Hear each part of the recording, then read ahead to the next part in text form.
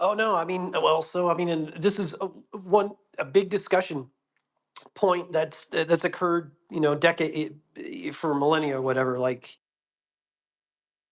All right, sorry to pump the brakes. We sorry, get sorry about that. Yeah.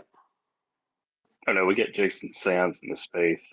He claims to be the first-hand whistleblower. So if we want to give the floor to him, maybe we should go that route. Dev says no, no LARP. Can you guys hear me? Yes.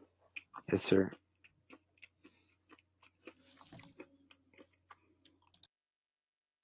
Okay, I think Dev wants to ask a question, but Jason, do you want to chime in or not? Yeah, I'm here. I don't normally do this, but been kind of, well, I've gone through all of my legal channels, including my publication approvals and things like this. So I'm planning on going public later in the year anyway. Figured I'd at least give you guys an opportunity to speak to me. I've had a lot of other people saying things about me and all this kind of stuff, but I'd like to give you guys a firsthand talk so that you guys can ask some questions. Do you want to go ahead and give us a rundown of your background and your story? Yeah, sure. 22 years in the Air Force, retired in 2007. Started off as an airframe guy, cross-trained into Intel. Ended up at Nellis Air Force Base at my second tour of duty and got picked up for the program. After that, I got out of the program after about 3 years. Continued my career, became a planner, several other different jobs for the Air Force. I've been a contractor ever since. Just doing DoD contract work. I've been maintaining my clearance all the way through the career. When I started off as an Intel guy, I've kept it ever since. So I've had about 30 years. Various SAT-SAR programs, to include the one you guys are discussing, all the UAP things and stuff like that.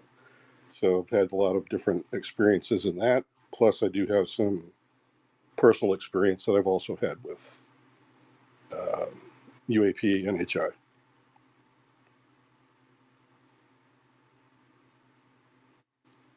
Thank you for sharing. Mm-hmm. Yeah, go ahead. You can go ahead and mute your mic, and then we'll. I think UFO Mean Girls was next. Yeah, wow. So I wasn't ready for that one. I guess I'll just continue with the question I had, and then I'll direct another question to Jason at the same time. So, well, both of you really, what was it, what went down in those forums and personally in the IC community when those MH370 videos resurfaced? And why hasn't there been anybody to come out and basically just state the fact that they're a hoax? Two, Jason, can you describe, obviously you heard about this space or you heard about the chatter. I can only assume that's through Steve and AKA and possibly other people. So there's a network there. Can you describe the program that you're talking about? Is it the program? Is it the program that everybody's looking for? Yes. And what was your role? Like what exactly is it that you did or did you find, etc.? So those are the two questions I have. Do you want me to go first? Or you want me to let the other guy answer part of the question? Up to you guys. It's all good to me. Okay, well, I'll go first then. Yes, it is the program everybody talks about. It is a reverse engineering program, as David Grush had mentioned. The program does have vanilla side to it where, yes, we do have stuff that comes from different wars and adversaries and equipment that we're trying to reverse engineer or at least figure out, just to defend our nation against some of the people that are out there. But then there's another smaller group of scientists and engineers working on this exotic material. My job, to answer that part of your question, was I was doing what it's called red teaming for the program, which is where I and a small team of individuals would go out from location to location all around the continental U.S., wherever they sent us. We would go out and just monitor the telephones, uh, go in and out of facilities, trying to figure out where the security vulnerabilities were. And then we would report that. After our 2-week mission, we would report to the director or the leader of that particular organization, and they could invite whoever they wanted from their staff to come to that briefing. And then 90 days later, we would give our final report as to, here's what we have on your mission type. Here's all the information. So our team literally, unlike, say, people like Lazar or other people that may have come forward that had only a piece of the information, my team actually was listening to all of the scientists, all of the engineers, all of the leadership from mission to mission, listening to thousands of calls each time we went out. So we got a very good picture of what was going on in the entire program, unlike other people that are stovepiped into just one piece of it. So that was where my expertise came from. So do you have an idea of the core story then? Seeing you're this close to the program, do you have an idea of what the core story is in terms of what we do know, or this inner circle seems to know? Yes. What do you want to? Which is what? What part of the core story? There's a lot of rabbit holes in that one. Some of them are not quite big. Well, the core story meaning, right? If we establish that there's a there, right? I would imagine that the people are looking for or trying to find a consensus on the core aspects, which would be: has there anything been recovered? Has there been any sort of bodies? Do we know where they come from? And possibly, is there any sort of communication? So I think those are like probably the inner parts of the core story that at least like people like Kit Green and Put Up are getting consensus on. Um, and I would assume that someone this close to the program would know these things, or at least some of these things. Yes, and then yes, on the missions we did intercept traffic that dealt with what I believed as an analyst, and the other guys as well that I was with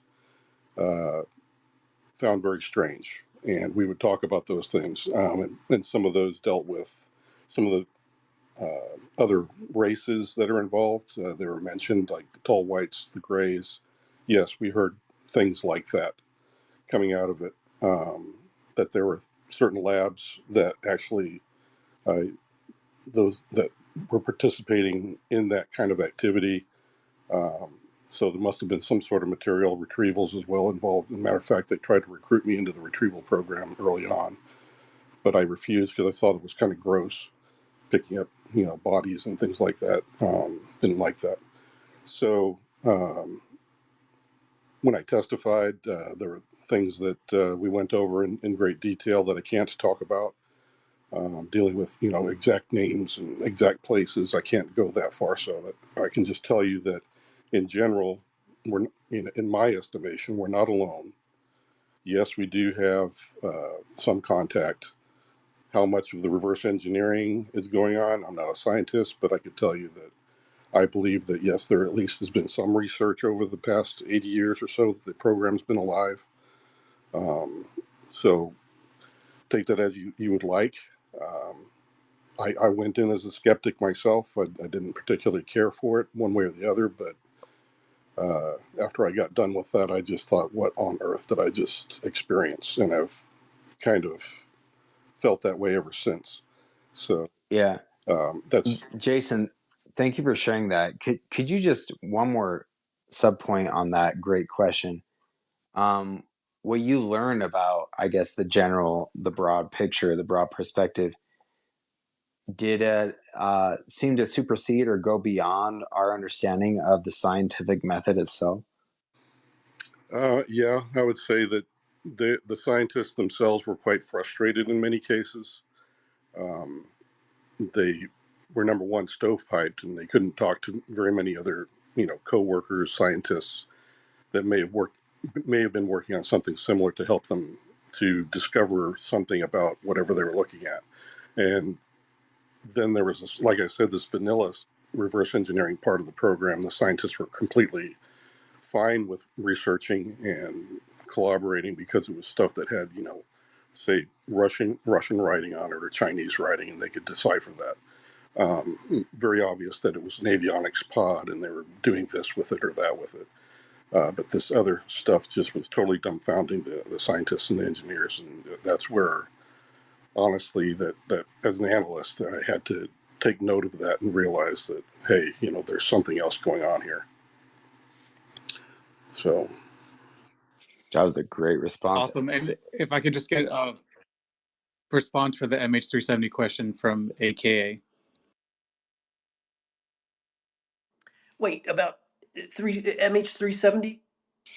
AKA, if it's okay, why don't you go ahead and add on to whatever Jason just said based on the same question? Like, broadly speaking, Okay. do you think that what's going on supersedes our understanding of science, or I guess reality, even in that sense? And then we'll circle back to UFO Mean Girls question. Okay. Well, the first thing I want to do is just thank Jason for coming forward and disclosing this through. You went through the full process through. Was it ICIG or DoD or elsewhere? I went first through the congressional whistleblower program under the NDAA of 2022. Okay. I was then told by some of my what I call friends now in Congress. They asked me to go to Arrow since they just newly stood up. So I got to meet Sean Kirkpatrick and interviewed with him. And again, that was all classified, the conversation I had with him. So I don't want to get too much detail on that. But I did go there. Again, underneath the veil of the NDAA. And then I was asked to go see the ICIG. So I followed all the same process. The only thing that was different between me and David Grush, whom I greatly respect for what he did. And anyway, but was that when we were doing the ICIG, I was not under a lot of duress like David was. I know he suffered a lot of different threats, but for me, the most I ever got was, some suspicious activity that kind of led me to believe that perhaps I was being monitored or watched, but nobody ever kind of bodily threatened me and things like this that David had happened. Not yet. I hope not. I'd like to think that I know the people in the program. I know they're still actively in the program, and they know me. They know I'm not a bad guy. I'm just trying to get to a better place in all of this. That's why I came forward. Yeah. Hearts in the chat for Jason real quick. I'm on the same page. Doesn't matter what your intent is. Some forces might harass you. Well, I'd have to say that I guess just to tell you a little bit about my background of coming forward as well, it's just that I think a lot of people found it, my rendition was kind of refreshing, but just that the reason that they found it refreshing was because I'm not adversarial. I understand the people in the program and I know why they're doing certain things. And I also get why, there needs to be a little bit better transparency on their part, but it's going to be difficult because they've, since the beginning, you got to understand this was the McCarthy era that started this. Everybody was calling each other Russians and commies to their neighbors, and everybody, didn't have a trust level that was really doable to be calling each other neighbors even at that time. So, yeah, there was a lot of things and decisions that were made early on in the program that kind of, if you think about it, the program people are kind of in a bubble. And that culture is still kind of alive. And so that did cause some of the decisions that they made maybe need to be updated now because they've been around since the beginning, Yeah, well, I'm going to reemphasize real quick. Thanks, Rob, for letting me co-host. But this is quick reminder, I really do think this is the biggest story in human history. And so I'm not trying to blow any smoke up your ass. I don't even know who you are. I don't know who AK is or Steve. But So are you the guy if that's my in the? priors serve me correctly, I Hold on. honestly think you're gonna go down in history. Like just coming out and doing what you're doing right now, even though you're like 3 degrees removed, like you're a hero in my opinion, if you are who you say you are.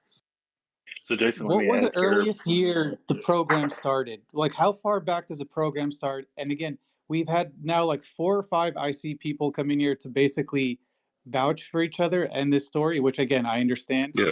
But my question with why has there been so much silence with the MH370 stuff if when that video resurfaced, there hasn't been an official statement by anybody one way or another, when, you know, we're here for disclosure and transparency.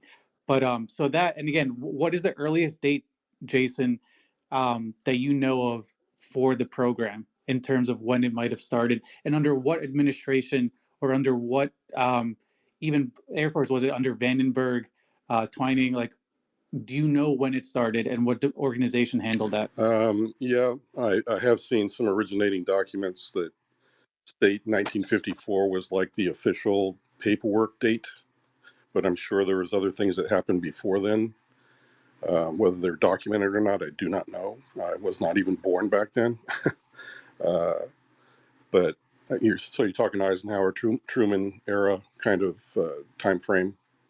I do know that Holloman was also part of all that time frame as well. That is a place of some of the activity. That that's definitely a place that you could hang your hat on and do some research on. So getting back to the MH, what did you say, the MH370, or that was also something you wanted to address? Well, Jason, I've got a quick question for you. Were you in? Yeah, no, what? So like, people have been relatively quiet about Hey, it. real quick, It let's came in full force, so I'm just wondering why has UFO everyone been Mean so quiet Girls, about that video, one way or can we another? try to I don't know if he can hear me, but I want to try and center both AKA and Jason Sands, if that's okay. I don't know, Rob might disagree. And could we get around to the hand? Yeah, I mean, I Yeah, think let's do that. We've had like, UFO Mean Girls was up, but Well, just let him yeah, answer the question real quick, though. let's let him get to the question. but can you hear Jason, UFO Mean Girls? It doesn't matter. I was, yeah, I Just hear. okay. Drop out real quick, come back, and then you want to answer his question? All right, so we heard, is this the guy from the James Fox documentary? Is this who this?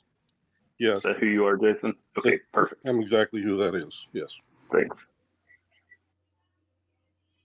So you're, just to be clear, you're the guy that Steve has been talking about, right? Yes, Steve and I met back in 2021. He is correct in that it was in reference to the stuff that you've been talking about. And he called me because I ever since I started to sort of help out with the task force, with some of my Black World expertise, I guess, to try to make sure that we weren't looking at videos that we already had in our inventory. And I was trying to tell people, hey, this is one of ours. This is not something we need to worry about. Let's spend our resources better over here on this unknown thing that we don't know anything about. So that's when Steve and I kind of connected, and he just, he's a really good guy. He was trying to just figure things out just like everybody else, just like I was when I first started the program. And yeah, he's just a really good guy. I actually talked to him today personally after hearing him on the show, and reconnected with him, and we had a really good conversation. You talking about Courtney's show? Yeah, and Yeah. but yeah, I felt bad that he had been through what he'd been through, but Wow. Thank you for even, honestly, spaces are kind of a minefield. So thank you for just coming in here to talk with us. We haven't heard from David John Lanier yet. Can I So answer the question though? okay, go ahead. Yeah, UFO Mean Girls. go ahead and rebut or whatever, and then we'll go to David. Well, no, I mean, I've stated the question. I think AKA is more specifically suited to answer this, but you know, again, you guys seem to come out in full force today for this, but with the MH370 stuff, like it's just been it's been dead silent one way or another. And if you've been part of this community, you know, you've noticed that it's kind of been very divisive for a lot of people. I'm just wondering what it was like on your side and why, you know, where do you stand and why has there been no statement on it from anybody? Jason, you got anything on that? Okay. Yeah, I do. Being part of the IC community and still part of it. Hang on a second, I got somebody at the door. But yeah, it's been kind of. Should we have AKA go and then you Yeah, can let him respond while I answer this. AKA, what are your priors on the MH370? It might be put up live in space. Yeah, I will just say I don't. I'll just do this. This is personal. Once again, this is my own uh, analysis of the video footage. Is absolutely been doctored up. As much work has been trying to, uh, you know, argue against that video footage is basically untouched and completely native. I don't agree with that at all. That's all I really have to say about it. Cool. No, that is a great answer. All right. Yeah, Thank you. I'm back. But I agree. We've had a lot of my intel folks that I know and I call friends, and they're all very well educated. They say the same thing, that this is something that's kind of on the fence of, well, the angles look good. The clouds are hard to replicate from multiple angles, as was in the videos. You guys have heard all the arguments, but there's always a negative side to it, to where somebody that just really wants to spend that amount of time, and the current technologies, it's quite possible that it is a hoax. Do you have any suspicions, either of you, James or AKA, that hoax wasn't just like someone in the public, but someone, or sorry, basically, do you have any suspicions that it was that hoax came from inside the government? I doubt it, because you guys are giving the government too much credit as far as their visual effects skills. Yeah, That's I would fair. doubt that they would spend the amount of resources would have been quite huge to do something silly like that, when really what was all that was needed was for us as a nation to respond to help in the search and rescue operation. Why would they concoct a governmental level UFO hoax? Well, and years after the search even concluded, right? Sorry, it's a silly question. That was a big story, Yeah, but it's kind of irrelevant. yeah. In my mind, it doesn't make sense that the government would have hoaxed it. It would have been somebody else hoaxing it, if anybody else. But Right. Thank you, guys. I think we need to go to David next, and then I believe Jay Just. Yeah, can you hear me? Yes, sir. Awesome. I want to say hi to Linda real quick. Um, I'm a big fan.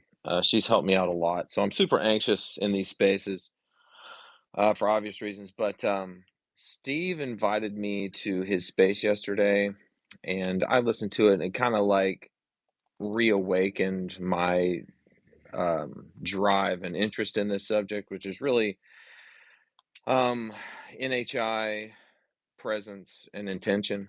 So, I've had quite a lot of personal experience with both the craft and the beings. I'm not going to get into my whole story. I know Linda can vouch for me. I've spoken with John Ramirez, Bob McGuire, all these, several people. So my question would be to the two that are in here who are part of the intelligence community, or I'm assuming. Is there any recognition or understanding or awareness within this program or programs that the same craft that have been ascertained through whatever means are also being seen over people's homes, and some of the beings, because it's my understanding that there are several, it's not just one, are also being seen in people's homes, on people's properties, and you know, when discussions are had concerning quote unquote malevolent by our standards behavior by some of these NHI, who from the NHI are the perpetrators, and will that ever be broached officially? Thank you.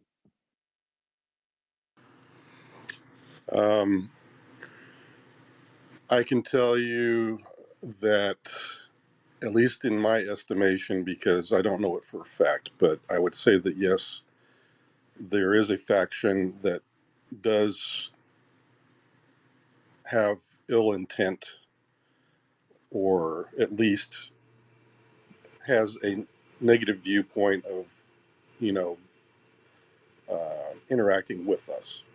The other ones seem to be more kind of benign, where they're just begrudgingly asking for different things from the program, and maybe even from other people around, you know, that are you know, claiming to be abducted or having experiences.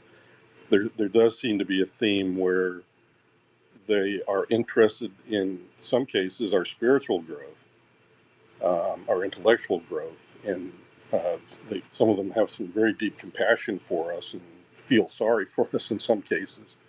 And you know, yeah, because you know, mankind can be quite messed up sometimes. So, but the malevolent, the ones that are maybe the ones that are evil-minded, I guess, in some people's estimation. I've only heard it being from some kind of reptilian race, but I did not get exposed to anything that said anything like that in the program. But that's only something that's been in the public, so I can't verify that by any of my experience in the military. Thank you. I want to say it was Chester, and then J-Just, and then Chris, and then Experience. Yeah, great. Okay. So in the community, there's this word, the phenomenon, which is by many of us considered to point to a basket of different aspects of this phenomenon. And in that basket, you could perhaps contain multiple different types of flesh and blood or biological beings, but also there could be what I've heard the term non-biological being tossed about. And my question only is, are all those on the table, Jason? Yes, I would say that cloning, DNA manipulation, all of those things are in the realm of possible. From what I know of the program, those are all things that were part of the biologicals or biologics, and synthetics, even Android, all that kind of stuff. I would say artificial intelligence. All of those things are things that have been known for quite a long time and have been worked for quite a long time. So even the humans in the program, let alone the NHIs, I have no idea how far advanced the NHI themselves are in those things. I imagine quite further along than we are, but you can already see how it's affecting even our society. But within the program, they actually have other and even more advanced knowledge of some of that. Okay, thank you. Then also to extend further, and I kind of try to get there, is there consideration that there could be beings or entities that are not anchored in physical reality, that they exist in another plane of reality, be there such? I would say that outside of my military experience, but now that I've kind of been known by the IC community, I've been approached by many people that are experiencers that do have testimony, and they're credible people as well, that they have seen some things that I would say that are very much like, ghosts and interdimensional, all kinds of different things. It blows my mind, probably, and blows a lot of other people's minds, to just how many rabbit holes you can go down with this. But all of those things I have heard, and from people that I actually trust and are credible in my mind. Okay, great, great. Well, then this kind of paints the picture of the dilemma that a government or governments would be in trying to share all of that with a lack of actually being able to explain much about it to the public. And so I kind of feel for their position. I understand it. Yeah, I would say that yes, that's something that I definitely heard in the program, was the struggle as to their understanding as to what could be even divulged. I think for the most part, they always erred on the side of just keep your mouth shut kind of thing, because they didn't understand it themselves. In some cases, other times they did understand it, and there was a good reason for them to not say anything. One thing I did not agree with was that, people are just going to lose their mind if we find out that we're not alone. I think that's kind of a farce. I think that's, if you got 70 or 80% of our society, as well as other nations around the world, that believe we're not alone, I don't think that's going to shock anybody. I do believe, though, that there's going to be some consternation with, Christianity and other religions, because the way I look at it is, when it comes to religion, I just happen to see the reality of it, because if you open the Bible, you can actually read of, some of the firsthand witnesses that are in the Bible as well, stating some of the same exact things that I was seeing. Uh, so I think, when you talk about, I think somebody mentioned something about angels and things like this earlier on, that, yeah, that could probably be interpreted as part of the experience as well. So very much something where I don't understand it all. I'll be honest, with everybody here in the audience, that I've heard some very strange things, but they are coming from very credible people. Okay, great. Thank you. I'm done. I just want to say thank you for all of that, because I'm in the camp that kind of views all possibilities as something to be open-minded about. And the angel demon aspect, I can get that and understand that, but I do not think that that would be the whole basket. Thank you. Yeah, no problem. Okay, so you talked about the beings. Uh, there's like lore that we're working with these beings. Is there any truth to that? Yes, I would characterize it also. I know you didn't ask this, but yes, there were instances where we did capture traffic where there were interactions in the labs. Um, they didn't want to be around the humans. They shunned it. So to me, that led me to believe that it's kind of a tenuous relationship. In other words, they don't like sharing any technology with us. Why would you give, a monkey a pointy stick, kind of a thing, I think is what the way they look at it. Just as we would not do that, to a tribe in, say, South America that is just still hunting and gathering. Why would we hand them, an AK, 45 and say, go out and hurt yourself? So I think that's very much the same way in the program. So it's not like a full-on technical exchange where, they're giving us tons and tons of things. I think it's much less than that. I think it's kind of just helping us to figure things out that they think are not going to harm us. So we're actually having interaction with these beings, like programs, is what I'm asking. Oh, that Yeah. I would say maybe from our standpoint, there may be a program. I don't want to talk about that if it's classified, because it probably has to do with something that we would be working on. But there was nothing classified about NHIs at all, ever. Um, but I would say from the NHI standpoint, that they probably didn't view it as a program, that it was just something that they were like, well, let's see if we can help these scientists and not cause any more harm or damage than has already been done. Because I think a lot of times we tend to just take whatever we're given and weaponize it. So they were guiding the scientists to do the right thing with whatever technology they Right. had from other species as well. Yeah, I would say so. That would be kind of my take of it. Yeah, that kind of fits what I was hearing and understanding. And do you think that Congress is going to have another um, like, are we going to hear any more from Congress about this after the James Fox movie? Um, Possibly. I know I've been asked that question a number of times. I've not heard anything solid, but I've heard other announcements made by congressmen over the past few months that they do want to get some firsthand people to come forward. At least the ones that are advocates for disclosure want that. Well, is this the route that people are taking now? Like you said you talked to Arrow. I'm curious about that. Like what your impressions are of Arrow. Do you think now, and you've just come out on Twitter today, about an Mhm. hour ago. So I wonder, like, is this the route that you think whistleblowers are going to take now on Twitter? Because it does seem strange that the past 24 hours, all of the people who have come out and sort of like supported this, and then you look at Arrow and what they're doing and what they've said and the perception from whistleblowers in the community. So I'd like to get your thoughts on that.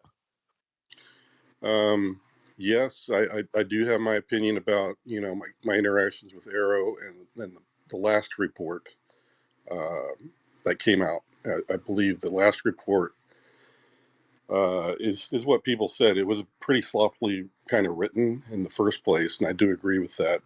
For a congressional level report that had a lot of errors in it. Knowing people in the community also, like Ramirez and the rest of those guys that have some real experience, I would say that, yeah, you've got some.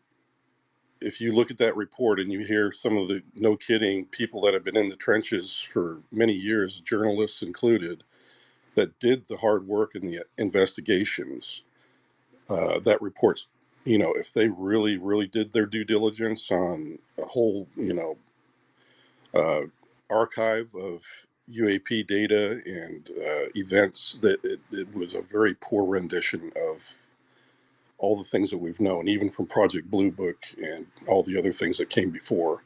It kind of just, to me, it just doesn't sit well.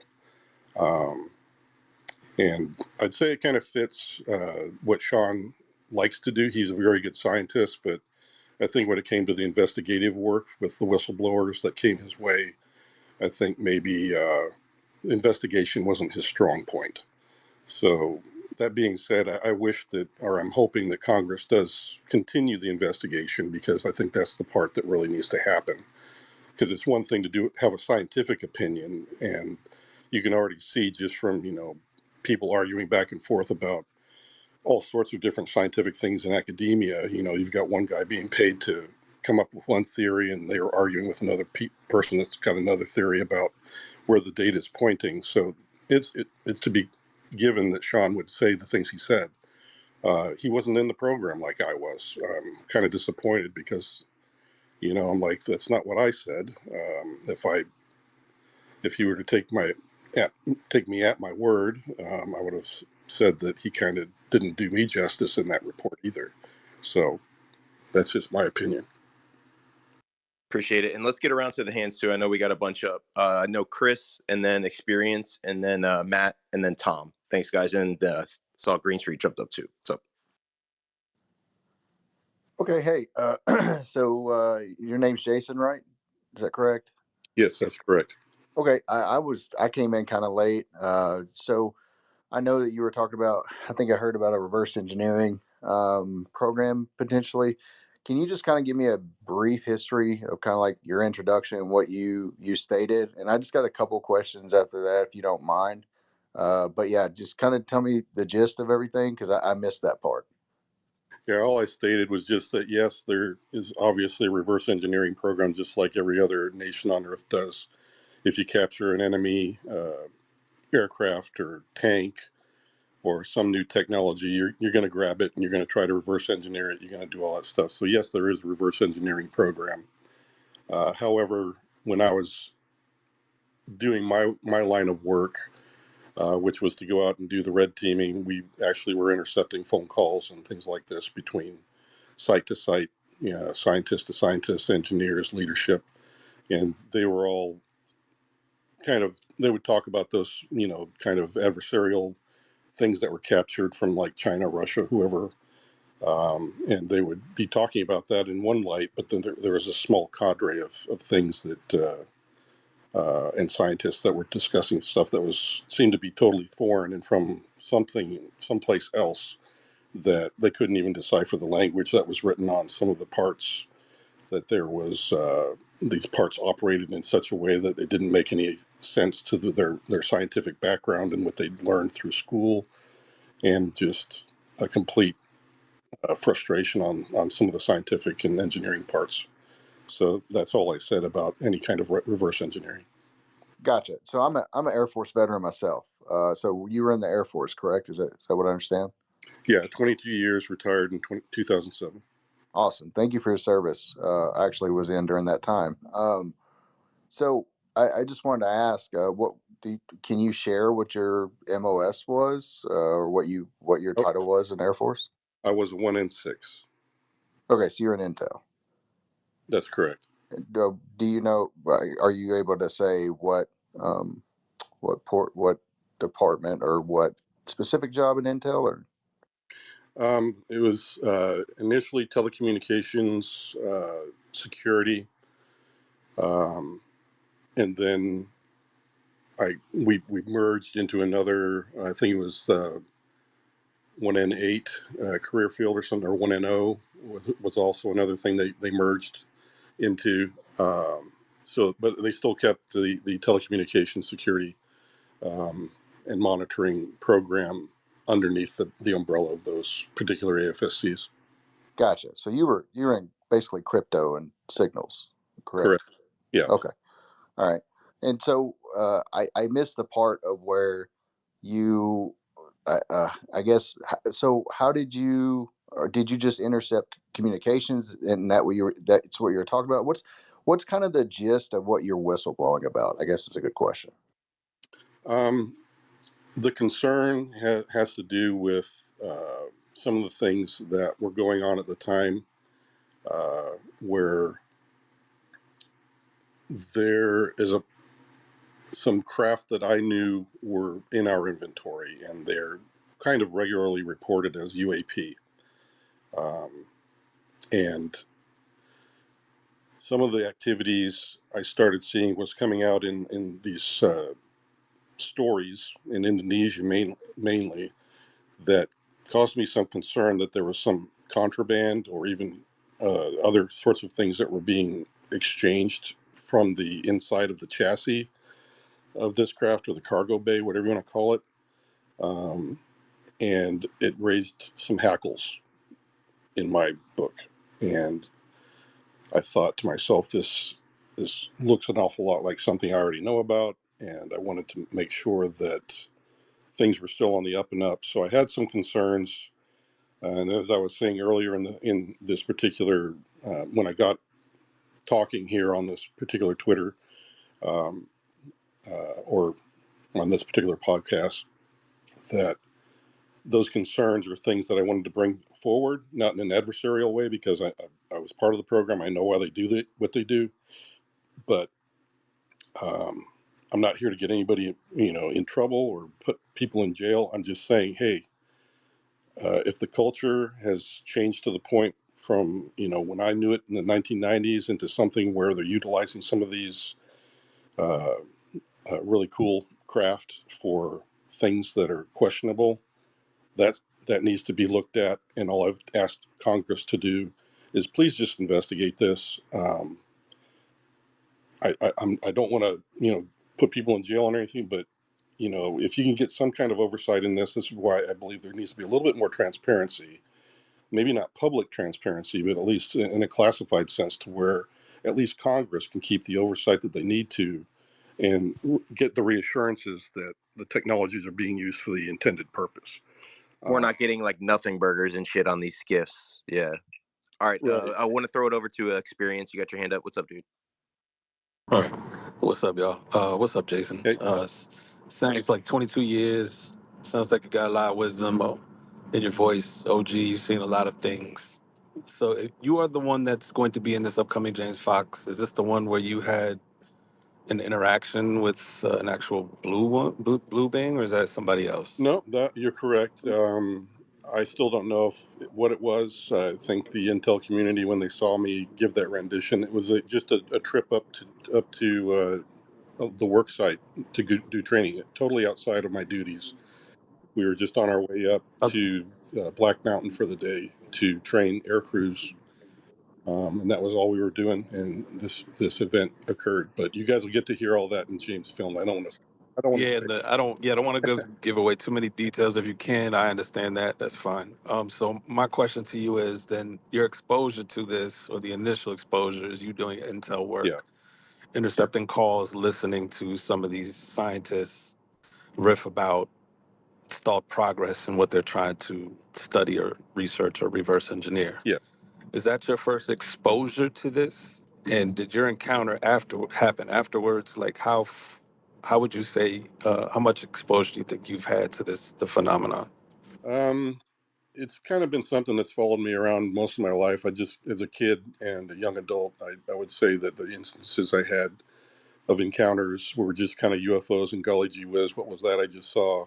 And then I just tuck it away and not think about it at all. I've never really had an interest in UFOs, really. I've maybe read one book in total out of in my entire life. The rest of it has just been stuff that people have thrown at me since I've been kind of in the intel community, and they know who I am. They ask me questions about stuff, and so I kind of get read up on things from that.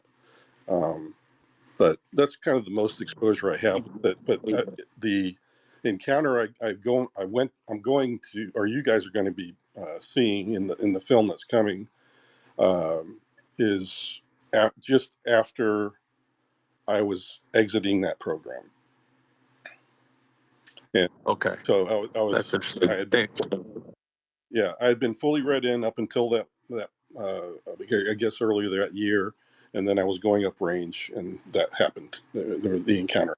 Okay, so the reason you're being read in is because part of your job is to track or trace these calls. So you're already exposed to the information, so they have to read you in. Is that how it works?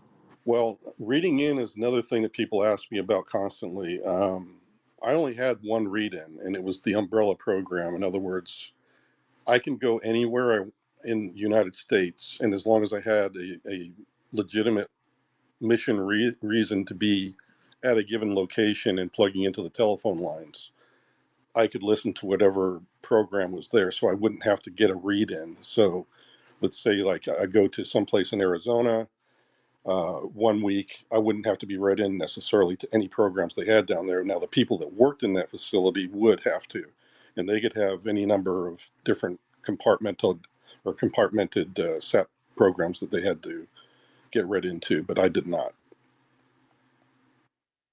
Okay, cool. I'll let somebody else go. Appreciate you answering the Yeah, no questions. problem. Thank you, guys. I also shared estimate of the situation. Has got a GoFundMe campaign. Shared it up above. Everybody, please support that. It's got a couple days left. Support the community. Matthew, what's up, man? Yeah, thank you. And thank you, Jason, for being here. Experience took my first line of inquiry was I wanted to confirm that you were in fact the guy Steve was talking about, who posted on the internal intel forum about the encounter with the blue being. So I guess we got that covered. Looking forward to hearing more about it. Mm-hmm. Next, I wanted to go to, I hear what you're saying. It's about some of the things that were raising your concern and brought you to come forward. It sounds to me like some of the Michael Herrera type account, that sort of thing, is what maybe is kind of instilled in you the commitment, willingness to come forward. Is that a fair way to characterize what was of concern to you? Yes, that and just the fact that I had some exposure to the program. I think mainly the task force at the time, back in 2021, 2022, when they started to introduce me to Congress and other folks.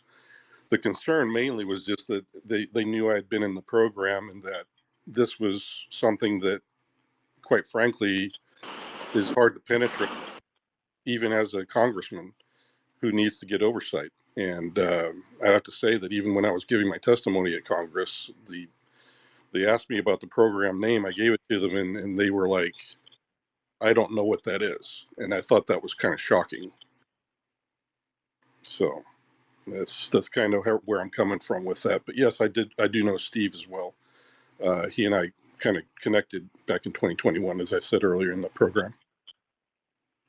That's fascinating. Thank you. So my next line of inquiry is, I think, I asked that because it's good, in my opinion, assessing someone like yourself. This is all such a wild west of accounts and information. It's hard to believe, and that's why so many people struggle. So understanding what someone's motivations, I think, is what someone's motivations are essential to being able to ascertain and with discernment what they have to say. So thank you for that. But my next thing, a respectful, not pushback, but just I want to frame something, posit something to you from, like, you're the first most inside person probably I've ever spoken to one-on-one. So I want to know is, like, I've been looking for you. Where have you been? And where's everybody else like you? Like, whether the grounds to, this stuff warrants oversight. It's not constitutionally sound. Great. There's some illegal funds and budgeting stuff going on. Great. But I'm thinking more broadly, more philosophically.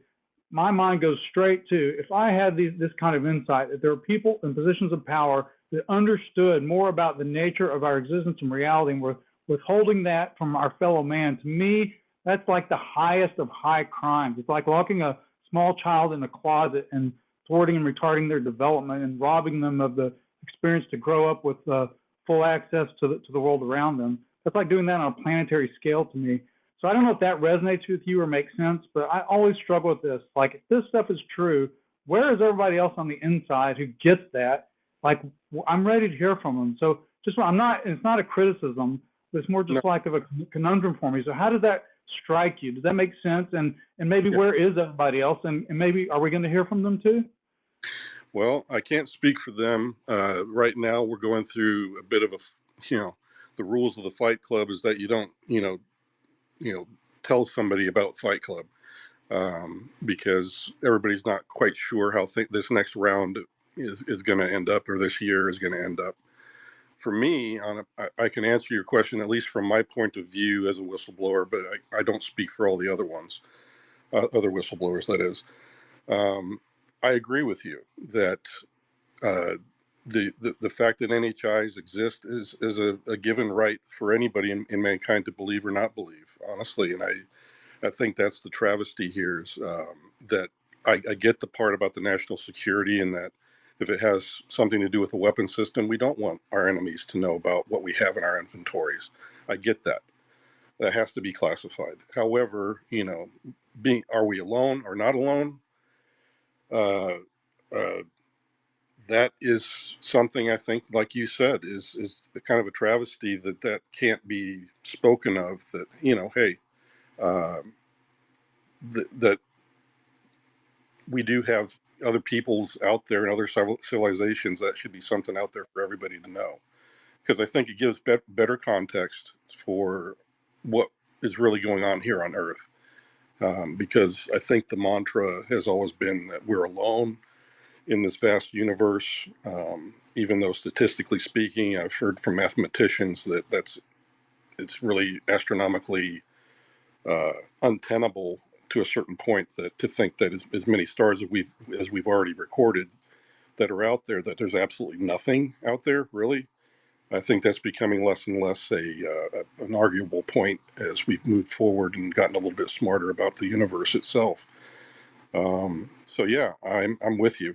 I wish that the things that I've heard could be a little bit.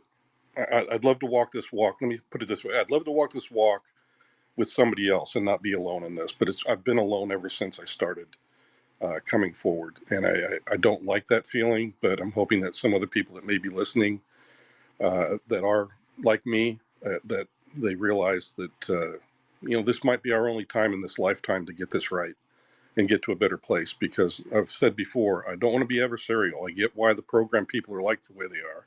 I get what everybody else wants is some kind of disclosure, at least to admit we're not alone. That at least that one fact would be okay to put that forward. It's not going to, create any problems. I don't see any real problems coming from that. But on its face, Jason, that sounds like provocative and exciting, but I think it does probably go ultimately back to what Elizondo said, where it's kind of sobering, or it makes us like somber, because like this is so big, what you're talking about right now. And I agree. you know what? I'm just gonna go against my instincts real quick. I shouted your praises earlier in this space before I even realized who you were, but I really do think you and AKA and Steve, anyone who's actually who they say they are, and they're coming out and talking about this, you're a hero. I mean, that's huge. This is massive. Well, thank you. I also believe it's very huge. I would like to say also that I feel like I'm a normal guy. I just got exposed to some really strange stuff, and just like you guys going into seeing things like I have, you go through that, and yeah, I got a very profound feeling of after I finally figured it all out and tried and came to my own understanding about what I'd seen and heard, that yeah, this is kind of really thought-provoking for mankind. If everybody had this same kind of experience, yeah, it should mean something to you and something to everybody, that just knowing that we're not alone in this universe is a big thing, honestly. And I totally agree with you, because it changes the mindset that we have about ourselves. Look, I'm just gonna say this real quick and then shut up, because this is a great space. Thanks, Rob. But for real, I can't even figure out how to talk about what I experienced just with my stupid little network. But you're in the government, so it's got to be even weirder. It's just a totally whole new ball of wax. So thank you again for speaking out. Yep. Well, I was planning on going public later in the year, honestly, but I heard some good discussion going around tonight. Well, it's awesome that everybody's listening in, and we appreciate you with the discussion, Jason, for real, coming forward and talking to us tonight. No doubt, there's a lot of questions and a lot of people that want to jump up and ask questions. So, respectfully, let's get around. I know Tom had their hand up, and then Skyfire jumped in as well. What's up, Tom? Astral, my friend, thank you so much. Jason, thank you so much for taking the time to be with us here tonight, and thank you for your service.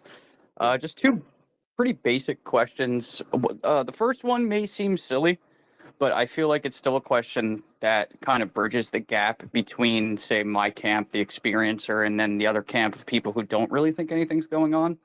I would like to hear you speak about the elusivity of this phenomenon. Why is it that it's so difficult to capture concrete evidence of it, whether it be photographs, samples, any type of evidence that you can think of? And why does it seem that the military/government has the ability to do that more so than the average citizen? I mean, I have my own answers for that question, obviously, but I'm curious to hear your take on that. And then I guess my second question is a pretty simple one. Is it discussed among your, the network that you're a part of, the people that you speak to that have had links to these programs and maybe have seen things that are pretty extraordinary?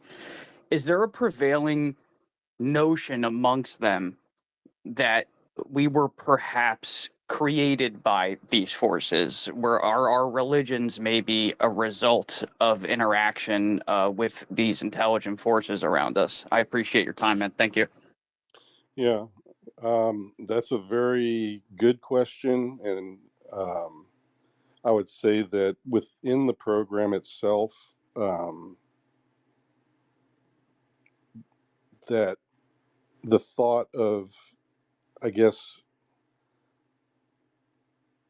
what other people would think are like ancient history for us, like in the Mahabharata or what's mentioned in the Bible, are probably the only really things that have documented any eyewitnesses that have had some of the similar experiences we're having today, but they're doing it in a sense of a religious thing or theme. And when you look back on that, it kind of touches on your first part of your question where, why aren't what are the NHIs doing? What is their agenda? Your guess is kind of as good as mine, but if we take what things we do have that speak of this contact that's gone back probably, in my mind, at least 2 millennia or more, there is a theme there, and they don't like to, be known all the time. It's almost like this was where we were meant to be, that we're indigenous to this planet. They are not. They come and go. Sometimes they seem to have, even in today's, encounters from people, they say that some of them come with messages. Some people say that they leave them with, a nightmarish sort of experience. And how you parse all of that, your guess is kind of as good as mine. I like to think that the encounters that I have had were all very, good. I didn't ever have a nightmarish experience. I think sometimes people that do have nightmarish experiences are maybe it's a sort of a misinterpretation of what's going on because they're in a strange place. And yeah, just like you're scared because it'd be like looking at something that a monster sitting in your room because some of them look very strange. So that's kind of my take on all of it. But the standoffishness, I think, from the NHIs is a telling that maybe they don't want to interface with us because they don't want to stop us from finding our way forward on our own. Because it would seem to me that, if they are as unique as they seem to be from these encounters, because you've got people that tell you all these different races have come here and all of them seem to have a totally different take on things, that perhaps all of them were given a chance to find their own way through, and become a unique society and civilization of their own. Maybe they have respect for that, and that maybe they're just waiting to see what we become. That's the best I've got on any kind of a theory as to the overall NHI presence and why they're not totally involved with us all the time. Thank you so much for taking the time to answer all of our questions tonight, Jason. Really deeply appreciate it, especially being that I am an experiencer and have a very different perspective on this than someone who has never seen anything. It's very brave of you to come forward, and we're rooting for you, man. Seriously, this is a good place for you to be. There's a lot of great people here, and we are hoping for the best, man. Yeah, well, thank you. And I did want to tell everybody in the audience as well that, I'm in a very precarious year right now. And I find it, well, one of the reasons I'm motivated to talk tonight is just because I want to give you guys the opportunity to talk to me directly, because I've been hearing a lot of different theories because people just don't know. And I want to make sure that the path is as solid as I can make it going forward, because I want to help Congress eventually. Hopefully later this year, I'll get to have an opportunity to speak with them as well. And actually have more public appearances. That's what I've been working on this past couple of years.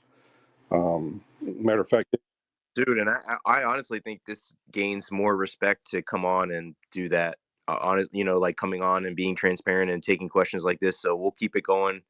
We got a bunch of hands up. So thanks again, Jason. Skyfire, and then Steven Greentree got his hand up too. So we'll jump around to the room. okay. What's up, guys? All right, sweet. Thank you, Jason. Red for Skyfire News. Can you speak a little bit more about this forum that we're hearing people talk about, where it sounds like UAPTF people are there, speaking about UFO-related matters? And is there anything in the public domain that you think people should look into, or that you felt was validated as a result of information you learned in that forum? In the forum, I would say that yes, I totally respect everybody that has contributed, and everybody in their expertise levels, and whether they agree or don't agree with UAP. It's been fantastic, honestly. I love hearing both sides of it. And at the same time, what is it? Well, are you looking for something in particular about what it's telling us? Because I don't know how to address that part of your question. Any cases or anything in the public that you felt like extra validated? I know when we asked the previous guy, the Wilson Davis memo. So anything like that's already public that you felt Oh yeah. thought had credence? Well, I can tell you that in the forums that yes, that the Wilson memo definitely was it had arguments for both for and against it. I am for the fact that yes, that memo is correct, and it does sound very genuine to me. And I've been asked several different times in several different ways about it. And being an analyst myself, I think it's legit. That's my opinion. I'm welcome to my opinion. You can disagree with it or not. And even my friends, we sometimes disagree, but that's good to debate it because sometimes the truth is outed that way. But for right now, I've heard the arguments both for and against, and I think that, yeah, the Wilson memo is legit. Nice. All right, Stephen, what's up? I'll go ahead, throw it to Green Street. We've got a bunch of hands up too. What's up, man? Jason, thanks for taking questions. Is Jason Sands your real name? Yes. Okay. And I joined late, so if you shared this information, I apologize. You were part of the UAP task force? Yes. Okay. From when were you part of the UAP task force? From 2021 until Arrow stood up. Oh, okay. Wow. So were you there? You weren't there when Jay Stratton was there. I think if he was there, it was just that first year I was in Yeah, because he left January 2021. So you served with Brennan McKernan? Yeah. Okay, with Brennan McKernan. Okay. I spoke to a few UAP task force analysts, some of which you probably also worked with. I won't name them, but a few of them spoke about the hitchhiker phenomena. Are you familiar with the hitchhiker phenomena? Yes. Yeah. Okay. Over there at Skinwalker Ranch. Yeah. Okay, and they had personal experiences with the hitchhiker phenomena. Have you had any personal experiences with the hitchhiker phenomena, or are you familiar with anyone close in these programs that have experienced a hitchhiker? I have not. However, I do have some friends that have. Yes. Okay, and then interesting. Okay, and then you mentioned the blue alien or the blue entity, but you stopped yourself short from getting into too many details, saying that we would have to wait and see. Yeah. Wait and see for what? Well, it's just I know James Fox. I go over all that in James Fox's film. I don't want to spoil it for him or you guys. And that's Uh, I'm holding back is because I know he's working real hard on it. So okay, so for a movie, okay. And then, is there a reason why you decided to be a whistleblower on Twitter Spaces rather than going to like the Washington Post or mainstream media? well, this one, well, those are all possibilities of to do all those kinds of things.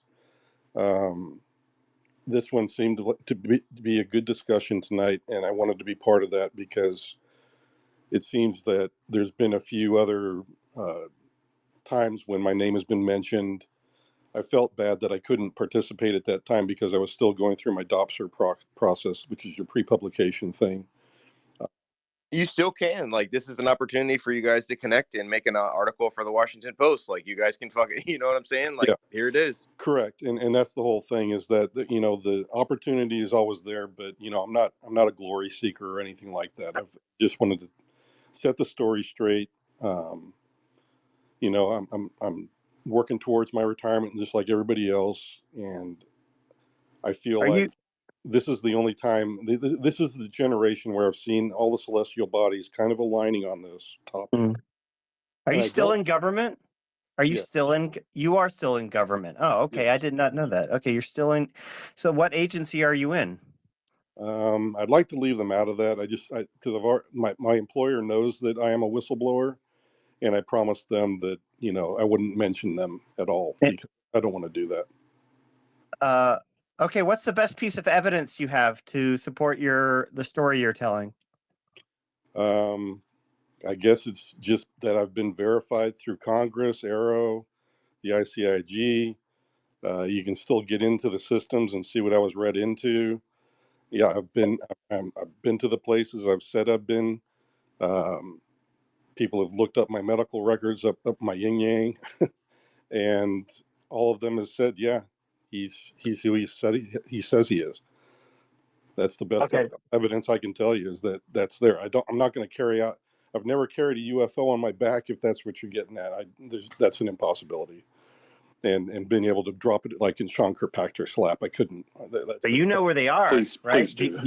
Do you know where they are? Do you know where the UFOs Yeah, he are? spoke with Arrow. I have a good Yeah, idea, but he they was. could have moved them since then. I don't know. Okay. All right. Well, thank you for taking my questions. Yeah.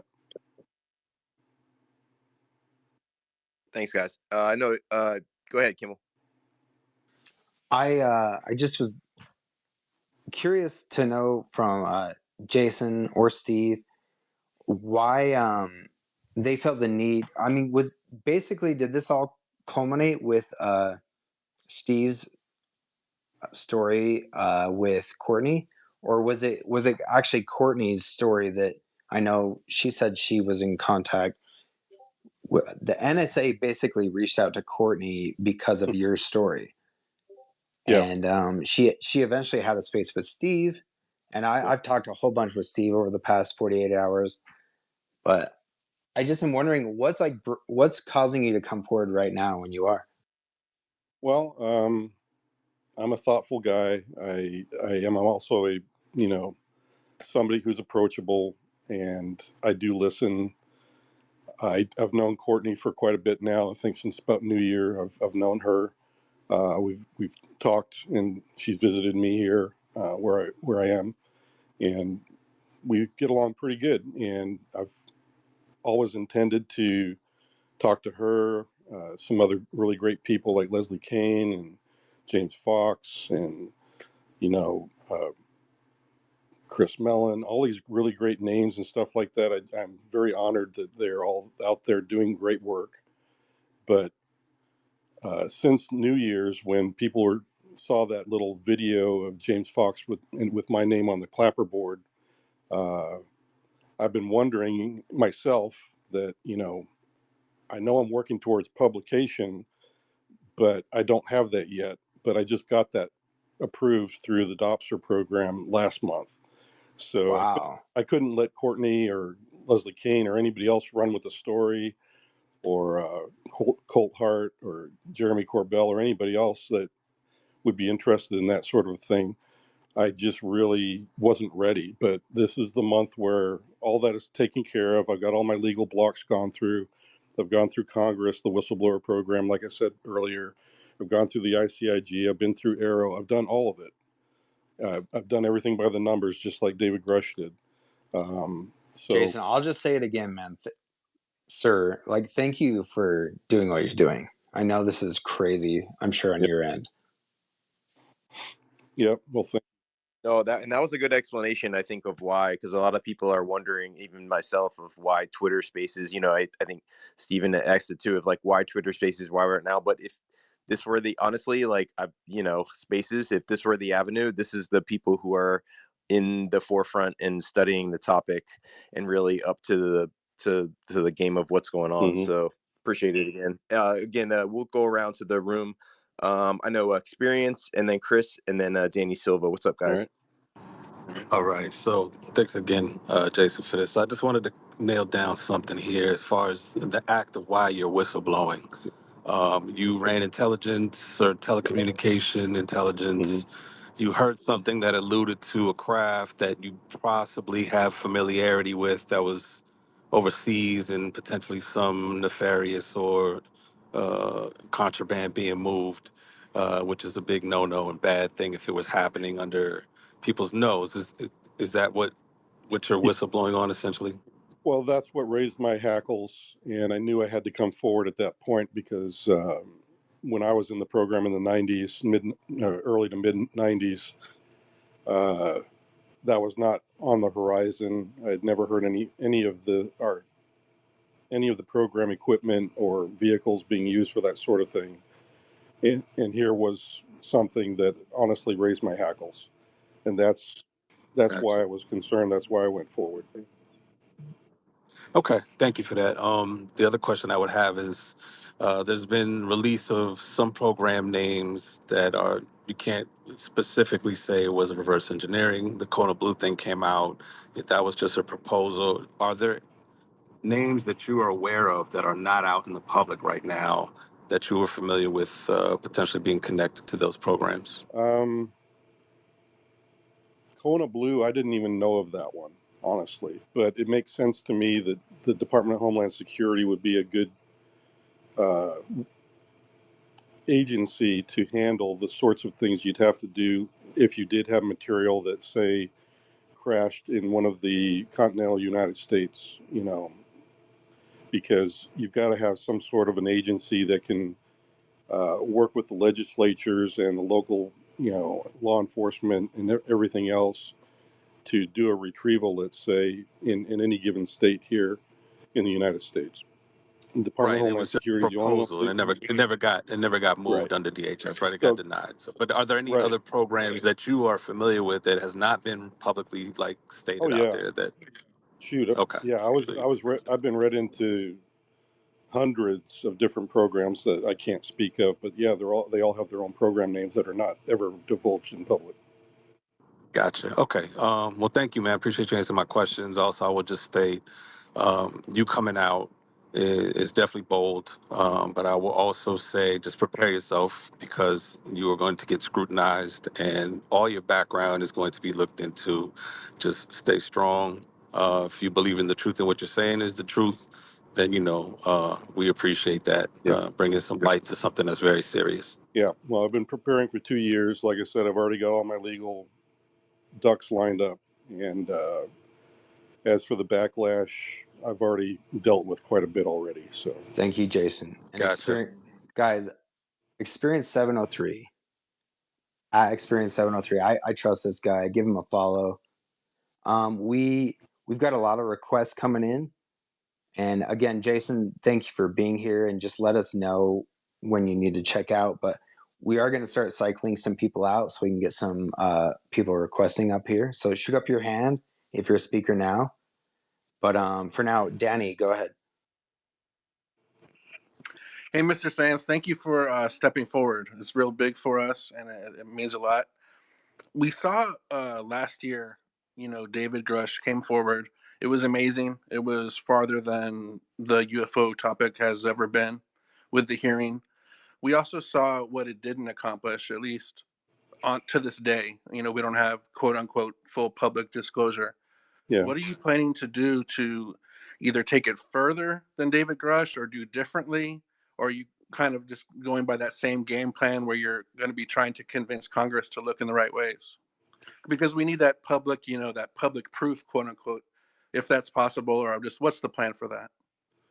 Well, to be honest, the one thing I was hoping, and I offered to Congress and the ICIG and even Arrow in the investigation, was I offered to them. I said, "Look, I can walk you into these places if you need me to, but I'm sure you've got other whistleblowers that could do the same because." Matter of fact, some of the other whistleblowers probably have even more recent information about the program than I do. If you look at me amongst the others, I'm probably more like the 1990s history expert, and they have other stuff to add to what's happened since the 90s. But I would like to see action, honestly. But it seemed like we just didn't get to that point where, from at least my point of view, I was hoping they would ask me for that kind of help. That hey, let's go walk out to this particular location and let me try to show you where I worked and all this kind of stuff, if that's going to help.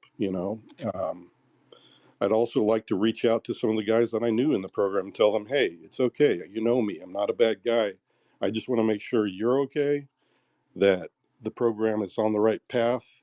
You need to say something. You can't just keep using the cover story and not saying something. We're in an era right now where there's been a lot of other people that's aside from me that are coming forward, and all the whistleblowers seem to be of the same theme, that something is happening that needs to be looked at, and that can't be good, because if you've got what David was saying and other people have been saying, if there's 40 credible witnesses that hold clearances and are verified, just as I am, That's probably the largest contingent of credible witnesses and insiders all saying the same thing. That should speak volumes to this nation. And that should speak volumes to the Congress, that doesn't just happen. Because I don't even know who these other whistleblowers are. How could we all, not knowing each other, come up with the same sort of problems and concerns? Does that make sense? Yeah, definitely it does. So basically, it's just going to be, and I'm kind of boiling it down here, the more whistleblowers getting speaking on the same things, you think will convince Congress more and more, rather than it just being only David Grush or only David Grush and you. Well, yeah, I think it's necessary though, because I think, like it or not, David did a great job, by the way, and I totally respect him and Fravor and Ryan Graves. Those guys are great. I mean, they did a fantastic job breaking the ice on this. But I think the one thing the public really wanted to see was that, okay, now we want to talk to the firsthand people. You know, I think that's kind of just a thing that is a way to honor the public people and tell them, look, here you go. Here's some firsthand people, and this is what we have to say. And yeah, some of it's going to be repeated from what I've even said tonight, devoid of any classified information that I cannot discuss tonight, and I won't discuss tonight. But that's, I think, where we're at right now. Is the public wants to hear from the firsthand people, and I think that Congress needs a little bit of a push and a little bit of fire back into the mix to try to get a little bit more of this pushed through their end, because they've got so many things on their plate. And I'm hoping that maybe the public push will help even Congress get people behind the next set of legislature and new NDAA or whatever's going to come. And I'd like to also offer that I've heard a lot more about what can and cannot be done at this point. And I think we're a lot closer to some better ideas on how we can tackle going forward without upsetting the program and what it's there for, upsetting public, upsetting the Congress and people that have been, playing the cover-up game forever. I think we have a lot better idea on how to move forward. And I'd like to talk at least in some meetings with some of those people and try to get to a better place. And Mr. Sands, you consider yourself firsthand. Can you, I believe, you probably already said it. Can you restate how you're a firsthand witness? And I'll bow out here. Thank you so much for coming forward. Yes. Firsthand to me means you were either in the program or you had firsthand knowledge of the program. And what I mean by that is that it's not just the vanilla side of the program, but you had the in-depth knowledge of parts of what was going on. But to me, that's, you were actually there, you actually saw, you actually were participating in that program. That's what a firsthand person is. Then you have the other cadre of firsthand in category that I would say is that somebody who does have like a close encounter that is also considered a first-hander. Thank you, Mr. Sands. Appreciate it. Yep. Thank you, Danny. If there's not anything else, Danny, we're gonna let you listen and bring up some other speakers. But for the time being, I think Average Chris was next. Go ahead, Chris. Hey, Jason. So we talked earlier. So you were in signals intelligence. So I just what I would like to do, if that's okay, is build a timeline. Right. I know you had a long career in the Air Force. Again, thank you for your service. I appreciate it. From one airman to another. So from there, can you kind of give us a timeline? Because it seems like, I think you said you got out in 2000. What was it? 2007. And so that's ironically when I got out. So from there, where did you kind of go? Because obviously you probably stayed in the intel community. And how did you come across UAPTF and became a I guess employee or whatever you want to call it. How did that happen? Did they seek you out? Did you apply to them? How did that work? In 2021, well, let's straighten out the timeline. So yeah, went through, retired in 2007, as I said. Then I became a contractor, DoD contractor, pretty much through and through, where I was doing all kinds of different things, from software testing to intelligence, subject matter expert. Gosh, what else have I done? I helped DHS do some of their accreditation for some of the federal systems, or the Stennis Space Center, and worked for AFCENT during the Afghan era of things. Just various things where I was just using my skill sets the best I could. When I got involved in the task force, I ended up in working as an instructor down in Florida. And at that point in 2021, when it was kind of the task force was still building up the academia. The way that the forum is generated is that you can be you have to, number one, be in the intel community, which I was. Even as an instructor, I'm still considered, part of the IC, because I'm teaching IC people. That's one of the criteria you have to have. And then on top of that, you just have to be able to contribute something. And I guess what I was able to contribute was my background and the knowledge of some of the Black World programs that we have, so that the task force was not wasting time on frivolous matters that, hey, this is one of ours. We don't have to worry about that. Let's move on to something else that's more conducive to the limited resources we have. So that's kind of where I got introduced to that. So that was in 2021 when I I came across the forum and then became part of the forum. Was 2021. Awesome. Chris, if you have I a noticed follow up, go ahead, and then we'll get to Courtney right after that. Yeah, just give me real quick. So Jason, you mentioned cadre and instructor.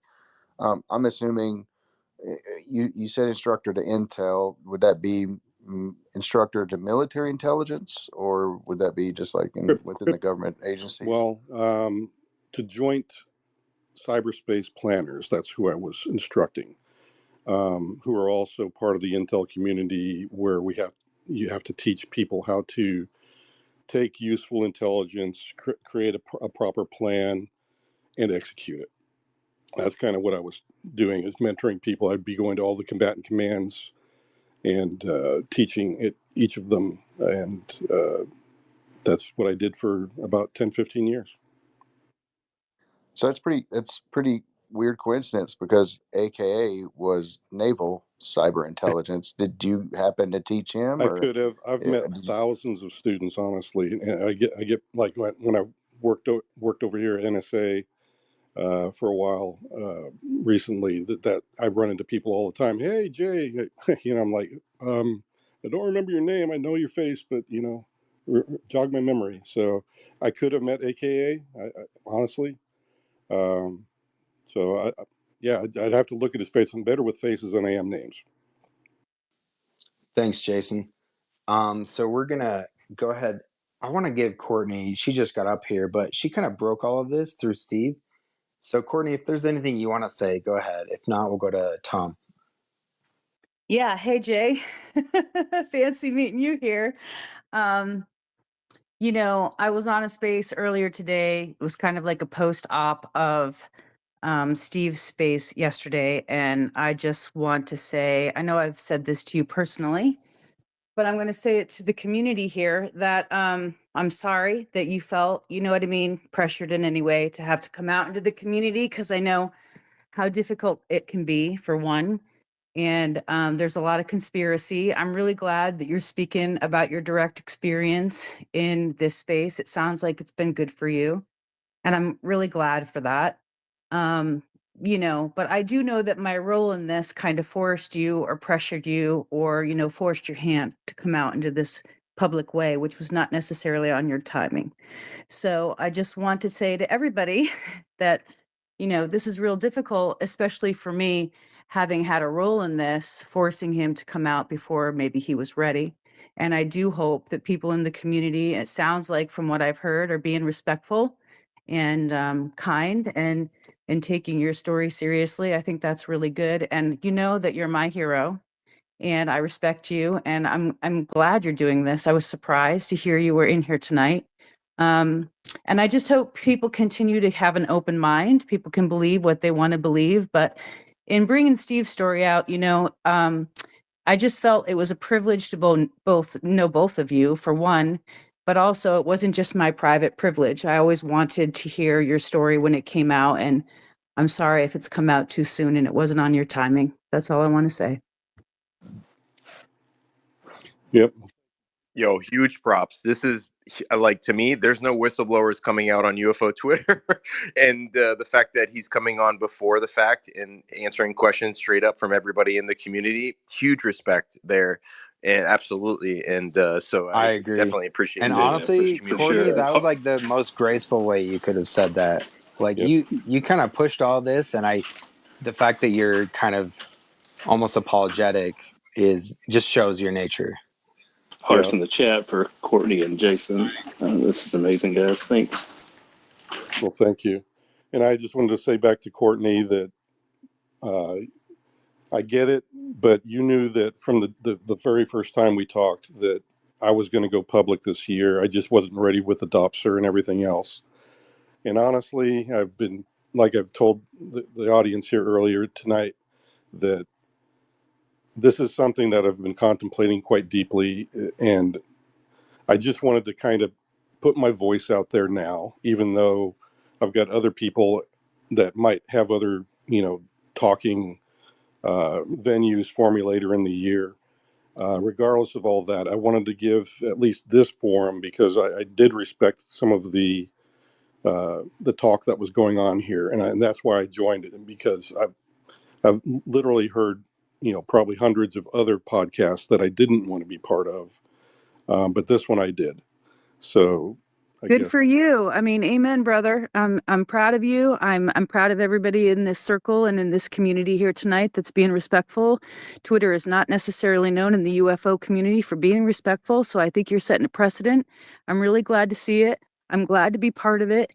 And I know I just had one small part in a much bigger picture. And I think everybody, if we all get on board the same way, we can do the same thing. And other people like Jay will come out on their own time and they'll share with all of us.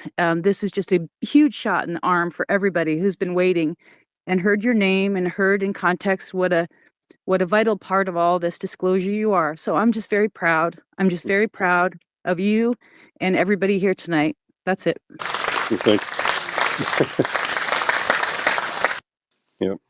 This sounds annoying, but honestly, like props to both of you guys. Go ahead, Jason. No, I was just going to say that. Yeah, I feel like I've always felt a huge burden to talk publicly about this. Not the classified parts, but just that we're not alone. And like I said, I really did heavily consider this several times going on other different shows that did have similar good talking going on, but I just didn't have my pre-publication squared away. So I couldn't legally do it. So this was my first opportunity to actually see a forum that was, really what I think is worthwhile. So I thank you guys from, I guess, prompting the whole thing and having a good discussion, because that's something I think needs to happen, is that we need to have a good, honest discussion. I don't care if you agree or disagree with me. It's up to you, every man, woman, and child on the face of the earth to make their own decisions, but at least you'll hear from a guy that has been in the program and what I think about it all. And I think that's doing you guys justice because you need it. And that's all I can offer, is that, here's what I think the truth is the best that I understand it. That's all I can do. Jason, based on your experience in the military, the government, whatever role you served, do you imagine there are other people in your same position who might want to come forward as well? Yeah, that's always my hope. Like I said before, I've been walking this path alone for years now. I would dearly love, if we do have some hearings later this year, that I'm not alone. I'd really like not to be alone, but I'm prepared to do it alone. So if there's other people listening to this podcast and they're like me and they can see that, yes, there's a smart way that you can come forward and talk about the parts that are okay to talk about, um, that, yeah, take some encouragement from David Grush and Graves and Fravor and Lou Elizondo and everybody else and Chris Mellon and everybody else has had a hand in this, and all the great journalists as well. And just come on, let's get through this. We can talk it through.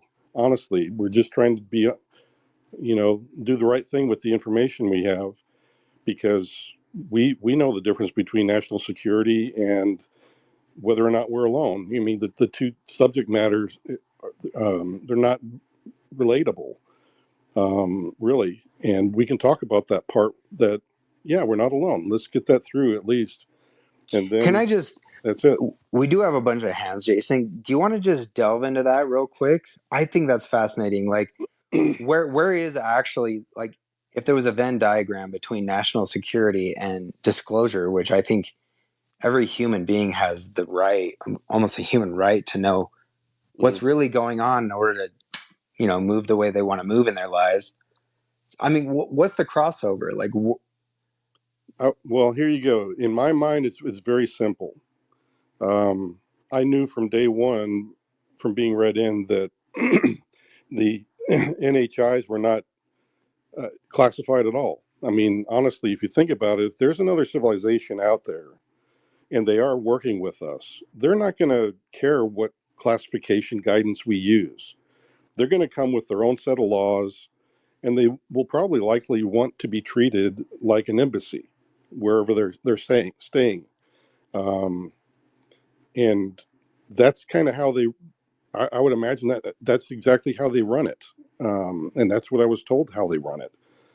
And so that part of it is totally unclassified. Now, the classified part, yeah, that's the program. That's those are the weapon systems. Those are the technologies that we need to keep our national security alive. That will always be a classified thing. So just, that's the veil. It's a very simple one in my mind. It's not really complex. It's just one or the other. You're either working on a weapon system, and part of the program deals with NHIs, which is totally unclassified. That's what I know. well said. So let's go to David, and then we're going to go to Daniel after that. Awesome. Can you guys hear me? Yes, sir. Awesome. Just want to thank Jason again. This is really great.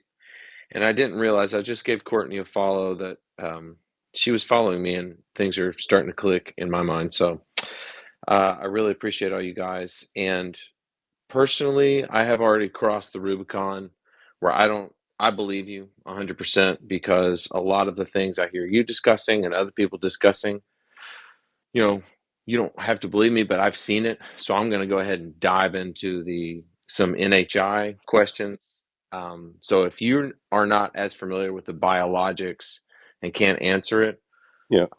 that's understandable. But to your knowledge, these NHI, are they, you know, I don't want to use the word like flesh and blood, nuts and bolts, but like they are entities like us. Like the Yeah. way they get here, the way they're traveling may be utilizing some kind of technology or some kind of consciousness tech amalgam that goes beyond what we can do, but they are mortal and they can die and they are like us and they have a brain and they have a free will and they Mhm. are coming and going from this planet with an agenda. Is that accurate?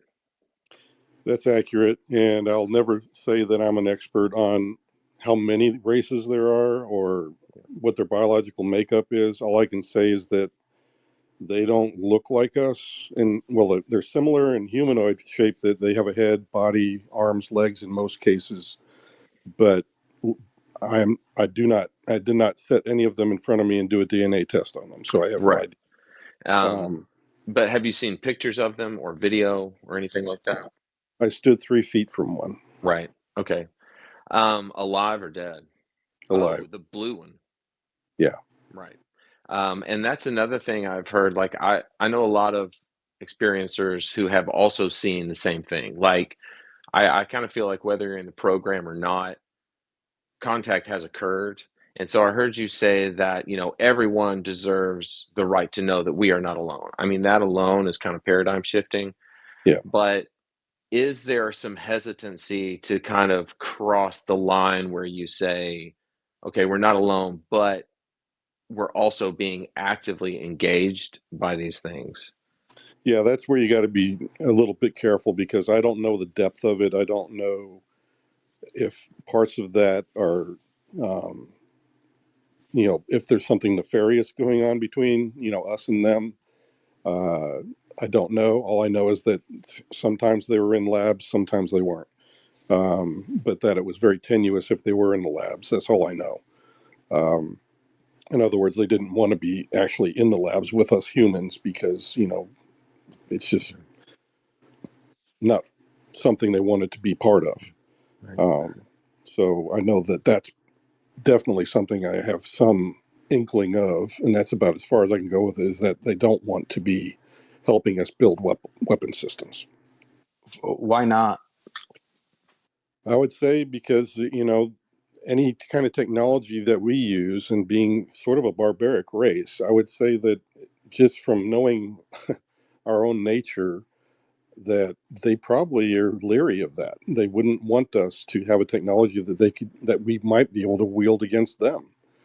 But I don't think that we would do that. I'm not saying that that's what we would do, but just that, that just like we would think that, hey, we don't want, one of our enemies to have, or some person that we're not sure is our enemy or not, having some kind of technology that they could use against us. It's just a security measure that it just.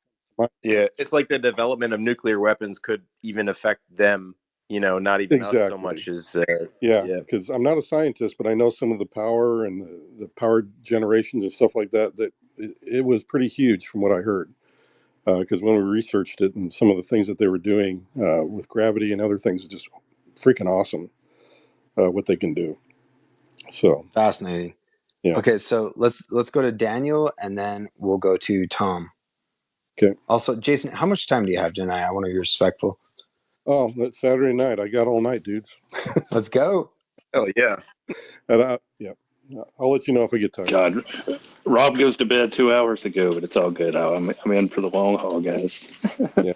Here we Yeah, go, Rob, Rob. you better keep this going. You're not even recording it. Yeah. Fucking shit. No. If I do record, nothing like this ever goes down. It never fails. Maybe someone else is recording. Who knows? Go ahead, Daniel. Man, I hope so, RPK. Yeah, thanks, guys. Appreciate you sharing, Jason. So, my question is more about some historical incidents. Grush got some flack for mentioning the 1933 Italy incident, and that's something a lot of people have been critical about. I'm curious, in your correspondence or involvement with any of these things, if you can share maybe about some of the earliest recorded incidents, and for my own personal interest and research, I'm curious if maybe anything, whether it's fact, fiction, or folklore, regarding the 1897 Aurora airship incident had ever come up in any of your correspondence or investigation. Aurora came up, but I, at the time, did not know whether they were just talking about the town of Aurora or whether it was something else. As for the earliest that I would know of or have pondered is the Roswell incident. I do believe that actually happened, that some decisions were made during that time frame that set up what is known as the program today. And that's it makes logical sense to me that that's what happened. And I think some mistakes, not mistakes, but during that Roswell incident era, like I said earlier, that it was during the McCarthy era that people were very paranoid about communist influences in the United States. And we had, had good reason to do certain things and be very paranoid. But I think that has endured in the program culture for quite a long time, or longer than it should have in my mind. And that's what is really kind of slow balling all of the disclosure, is that you have a lot of people that quite literally have been there for their whole lives inside the program. I could have done the same, but I didn't end up sticking with it that long. Wow. So And you have these people who maybe justifiably were paranoid against communist threats way back when, and that same paranoia has then kind of transported over into the paranormal stuff. Yeah, I'd say so. Yeah, it kind of sounds like it makes sense to me too. Yeah, I would go with that. Just a quick follow up there. When you had mentioned they had talked about Aurora, who is they, and what was the platform through which this interaction took place? Well, while I was in the program, I had read a book and seen some stuff, notional artwork, I think in a Popular Mechanics magazine that went over Aurora, and actually related to some stuff I'd heard on Mission. And that's as far as I want to go with that. I don't want to get classified or talk about classified. But yeah, that's enough said for Daniel, right? Nice. Yep. Love to hear from you, Daniel, too, man. Thanks, man. And Tom, we'll go ahead to you. Thanks, bro. Thanks again, man. So I know there's a lot of people that are trying to get up here, so I'm going to ask this last question and then drop down so other people get a chance to speak. So something you said earlier really resonated with me, Jason, because as an experiencer myself, there was a good period of my own type of loneliness that I experienced, dating back to childhood and into my teenage years, early 20s, not being able to properly share the things I had experienced, even with loved ones. What can we do as these people that surround you in this space? Me, Astral, Money, Penny, Kimball, everybody. What can we do to help you through this process? Well, number one is, like Courtney was saying, is just be respectful of not only me, but the other whistleblowers that we're all, some of them are still in the program, are in a much more precarious place than I will ever be. And it's important that when the conjecture starts flying around, that you give them a chance to speak first. And if you haven't, and hopefully you do have an opportunity to talk to them like you're talking to me. So at least you're not going off of imaginary suppositions, things, at least you're talking to the person directly. And I know that's difficult right now because, I'm probably the only whistleblower that's come forward like this, other than David Grush and Graves. And, well, I guess there's been quite a few, actually, now that I think about it. But just be respectful of that. But the other thing you can do is that Congress really, if you really want to help, we need, and Congress needs a fire. They need to have the public support on this and the pressure to get something done, because they are trying to fight. The people that are on the side of disclosure in Congress need that sort of support. And they don't need, a bunch of crackpots coming forward. They need people that are well informed, and that's part of the reason I'm here, is to, help inform everybody, to come forward and just to say, yeah, we want to get this done. We started the NDAA. We've heard the Arrow report. We don't agree with it, or we do agree with it. But we want to get to the bottom of this, because I can tell you, where is all this money going? Congress can't tell you. Maybe certain people around Pentagon and other places might be able to, but that's the travesty of it all, is just that there's a part of this that at least the oversight needs to be there, and that's not going to happen without public support. And the other thing is just, you guys, now that you've heard me and listened to what I've had to say tonight, is just take that, and if you're in other podcasts, just be as respectful as I have been with everybody here, that, yeah, this is my story, and, don't embellish it. Just tell it like it is. Try to be as factual as you can. Be educated about it.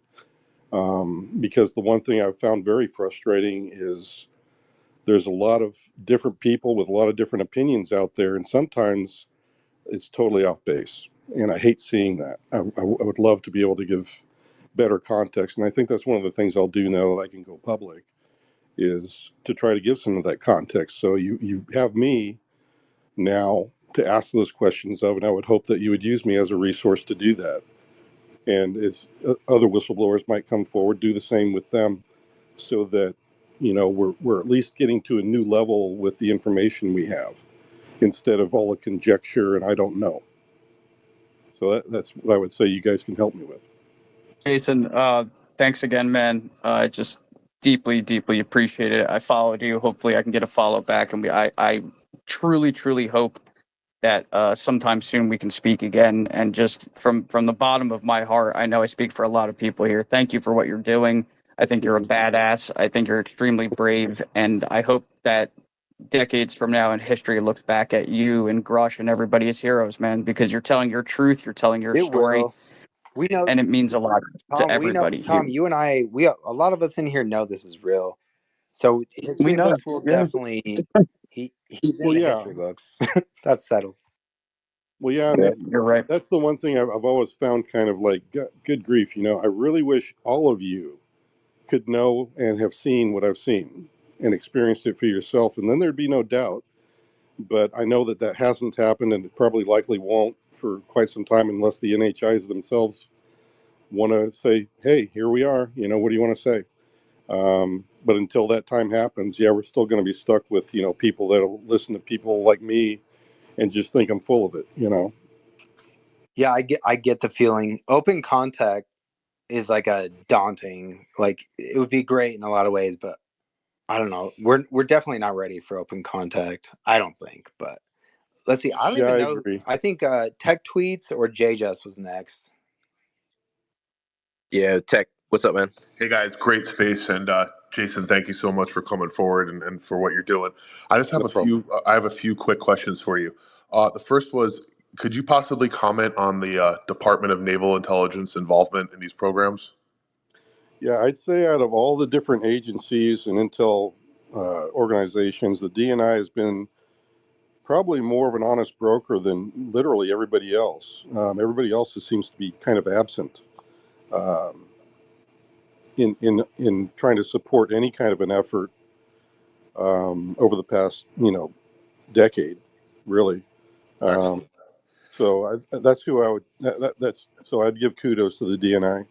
Okay, a couple more. Are there any specific details of the NHI craft in terms of propulsion, origin, where, and when they were recovered, that any of the contacts within the programs have divulged to you that you Well, can yes. share?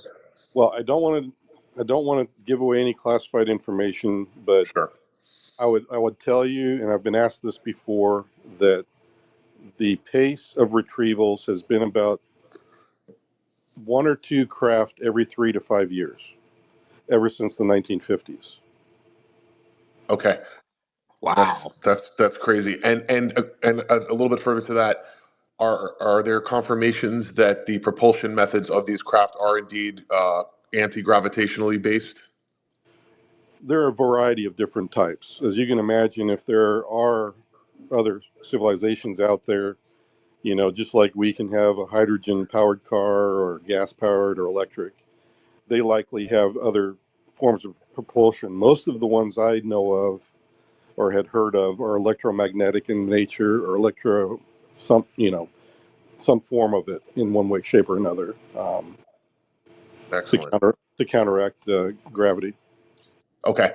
And then just another quick question. Can you comment, or did you have any knowledge on Edward Teller's involvement in these programs and or the Department of Energy's involvement? Yes, I do know DOE does work some of the security around the area. I don't know about Teller. You'd have to tell me about him and what you're getting at with that, and maybe I do understand a little bit of it, but I may just not remember the name. Yeah, he's like the father of the H-bomb. He was a huge involvement in the early DOE, And there's Oh, just and the whole UFO lore. There's lots of tales and stories about him being involved in the program from the beginning. yes, I would say that yes. The DOE was always very close to the area and everything else where everything was homegrown. So I would like, well, yeah, thermonuclear powering of you know things is something that they've been working on, and we still work on. And I would say that there'd probably be a very close relationship between DOE and the program. And I used to go up range all the time, and sometimes they would be doing nuclear tests, and that was DOE telling us to shut down the range for the day so that they could do their test. And there was like even a big crater we used to drive by on the Tonopah test range. Had a big crater or an area of sand that's where they used to detonate stuff. Wow.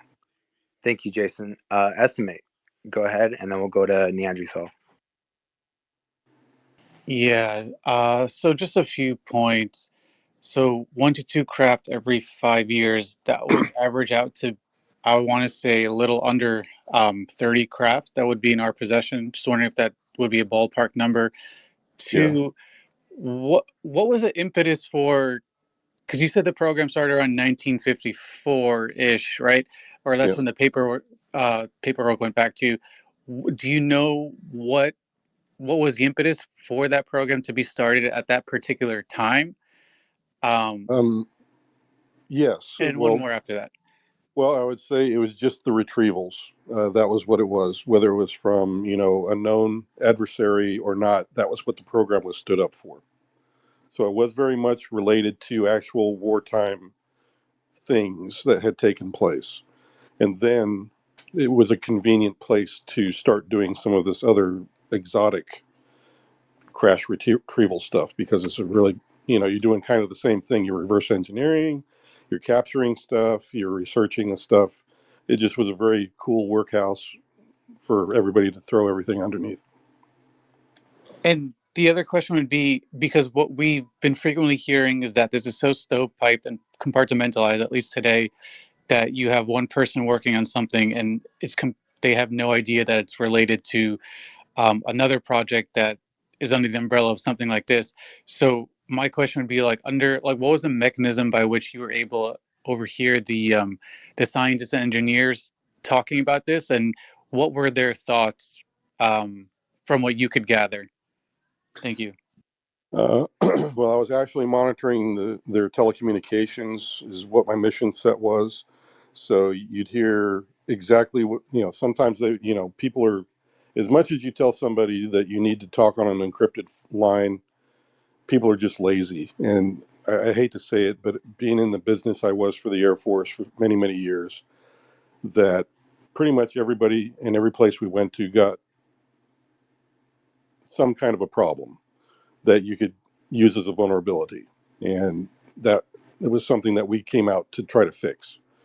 So that's how I found out about this. Now, what they were saying, the scientists were saying, is, like I was saying before, is that there was a batch of stuff that was just, things that you would find kind of normal for a program like that, reverse engineering of adversarial things that people from or equipment from our adversaries that we were reverse engineering, trying to understand. And then there was the cadre of the exotics and stuff that the scientists were just clueless about and were finding very difficult to work with because of the stovepiping between programs and the strangeness of what they were looking at and trying to test. I'm sorry, I should have been a little bit more specific. Where the notions of hostility come from in terms of what this might be or what the intentions, because I'm sure motivations, once you establish that there's a there, the motivation part is a huge part of the conversation. And I think I heard you say that a couple of people thought that there were some hostile intentions from whatever it was. Yeah, and I think that, in other words, the program was started from a serendipitous retrieval. So I think the NHI contact was also not expected, and the NHIs themselves didn't want to do it, but or participate in a program with us, but they ended up doing so, thinking that this might be the best way forward. Because here it was, we actually had some of their material and some of the biologics, and I think that's what sparked it. So that was the motivation initially, was just kind of like, we accidentally found it, we accidentally retrieved it, and then the NHI show up on the scene. They say, hey, we know something crashed here. Where's our stuff? Are you going to give it back? And the response was, well, let's barter about that. And I think that's how it all kind of grew. Thank you, James. And Estimate as well. Check out Estimate of the situation. They've got a Kickstarter going on that's definitely worth it. So we got Neanderthal next, and then we're going to go to JJS after that. And then Darcy. Hey, thanks. Great space. And I'm coming in a little late, so I apologize if somebody else has brought the stuff I'm going to ask about. Just have a couple of quick ones. So I heard you say earlier that about why you're coming out now and stuff. Like you mentioned that the stars are kind of all aligning to do this sort of a thing right now. I was wondering if you could elaborate on that. Oh yeah, that's just where I've seen Congress wanting to get involved. That the DNI and the task force and Arrow all have been doing, their due diligence to try to get some answers. And that's what I mean by the alignment of all these different things coming together. I've never seen so many things aligning all on trying to get to the answers we want from this. So we've heard from Arrow now, and apparently Sean Kirkpatrick and his analysts are looking at the data, and they think one way about it. But I'm also hearing that there's some blowback from that report as well. And honestly, I don't blame other people from kind of bagging on the fact that it was kind of sloppily written and maybe a little too cavalier in its assumptions that it made. And it certainly flies in the face of at least my going to Arrow and what I said to Sean Kirkpatrick myself. So I think we're in a place now to where we either go forward with this or we don't. And I really would like to see the celestial bodies continue to align and continue through, because I don't think we're going to have another generation for quite a while where this is an opportunity for all of us to, take the what we have now for synergy and just push this through and finally get to a place where everybody's either placated and, hey, we really are alone, or hey, yeah, there's NHI. I know that we have there are NHI, but that's for our society to come to grips with that. I mean, that's what I mean by aligning of the whole thing, is that I think this is the only generation that can get the answer that I've seen since I've been alive. Wow. So real quick, Jason, you're not a lawyer, I'm not a lawyer, but if you were the way forward, right? You said we need to go forward. How would you go forward, knowing what you know? Well, I have suggested that, if there are people that are in the program and or people in the private industry that is helping the program, now's the time to come forward. And there's already a process in place to discreetly come forward if you have UAP material, biologics, what have you, or even just information that you wish to share. I'm one of the people that can help you connect with the right Congress people and senators and whoever you want, and it'll be handled very discreetly. And because I know that some of the people in the program would like to do that. Now, if they want to do a public statement, I can go that route too. And there's, David Grush can point them in the right direction too. The Soul Foundation has a lot of really great people there too that can help. We all have a lot of really great networked resources to help folks do the right thing. So, yeah, that's what I would like to see happen. That was awesome. Go Hey, ahead. Kimball, real quick, if I could sneak the last part in. I was wondering if you could, Jason, talk about at all anything to do with the metallic spheres that everyone talks about seeing, even that were in the initial Arrow reports and stuff, and anything to do with like their purpose and stuff.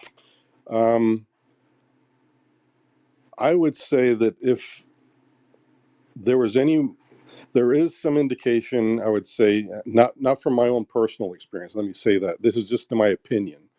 From what I have heard, from what I believe are legitimate reporting, is that there's a lot of drones being flown around because of the danger of a crash. There seems to be directed energy weapons that affect the UAP. So I think if you were a smart NHI, you wouldn't have people on board anymore, just because you wouldn't want to endanger your own people. Just like we wouldn't want our own air crews to endanger themselves. So the orbs, I would say, they serve a multitude of different missions. There are some that are research. There are some that are interplanetary or otherwise, where they can come and they provide a conveyance from one location to another to get someplace they want to go. Then there's other ones that are just maybe even recreational, because intelligence races tend to want to be entertained. We love our football games. Who wouldn't want to come to the zoo known as Earth and observe some of the stupidity that goes on here? So some of them might actually be coming here for entertainment value, for all I know. It's kind of fun to play with that, but I'm just saying that it could be a lot of different reasons, but just about everything you can imagine you'd want to be on another planet, that may be why they're here. And that's what those orbs are about. Thank you, Jason. So JJS was going to be next. Non-Credible's phone is about to die, and he's a solid researcher I trust, so we're going to let him go ahead real quick. I'm good with that. Go non-credible. I have just a quick question for you, Jason. Would maybe I have seen you trying to talk some sense into Richard Giordano on the Goof On show last year, and it just went over everybody's head except mine? Did I do that? Is that what you're asking? I was watching, I watched the David Grush interview premiere on the Richard Giordano show, Goof On, and then there was that was me. Yeah, that was me. I used screen name Ted at the time, I think. Yeah, that's my dad's name, and it's also my middle name.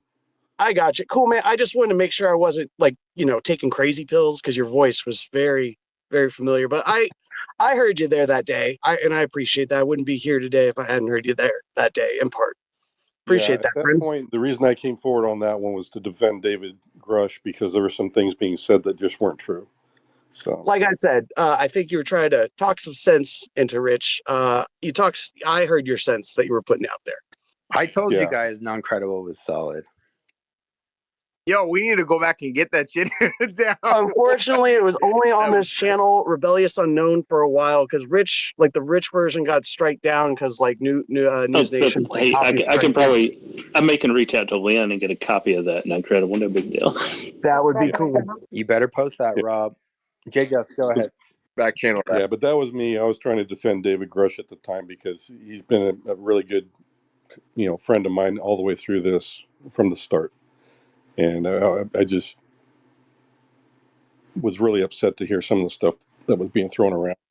Yeah, but you were probably looking at him and seeing what was going on pretty closely with when he was coming out and getting feedback and all that shit. Yeah, right? Actually, last year it was the same week. It was kind of weird because I was talking to him on the phone, and I was just like, "Hey, Dave, I'm thinking about going public, but I'm not ready for it yet."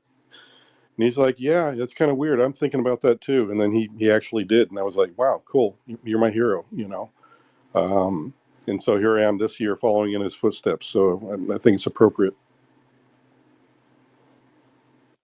Darcy, what's up, man? Yo, oh my God, this is a momentous occasion. Jason, thank you so much for stepping up and out like this. It's pretty surprising, and I totally agree with like Courtney and other folks. It is the shot in the arm that we needed right now. Yeah. I'm a fellow researcher, as many people in this room are, documentarian. I'm excited to see your testimony included in the new documentary that James Fox is releasing. Mm-hmm. But couple questions for you. First of all, if you can elaborate, what was the impetus for you coming forward so early? I think Courtney kind of touched on that. And yeah, go ahead, and then I'll just ask the other quick questions if you don't mind. Well, I guess to add on to what I was saying before is just that I've been working towards going public for probably about a year and a half, all told. Tonight was kind of something I've been thinking about for quite a while, because I've been seeing the interest is still there, and the conversation was really, very good at the start here on this particular podcast, and I really appreciated it.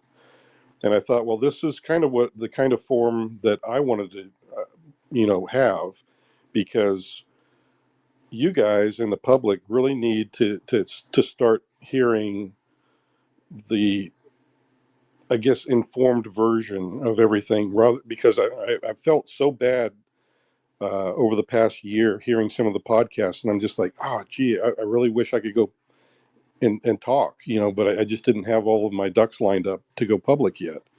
And I would just be like, oh, wow, that's just really off base, and, they should be talking this way about it. And that's one of the reasons, that's really what I'm doing here. So to add to what I said before, is that's another big motivator, is just that I really feel like I want to give some context, at least from my point of view, and I'll at least give you my opinion as to what I think I was hearing and the things that I had experienced. And at least you'll hear it from a firsthand person, and I'll give you my best shot. I'll be as honest as I can. And that's all I can offer you guys. And that's another big motivator. But I think just that one thing, that if I was never in the program, I would appreciate somebody like myself coming forward to help at least give some context. So that's another big motivator for me coming forward tonight. Great. And kudos for you for standing up for David Grush in the middle of the troll posse over at Goofbones Radio bullshit show. He's a total piece of garbage, in my opinion. But I thought it was humorous. It was very, very humorous to me. But at the same time, they did have some good points as well. But yeah. Okay. Anyways, the other question I had for you, you said you stood within feet of a non-human intelligence. Was this like your typical gray? And no, it was. My second question is, you said 1954 was really when this kicked off. Were the NHIs involved from the beginning, or did they come in years later or before the program? I think that it's possible that our government had some previous contacts, but I do believe that in 1954 that the program was stood up officially, and has been, striving forward ever since. So as for the person I met in the desert, that was 3 feet away from me, he to me, his skin looked the same as what an albino would have, very, very pale white. And he was a little bit shorter than me. I stand about 6 foot. He was a few inches shorter, maybe 5'6", 5'7". So I had a very good look at him. I think people have asked me about it before, and I would say he probably looks more like a tall white than he does anybody else, but the ears are something that really threw me off. But you'll hear more about that when James Fox's film comes out later this year. And by the way, he is trying he's working his butt off right now trying to get that film finished up. Yeah, James is awesome. Jason, real quick, just on the points you just made. So even someone who's into the topic like myself, when I hear people make delineations between like races, between the Nordics or the tall whites, that is like, wait, what? And I guess just given your background and like your experience in these departments, can you shed any light on maybe where your opinions or your knowledge, I guess, comes from? Well, just during the interview process, there was a lot of pointed questions about my encounter in the desert with this individual, and I'm never going to claim to be an expert and have like a catalog of exactly what all the different races are that have made contact with the human race are. All I can tell you is what I've seen and experienced myself. So this individual had that albino-looking skin, had a blue under that skin. It was a bluish kind of a tinge. He had earlobes, but they were conformed to his skull, so they weren't sticking out at all like ours do. And his eyes were twice the size of ours. And the corners of his eyes were probably about where our temples are. That's how big they were. And the irises were similarly large and very dark, to the point where you couldn't tell the difference between pupil or iris. Right, but So, what's why do you describe that as a tall white as opposed to a Nordic, or like your knowledge on those delineations or the grays or the ebens or whatever, where does that come from? Well, there is two sources, and that is one is my own, listening to telecommunications within the program. The tall whites were mentioned and the grays. At that point, though, I had not seen what a tall white or a gray looked like. So I assumed that this person that I had met was white. So I assumed he was a tall white, not knowing exactly what they look like and not having, been around them all my life. I just didn't know. So I called him a tall white. But then during the interviewing process, somebody else said he could have been a hybrid, and I don't know why they said that, but that's something they postulated. I've heard that as well. It sounds like you're describing a hybrid from what I've heard. Yeah, and it could have been, for all I know, because I had no other context in seeing an individual that looked like that. So thank you, Jason. These are some real questions, and it's awesome that you're just here for it. Like, sincerely, seriously, like, we're getting past all the X-Files music. Jess, go ahead. Okay, so I have a couple of questions. I hope we can get them all answered. They talk about a Galactic Federation. It's in the lore. You had Chaim I don't hear him. Can you not hear me? No, he can't hear you. Might have to jump back out. Okay. Okay, so we're gonna go to the Juan next while Jess drops out and comes back. Hey, I've got a couple of questions I'd like to come around to at some point too. But no. Everyone else, go ahead by all means. I'll come back around. You drop Yeah, me just keep down. it everyone to just one it or was two questions. it was a couple of brief ones. I can hear you now. Oh yeah, I wasn't the one speaking. It was Jess that was speaking. She dropped down. She's going to come back up. I was just going to ask you if you had any affiliation to Elizondo and Chris Mellon, and also why do you think it is that the Navy has carried most of the research on this, and the Air Force seems to remain silent about it? I would say because of Lou Elizondo. He's my hero. I've told him that many times, and he's still my hero. The affiliation with Mellon and the other folks have been people that have ended up in my network over time, that people, that were on the inside who had been part of the task force, that the word got out, and people started contacting me, and I've gotten to know them, and I've yet to run into anybody that is not a stellar person or similarly a hero in my book. They've all done great things to try to get this further down the road. What's up, the one? Oh, and Why the Navy? I think it's because their culture is not like the Air Force's. I think that they're more apt to come forward with their stories and things like this. And I think that they just had the right leadership in place. Whereas I think in the Air Force, at least, that I've seen, they always have a leader in there that's been read in, and always that leader has been told to keep their mouth shut.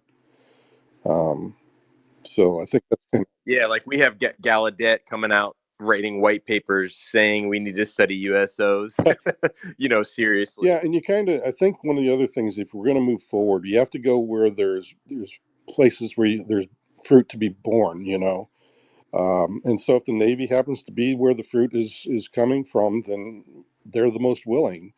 Just like some of the other nations around the world are more willing to discuss UAP than perhaps even we are.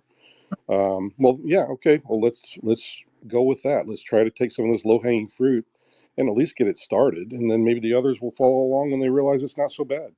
Well, and early on, it seemed, I mean, total assumption here, but the Air Force, it would just seem obvious that like the buck stopped with them when it came to like air domain, and conventionally, right, UFOs were just people believed there was something in the sky, so maybe that made them apprehensive too early or something. But Right. awesome response. Let's see, Jay, Just, did you have a follow up before we get to the one? Well, I didn't even get to ask my question.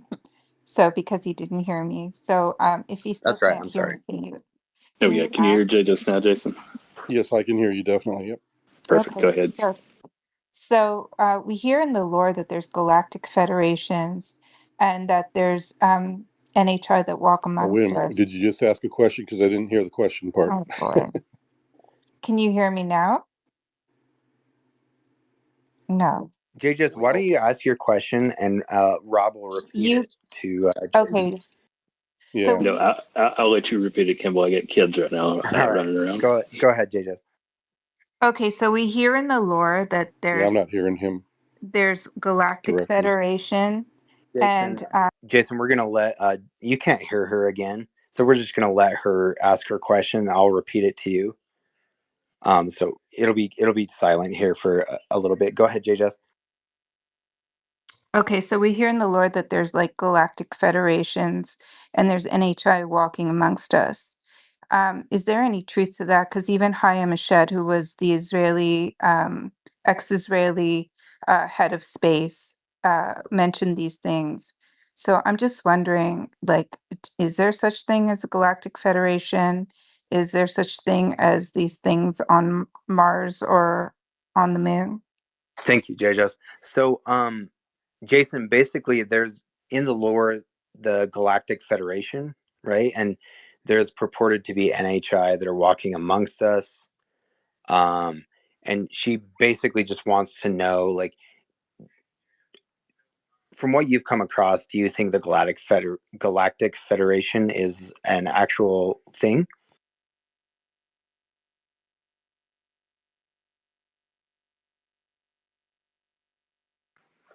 Are you there, Jason? Oh boy, I don't know that I could hear Kimball either. Oh, here you go. Can you hear me now? Yeah, could you hear Kimball? Yep. Yeah, I could. Yes. So, okay, cool. Yes, I have heard not the Galactic Federation. I had heard Asher Command. That was definitely a term that I had heard, and I thought, what the heck is this? Ends up that is something that is, part of the UAP community, kind of a thing that they claim to be part of the galactic organization, or whatever you want to call it, that tries to help, lower technology civilizations such as ourselves. And they try to pave a way forward, in trying to help and be beneficial. So I think, yeah, I'm on board with that. Now, that's about as much as I know, is that I heard the name. There was not much given as to how the organization actually is structured, what planets, if any, are involved in that. I do know that that it is related to NHI. It's an NHI sort of a led organization, and that's as much as I know about any kind of an organization that's interacting with us. As for influence here on the Earth, I would say that, yeah. I would say, in my opinion, and this is again my opinion, and it's outside of my military career experience, but just from what I think I understand about everything, this planet has literally been in a influenced mode for millennia. If you want to believe the Bible and Mahabharata and Greek myth and everything else, if you want to believe in all of those things, there may be some truth to some of what we've been hearing about things that people in ancient times have said, that the Anunnaki enslaved us, the Greek gods played with us, likewise the Hindu gods fought over us, and even the Bible states that the forces of good and evil are constantly at battle here on Earth. So I would say that if NHI are related with all of those scriptures, then yeah, there's been an influence here for a very long time. Jason, where did you get the phrase an influenced mode? That was interesting to me. Oh, I just kind of said it. It's not because there was something that I knew about that was influence mode or something like that. That's just what I happen to use as a word. Yeah, Cool. that's wild. Yeah, let's You're get right. around to the hands. That's wild. Yeah. Sorry. There's a bunch up. There's a bunch of requests. We'll get around to them. A bunch of people popping up. So we'll get around to the new people who have jumped up. I know the Juan's up, and then Money Penny. Real quick, Astro, we got Leslie Keene in the house too. I'd like to get her up at some point if she's interested in coming up. Oh, hell yeah. Hi, Leslie. Of course, always. Go ahead, Luan. Guys, my questions will be very specific, and then I'll go ahead and go down. My first question is, Jason, do you know of any agreements between NHI and humans? So any knowledge you may know about that. Second question, regarding UFO crash retrievals, if you're able to share, do you know which of those in the UFO lore actually occurred? If you could share that with us, which ones for sure you can confirm, again, if it's not classified data or something you can potentially share. And then my third question is, what is their intention, specifically of the being that you met? Anything you can share about, why are they here? I know you mentioned about, material that they were trying to get back, but what about their overall grand intention? Could you share? Okay. So craft, Texas, Central America, South America, Vietnam, and several other countries are retrieval site areas.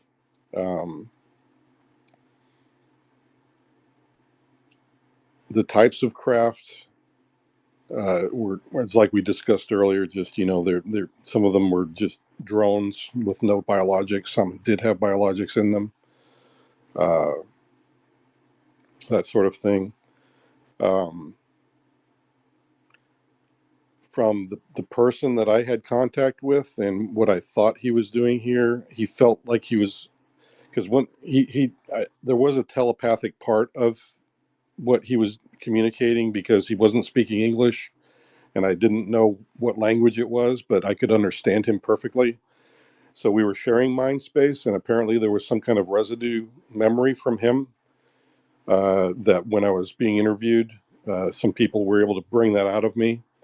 And he just mainly was, he seemed like he was here as a worker, part of the workforce that was interacting with the program.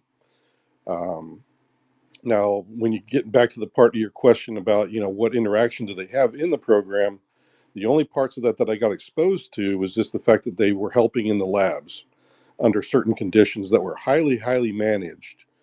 And you could tell they did not want to do a free-for-all exchange of a technology at all. It seemed very, very controlled, like they didn't want to give anything dangerous to us at all. So hopefully that answers all the questions you had. Part about the agreements. Have you heard of anything, Oh, the agreements. Yeah, NHI human agreements. Well, that's as far as I would say, is that I know that if they're working in the labs, there had to be some kind of an agreement for them to do so.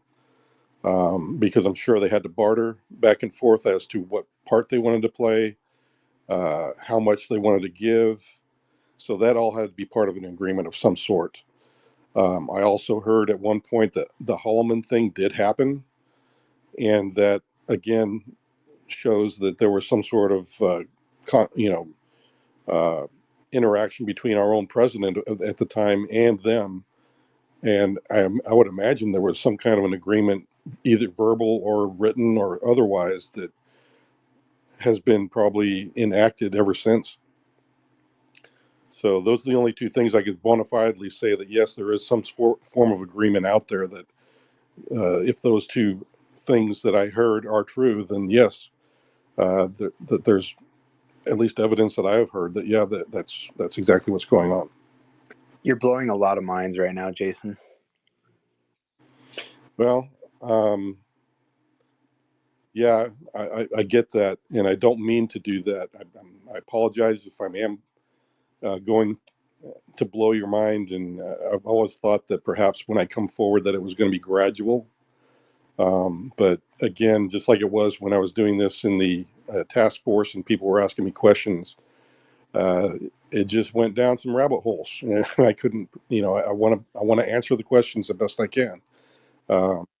Yeah, I wonder if this is just a, like a shift that's happening to whistleblowers of the avenue that's coming out and being transparent, being able to come on Twitter Spaces and answer questions.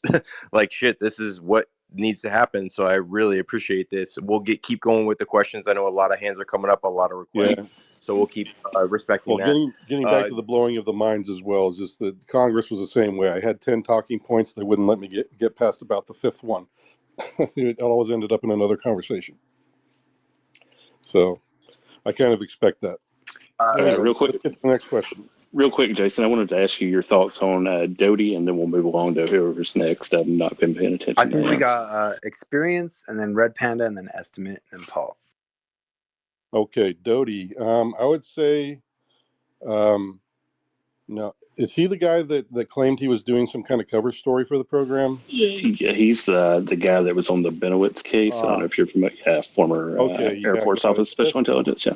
Honestly, I did work with people in the Air Force OSI that were doing part of the cover-up plan for the program.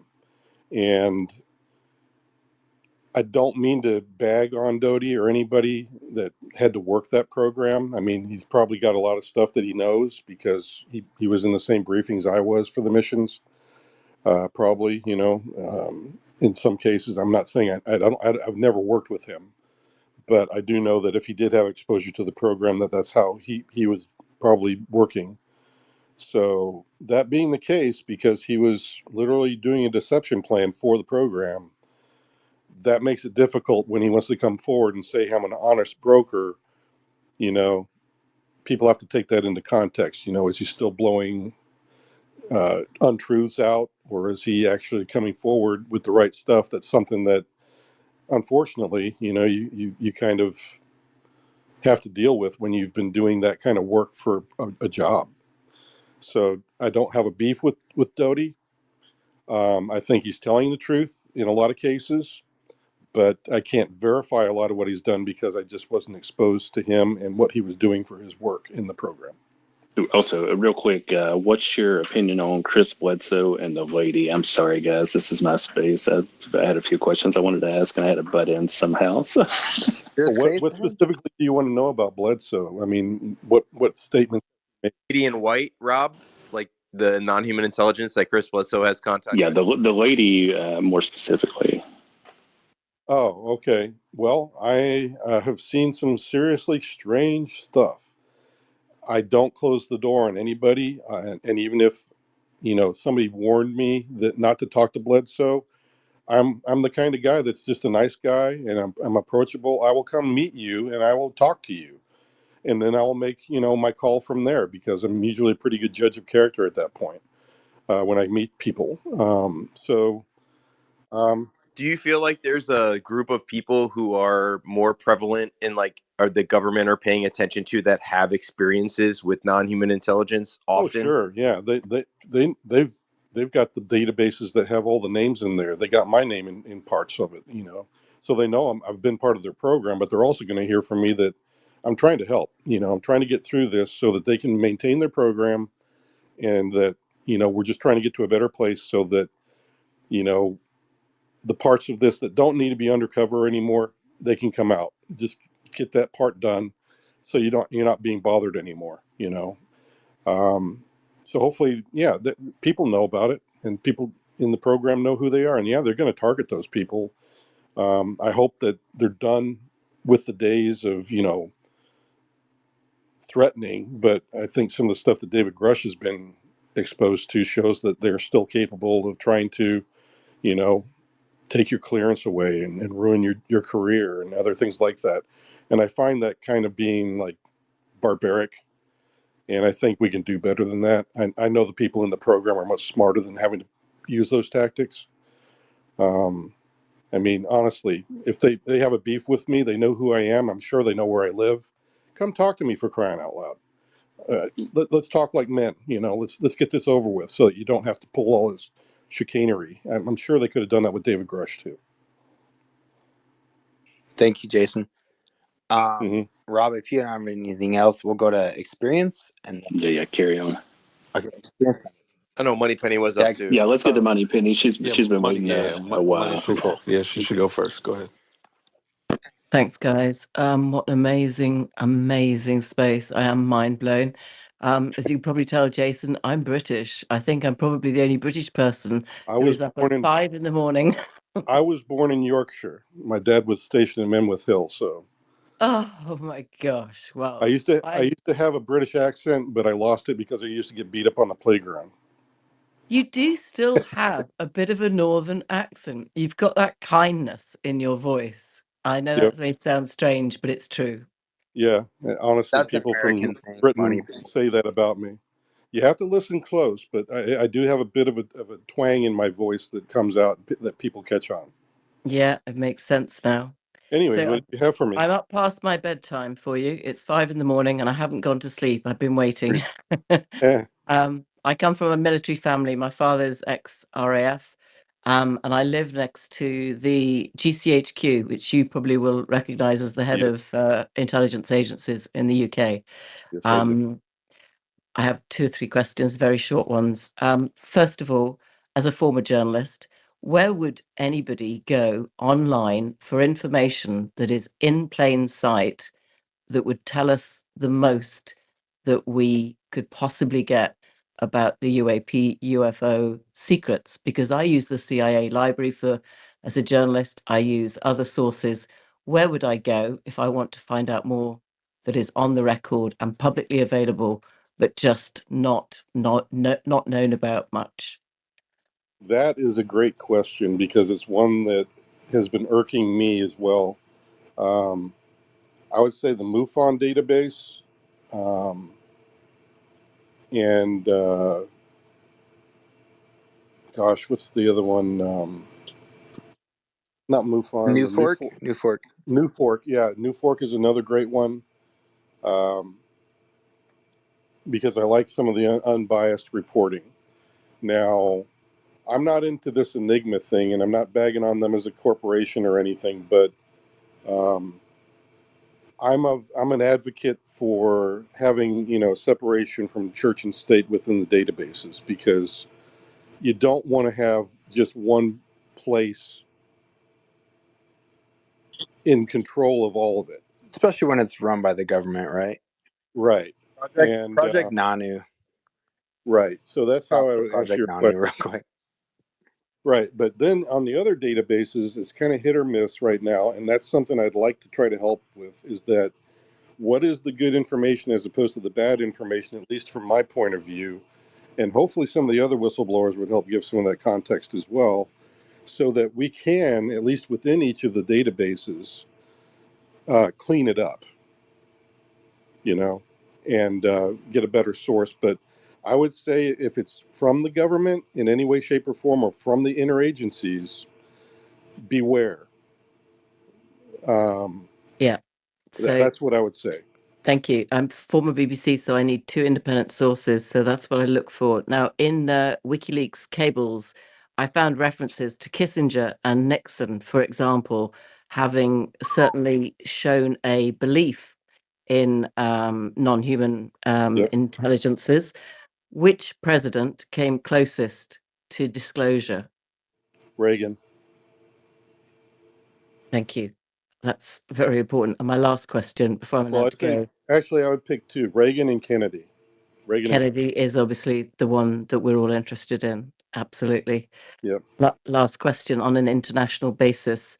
27 years between the Americans sending out a signal, which was returned at Chilbolton in the UK with an imprint on a field that showed that whoever responded was a silicon life form with a population several 100% bigger than the Earth and a genetic makeup and stature similar to what you've described, with a much larger head, larger eyes, smaller in height.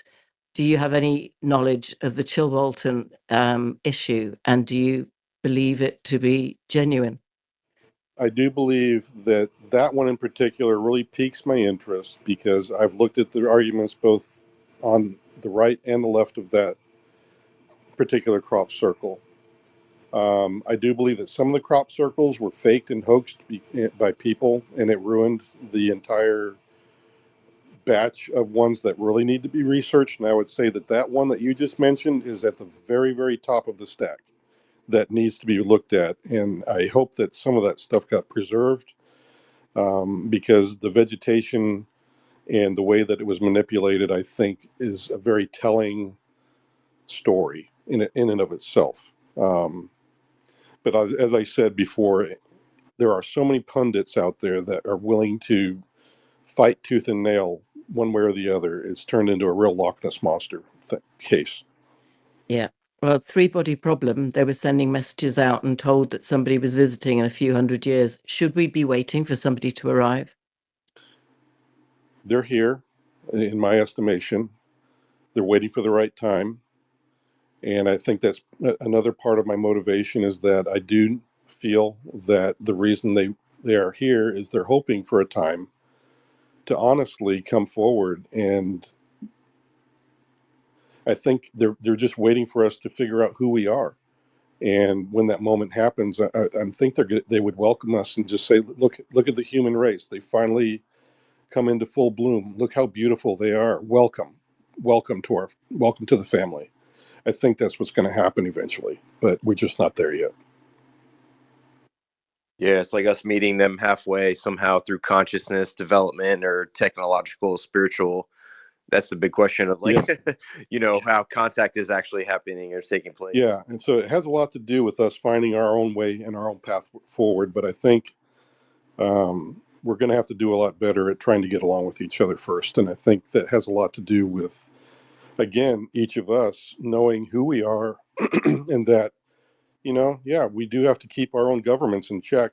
And I think in America, that's a really, and in the free world, the Western nations and Britain included, that we have a great opportunity in these in the nations where the freedoms are tantamount and held high.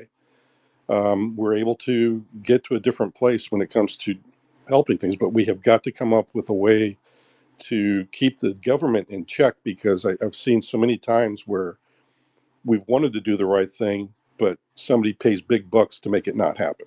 So, Jason, that was amazing, by the way, but do you feel like there's how can we dovetail these two topics? If the information you're sharing right now and others, right, as more of this data comes out about the phenomena, is there any way that you foresee that being dovetailed with something that kind of Reagan alluded to, where like, can we come together as a race and just stop fighting each other? Yes, I think that is something that in the Reagan era I was really hopeful for, because that's what I wanted our world leaders to hear. And that was the first time I saw Russia and America finally seeing each other face to face, and we were ready to get to the right place, only to have it all demolished within a few quick elections. And then it all got ruined again, and all the way back to where it was before. And I just was so disheartened after that. So, yeah, I would say you're right. It would have been nice to have seen that happen. It feels like ufology in a nutshell. Yeah. But I know a bunch of hands are up. Paul's portal, and then I saw a UFO Joe jumped up. I don't know if you want I to think come we in. got We'll go to experience Paul. first, probably. He's had his hand up for a while. Cool. Okay. Jason, me again. Thanks for the fielding the questions. I wanted to get some more Okay, I'm not specific. hearing this person either. Oh, all right. Let me drop down. I'll be back up. We'll let you right back, Experience. Red Panda, why don't you go ahead and then Estimate and then Paul. Thank you. Jason, you said you wanted to go public to correct the record on some things you had heard on some shows. Is there anything in particular that comes to mind, or trains of thought or thinking that you think the community is going, or that you think maybe they should steer this way, not that way? And also think of Arrow and the recent FOIA from Arrow. And is that part of your reason for Yeah, I'm coming not forward? hearing them. Should I reboot mine? Oh, Probably, honestly, Jason, if you want to close your app and then hard swipe up and make sure when you see X, you swipe up on that. So you hard close out of the app. Come back. Hold on, before you do that, repost Okay. it or follow I'll the try that host then. Hang on a because you second. don't find it anymore. Yeah, I'll DM you a link to the space, Jason. That way you'll be able to get back in. I got you. Okay. Did anybody ask the program name yet? The I name know of the half doc of it, or the but I've actual been program? sworn to secrecy. Oh, we're already halfway there. Come on. This is the time, Courtney. You gotta. Courtney, welcome back. You guys know that I'm real protective, and I've been closed-lipped about a lot of this stuff, so you're not going to hear it from me. But there's multiple program names. I know you guys know that are out there, and they change as well, and they're always being moved to new locations so people can't find them. So you'll have to ask him that when he comes back on, if he's been able to track his program name, where it is, and if he can still get it in a FOIA request. That would be a good question. And guys, I'm so sorry about the bottleneck. We got like 24 people waiting in the wings to come up. We'll try to get you in at some point. Courtney, honestly, spotlight on Courtney again, because the only reason this is happening, I think, is because Courtney. What were the steps you took? I know you're at Spaced Out Radio, but what were the steps you took to eventually lead to what's happening now? Well, it all started because of the names coming out on Twitter. And so I got the names, and then I started to talk with mutual connections, like, are these confirmed? Then I had a mutual friend that said, yes, I have one of the names. We discussed that. And then the information had come through that there was a story that came through on the task force forum. So I went on Spaced Out Radio and I shared that, and that's what kicked everything off. And then I think I shared on another space that the NSA contacted us at Spaced Out Radio and told us not to talk about it. So I had the audio taken down, but I did reach out to Jay personally, and I started to cultivate a relationship with him to discuss, all of this. And I didn't know that he was going to come on tonight. I'm as astonished as everybody. I did talk to him earlier today, and we had a heart-to-heart about what's going on in the field. And I think that inspired him to come on tonight. So, yeah, very surprising. But that's how it all flowed. It was. I'll just say that Courtney, you had your space a couple of weeks ago, right? And you talked about this. And I will say, UAP Mike or UFO Late Group, give them a follow. Both of us were like, "Whoa, what's Courtney saying right now?" And our ears perked up. But then you just kept going with it, and then we had Steve in your space yesterday, and now we have Jason today. So seriously, this is awesome. Yeah, well, Steve was part of all of it. So he and I also maintained a relationship and continued to discuss the programs and his experiences with it. And he's also an experiencer. As you know, he lost his job as a direct result of his encounters. And so he wanted to talk and come out into the community and be introduced, to other experiencers and be with all of us. So I did that space to allow that to happen in a safe way, because you guys all know that Twitter is really divisive. And I think that was a job well done. And like I've said in the past, it's not just my personal privilege to know these men and veterans, but it's everybody's privilege to know them. So I feel really honored that I played a small part in it, but now it's a much wider thing, and I'm proud to have been involved with all of it. It started with you, honestly. Thank you so much. And Jason, thanks for coming back. You hear Bravo, everyone? Courtney. Yeah, I'm back, and I can hear everybody. Courtney, was that NSA OGC that contacted you, and did they state why they wanted it removed? Yeah, well, they didn't say take the audio down. I said take the audio down because of the federal whistleblower protection status, and we were being monitored on spaced out radio. And so, out of respect for everybody involved, we took everything down and we're just very careful.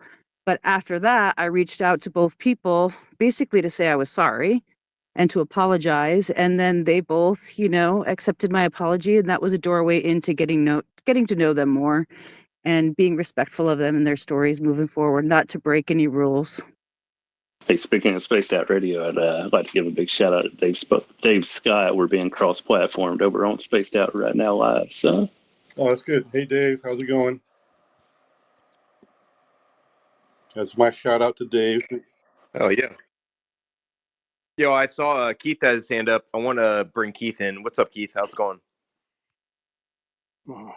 I am totally excited and really in shock and so grateful for Jason to stand up for this community and really for humanity because we have been struggling with this issue for years. And I don't want to take any more seconds away from everybody else they all have a bunch of questions. So I'll be very brief. Jason, what can you tell us about cattle mutilations, about abductions, about disinformation campaigns, and finally about the whether humans have traveled outside of our solar system? Okay, cattle mutilations. I got no clue as to what the hell's going on with that. That seems really weird, but to me, I actually think it's more from maybe some sort of satanic ritual kind of a thing than it is anything else. They're just as capable of painting a black helicopter as anybody else. I don't think our government really needs to abduct cows. It just doesn't make sense to me as an analyst that they would do so because they can grow their own cows and put them on a farm that they choose, so they don't have to go to other people's farms and ranches to do that. Have other people been in a program like Serpo, I think is what you're alluding to? Yeah, that's quite possible. I would say that I do have a little bit of background in my military career that supports that thought, but I don't want to get into it because it gets into some classified stuff. So I would say, yeah, it's in the realm of possible. I mean, honestly, if we as a human race were a planetary or intergalactic race, I would say we also have the ability, or would want to have the ability, to have emissaries from those other planets come visit ours, just so we would understand each other better. And I think that would be very realistic. That if there is some constant contact, that's a reality. So, what was the other part of the question? I kind of lost track of you. Abductions, and disinformation campaigns. Okay, well, disinformation campaigns, unfortunately, are a part of the business. The fact that abductions are going on, I think, is a bit of I don't know how to put it, a misunderstanding. If the NHIs are doing the abductions, yeah, I would like for them to come knock on my door and say, look, we would like to subject you to some scientific testing. But I think since they're telepathic and they can shut us down mentally, I think maybe that to them is more favorable and desirable because they've had so many bad experiences with people probably kicking and screaming the whole way through. And it's better just to control us and not to tell us they're coming because they don't want us to kick them in the nuts and pull a gun. So I think they opt for that. Now, the horror story abductions is a totally different thing. I don't know about all of them being from, evil-minded NHIs. I would say that some of them, in my opinion, are probably just misunderstood. As I was saying, that, if you're a telepathic being and you've just abducted me and I'm as scared as heck about being in your craft and being confronted with you and your odd looks, being telepathically linked to me, you might start feeling fearful because you're feeling it for me, and then it just turns into a big snowball of fear. So maybe some of the abductions go south because of that. But there might be a section of them that are quite horrific, and yes, they may have some ill intent in doing some of the things that they do, because some of them do seem like they're just flat out evil, but not all of them are. So, Hey, Jason. Thank you. Yeah. Jason, curious, are you aware if the government, or if NHI have stipulated the government couldn't use nuclear weapons or something along those lines, maybe? Yeah, there definitely is a penchant for NHI and nuclear stuff. There apparently, I know that there's ways that even with just electromagnetics, that some of their systems can be interrupted or taken offline and things like this. I think that's how the Roswell crash was claimed to have happened as well. That it wasn't a directed energy weapon; it was more or less a radar that just happened to, interact with some of the systems on board the craft, and it fell from the sky. Totally unintentional. So there's that aspect of it, and I think that's as much as I could really venture a guess on in that vein. So, unless you had something more specific that you wanted me to address. Thanks, Jason. Keith, did you have a follow up before we go to the next? No, I want everybody else to ask their questions. Thank you so much, Jason. You're a hero. Thank you. Yeah, thanks, Keith. Thanks, Jason. So we're gonna go to Red, and then Estimate, and then Paul, and then J. Christopher King, and then Cat J. Hey, real quick, Keith, I'm going to cycle you down too. If you want to come back up in a little while, feel free to request to come back up as speaker. So, go ahead, Red. Okay, sweet. Thank you. Thank you, Jason. You had said that there were some things that were being spoken about in public and on shows and stuff that you really wanted to correct. And that's part of why you came forward. Is there any that come to mind, like particular topics or themes? And then also, what's your thoughts on Arrow and the recent block FOIA that has to deal with Arrow of Kirkpatrick and Gresh's correspondence and setting up a meeting? Thank you.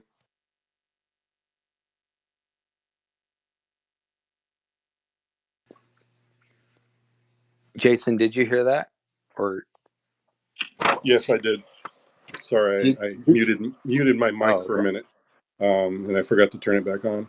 Anyway, I find some of the stuff that floats around is mainly that's not good information in some of the podcasts and some of the YouTube videos and some of the shows.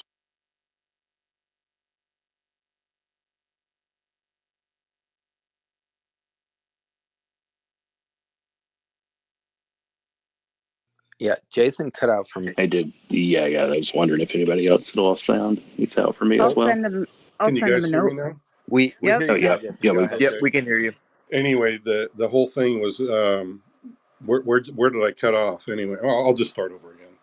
So the inaccuracies are mainly to do with some of the information about. Lost you again. Yeah, the mute keeps going on by itself, but it's mainly just to do with some of the whistleblowers and the information that's being said about them, and even myself. I'd prefer that people, if you want to, I think, know. So, Oh boy, let the games begin. Jason, a lot of people want to know what you're saying right now. I'm not sure what your phone says at the top right, most likely. But if you're on Wi-Fi, maybe turn your cell data off. Well, just have them jump out and back in. That's probably the best way. Okay, hang on a second. The deep state is silencing, Jason. Hey, I'm gonna dump my Wi-Fi as well. I'm in a shitty coverage spot, so let's see if that helps. Okay. Yeah, I'm only on Wi-Fi now, so I think I'm okay. You're good. We can hear you, Jason. All right. Sorry about that, man. That's the first time I've seen my mic get turned on and off, unless it was NSA messing around. But All right, now I can't hear anyone. Maybe it'll come back. yeah. But anyway, can you still hear me? Yeah, We I can can. hear I you. think Yep. the Okay. host can't. So I'm not sure. Yeah, so it's mainly the inaccuracies about some of the whistleblowers and people that I know personally. I think they would prefer the questions be asked directly to them, but then again, it's on them if they want to provide some kind of a venue or spokesperson for people to ask them directly about stuff, about their background and why they said certain things. Because I hear that a lot of times that, people are taking out of context something that was said by David Grush. And I know that that's not what he said or meant. And that's mainly one of the things. And then the other piece is that, I don't know, I guess I don't know enough about intergalactic organizations and interplanetary stuff, but there's a lot of people that'll go out on a limb and talk about that stuff. And I just wonder where they're getting the information sometimes. Because, I just don't either have that experience, and maybe they do, but I find that kind of hard to swallow at this point, because some of the stuff they say is just doesn't have logical flow, honestly. So it's just one of those things where I think most people have the common sense to know the difference between somebody who actually has knowledge and somebody who doesn't. And I think that's the other thing, is that, we have to be good as a community to really kind of handle that, especially if you're the keeper of the podcast or the keeper of the video, to know when somebody's going off the rails and is losing your audience. Because they're also losing people like myself, where I'm like, good grief, what is this person saying? And then you're actually helping the people that are trying to cover it up as well, because they're like, haha, another podcast goes down the tubes for the people that are trying to keep up the deceptions.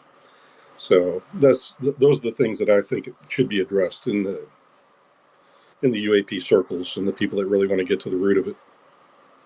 Thoughts on the Victor video? Thank you. This One more time, Red. thank you. The second part was about Arrow and Kirkpatrick and this recent FOIA dump about the correspondence between Mellon, Kirkpatrick, and Grush. Yeah, I think he was a bit too cavalier. I don't think he did justice to a lot of folks' other work. I don't think he looked at a lot of that before he put together his report. So it was mainly based on him and his group of his think tank, rather than collaboration. And that may be a fallacy that maybe he fell into, and it ended up being something that unfortunately might lead to some backlash from the people that actually have done some really hard research in the UAP community, as well as some of the people in the IC community that know better.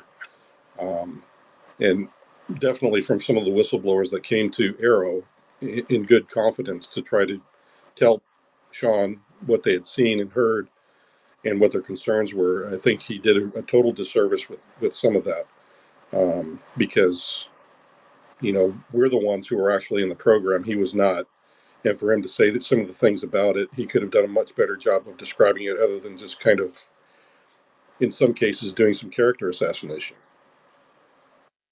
So, do you have information that you gave Arrow that they didn't provide in the historical report? Like you seem pretty upset about it. Do you see the main discrepancy is like whistleblowers coming through to Arrow and then them not really looking into what's printed in the historical report that they just published? Yes, I looked at it more or less like this was just. It very much had the feel of this was just Sean and his group of people's opinion, rather than. So, like I was saying before, he's a good scientist, but I don't think he's the person I would have put in charge of the investigation. And I'm not sure who he had doing that kind of a thing. Hopefully, they had good credentials and they did a really good due diligence on it, trying to track some of this down. It was mostly volunteers. Oh, okay. Then that's a fallacy. Also, I would really have liked to have seen some of the stuff that I had suggested early on with Congress when I came to give my testimony to them back in 2022. That You mean the people like, AKA? You mean the people who are taking the testimony from the whistleblowers were volunteers, or looking Both. into the Well, programs? not only taking testimony, but also that wrote that report. Okay. Yep. Well, if they're volunteers, then that's fine. I mean, you got to do with what you got for resources. But that's something that also I feel like wasn't really a big concern when I went to give my testimony to Congress, because I mentioned to them, I said, if I were you, I would definitely not just set up Arrow. I would also have like a third party agency that had equal power that did the investigative work to do that piece, because you're going to need a scientist to look at the data, but he's not necessarily going to be a good investigator. So likewise, the investigator may not be a great scientist. You're not going to find an individual.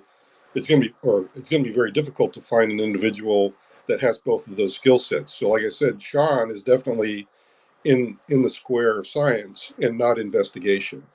Therefore, he's going to have to hire people. But now I'm hearing they were volunteers, so that may be a fallacy of the report as well.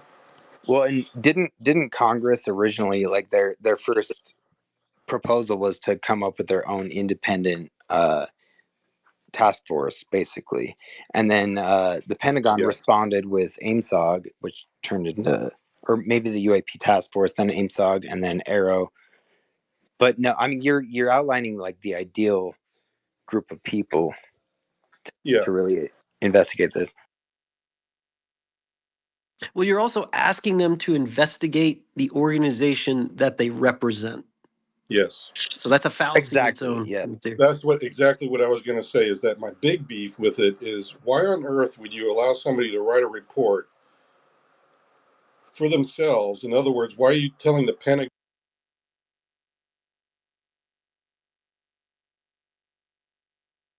All right, I lost him again. Anyone else? Yeah. Yeah. All right, I guess I got some questions whenever we get done here, but maybe he'll be back. We'll Somebody carry on. please ask him about the Victor video, if you know what I mean. Jason, you still with The us? Victor video? What's that? Yes, the so-called alien interview video that has recirculated over the last couple decades, but originally, was sourced from. Oh, that. I would say that the alien and everything looks really great. I mean, Yep. however, I think the alien was given a line of BS.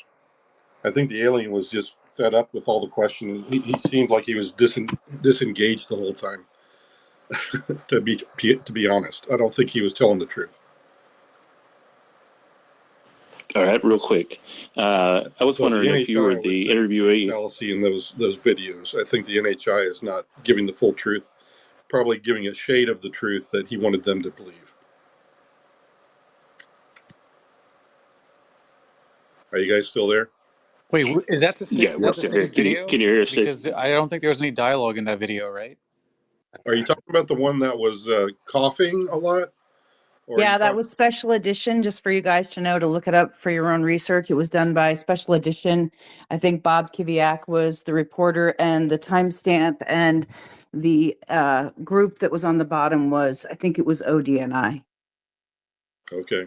Yeah, I'd have to do the research then, because I'm familiar with only one, and it was kind of like an almond or shaped headed ET that claimed to be human or us in another timeline or something. So, Red Panda, did you have a follow-up before we get to estimate? Yeah, I No, wanted, thank you. I wanted to throw some questions in real quick too. I was Okay. wondering if Yeah, you were the I don't have interviewee, much on whoever heard the videos, communication. but like I said, the one I know of, the alien seemed to be full of BS. I don't think he can hear you, Rob. Sorry. No, I can't. Yeah, can you hear me, Jason? No, he can't. Okay, well, okay, we're gonna suck. Rob, this is your punishment for not recording this space. Okay, Rob, this is your punishment. Right, definitely. All right, I'll just throw it around to Paul, and then I know Jay King, and then Jay, and estimate too. Fuck. All right, go ahead, Paul, and then we'll go to estimate. Hey, real quick, can we cycle Jason after we get through these few Just hands? And can we get to UFO? Can we get to UFO Sarah too? She had a Can't quick hear him question, either. and she's been waiting for God ever. Jeez, let me restart my app again. I'm sorry.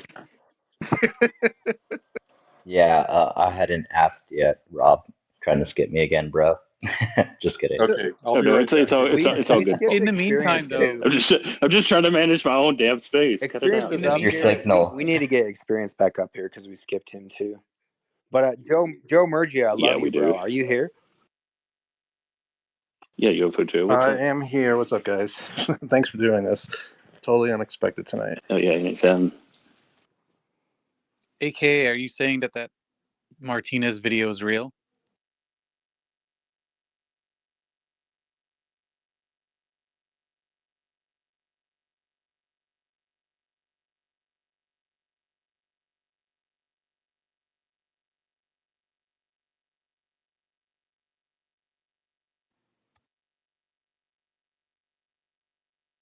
Man, this has been an awesome space. Oh, we got to bring Hey, man. AKA back up. Oh, yeah, there's Jason back. Okay, let's get him back Rob up. was killing it. All right, Rob.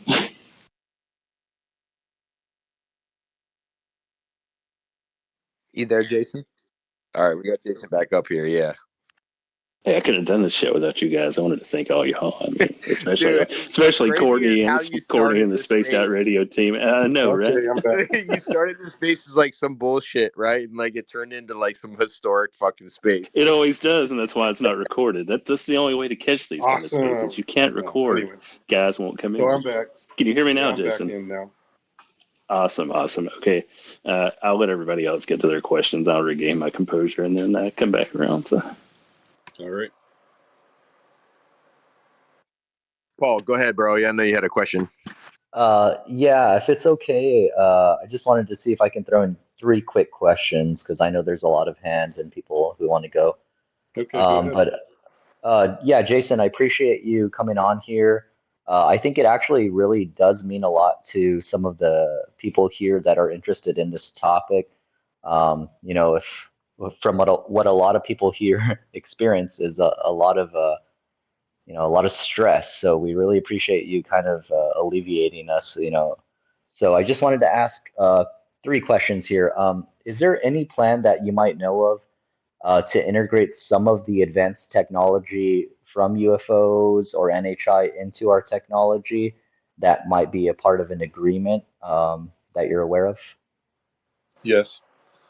The involvement of the private industry is a big part of that. I think that some of the scientists and engineers do create their own patents for things, and they are allowed to kind of start their own companies, and in some cases may have been helping us to do things in the computer industry, health industry, propulsion industry, energy industry. All of those things are things that I think the program has been a benefit to. Now, whether or not coming forward with some of that, that's why I'm pushing for a better world to live in with these guys, is that, some of this has to be discreet because probably some of these technologies are involved also in the weapon systems that they're working on. So they have to be careful, but perhaps having a bit more going on with, how we can help bring forward some of the more beneficial parts of the technology would be of benefit to both them and us, because to us, obviously, we benefit from better medicine, we benefit from better energy use, whereas for them, their patents would be more widespread and they'd make more money. So I see it's a win-win kind of a situation. But again, you have to get some kind of a mechanism in place or a process to ensure that the national security is not broached in any way, shape, or form, especially in a world where we still have adversarial contact with other nations until we literally are in a day where there is no more war. I don't think we can get around being fearful of our enemies right now. And that's why we can't really move forward, is because of the cloak of the need for national security. Thank you. And my next question kind of ties into that. When someone like Diana Pasolka says like that they're gifting us, does that seem to be the case, or is it a combination of shooting them down as well? Thanks. I would say that, yeah, it's possible that they have gifted us certain things that they felt comfortable doing because we had already either made breakthroughs in certain areas. It's like back in the 50s, we certainly couldn't have built the things that we can today. And perhaps over time that, yeah, the things that we have discovered either of our own innovation and or managed to reverse engineer and understand well enough that they were willing to gift us with certain things. Okay, my last question here, and I'll make it quick. And I appreciate your answer, and again for you coming up here, Jason. Um, so, if that's the case, when you're talking about adversaries, what's stopping other countries from coming out about this whole thing? And as well, uh, if they have these reverse engineering programs, has there been anything specific that you're aware of where they might be making some plans for whistleblowers to come out in other countries as well? I would say there's a strong chance that that is happening with other countries, that they're setting up similar UAP programs. Some of their governments are much more amicable to the people that would come forward. As to the question of why is it that we still have these adversarial kind of nations, one against the other, I'd say mainly it's just a mindset that we need to come to a better understanding than, hey, you took over this part of the world, I'm going to throw a nuke at you mentality. And all this kind of stuff needs to stop immediately. I mean, if we want to get to a better spot and work on what really is the problem here on Earth, is that we have only limited resources. We all know every nation wants their fair share. And I think that's what war is really all about, is the stealing and taking of territories and resources. Um, and I think that's really what the end war is going to be. If there's a World War III, it's going to be over resources. Like say China exhausts all of their ability to sustain themselves economically or for some reason. That would lead to them wanting to, if they're not getting it through political means, they're going to do it through physical means. So until we can get over that kind of a thing where, we honestly do have a United Nations where everybody has a set of common goals that actually does benefit all of mankind, then we're going to be able to get to the point where we can actually get someplace. I think one area, that outside of UAPs that we all get along is not like human trafficking. That's a really great thing for everybody to work on. Likewise, UAP and, outside influences from other planets. That would be another good thing to look at. However, do we trust in each other enough? I don't think so. Not right now. So it's just a mindset. Until our world leaders finally, when they come into power, they realize that they are here to lead their people to a more peaceful future rather than a self-serving nation. I think that is the problem, is that we're also concerned about our own territories. And until we can get over that, I don't think we're going to get to where we need to be. Well said. Okay, so let's do UFO Sarah, and then Experience, and then J. Christopher King. I appreciate that. Experience was absolutely before me, so I would love for him to go first, and then I could pick that up after him. Thank you, Sarah. Thanks, Sarah. Appreciate it. Jason, hello again. Hey. I wanted to touch back on the NHI. That's the intriguing thing to me. So, your encounter with the slightly tint blue being, what kind of color blue? Is it like the blue in the water in my picture? Was it a navy blue or royal blue? That's one question. The second question is, you alluded to the fact that there's multiple races. Obviously, there's one that you had direct contact with other than ours. How many would you say that you've come across in your time doing the intelligence work that, like, have stuck in your mind as far as how many races we're dealing with here? So the number of races, to answer that part, I would say that I did hear at one point, it could have been a totally different council that I had heard, but a council of 12 was what I heard. Whether it was related to NHI or not, I don't know. As to the color blue, I would say he looked exactly like somebody that I would have thought was freezing half to death in the desert. So it's kind of like the same blue that you and I turn when we are really cold. Clothing? So I'd say it was closer to like a sky blue undertone, maybe. Gotcha. Sky blue. I'm just trying to picture what that would look like in my mind. Pretty Yeah, shocking. I assume that you see yeah. something like that. Well, Uniform? yeah, he was in a BDU uniform, which led me to believe that he was actually working in the program before his craft got messed with. Maybe he had an altercation of some kind in with the program people, and they shot at his craft, and that's what broke it, and why he needed it to be repaired. And on top Interesting. of that, the only two suppositions I have as to why he was wearing a uniform was number one, he might have been working with the program, and that's what they wear, or since the previous week, I knew that other people that I worked with had seen his craft on the range the week before. He may have been trapped there over the weekend, and perhaps one of the other people, because there's people that stay there over the weekend on the range, maybe they also gave him a set of uniforms or something like that because he looked strange or whatever, or he looked cold to them as well, and or maybe he was able to manufacture them himself.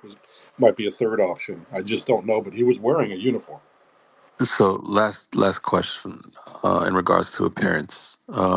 Eyebrows, hair, any facial features No aside hair, from no eyebrows, no hair. Facial features, he looked like he was probably in his 50s or 60s, wrinkle wise on his forehead and neck area. They did look a little bit deeper than a person of 18 years old or whatever. So he did look like what we kind of look like when we're getting in our 50s or 60s. So the other features I've kind of already gone over. His nose was a bit big, and his eyes were definitely big, and his ears conformed to his head. Other than that, it was very much a human-looking head. His lips were a bit thin, but not out of the realm of normal, you know. gotcha. And any communication. Sorry, one last thing that's thrown there. Like, did you have a chit Well, chat, or was it telepathy it was exchange or both. anything? Really? His his oral, he did speak orally to me, and it was in a language that the only thing that I thought came close was like Norwegian, um, and because it kind of had that kind of a lot of ooh and ah kind of a stuff in it, in what he was saying, but I didn't understand a word of it. But telepathic, definitely. I think the way I described it to others is that you and I can talk like even like right now. When I speak, the meaning of the words that I'm speaking, I don't even think about that. It's almost like a totally instinctive thing. But however, my brain has to attach the meaning to each word I'm using as I communicate to you.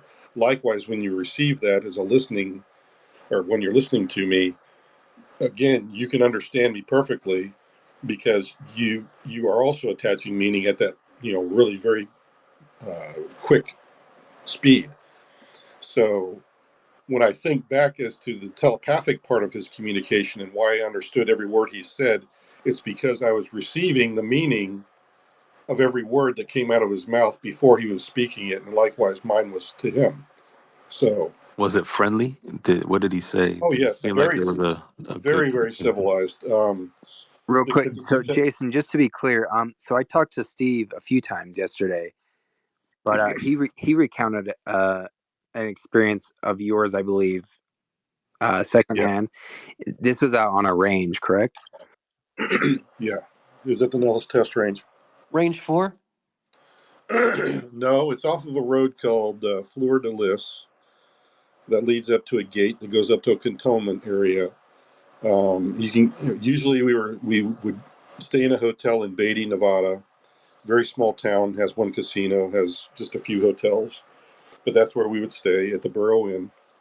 And then it was about an hour to 2 hour drive on dirt roads once you got on range.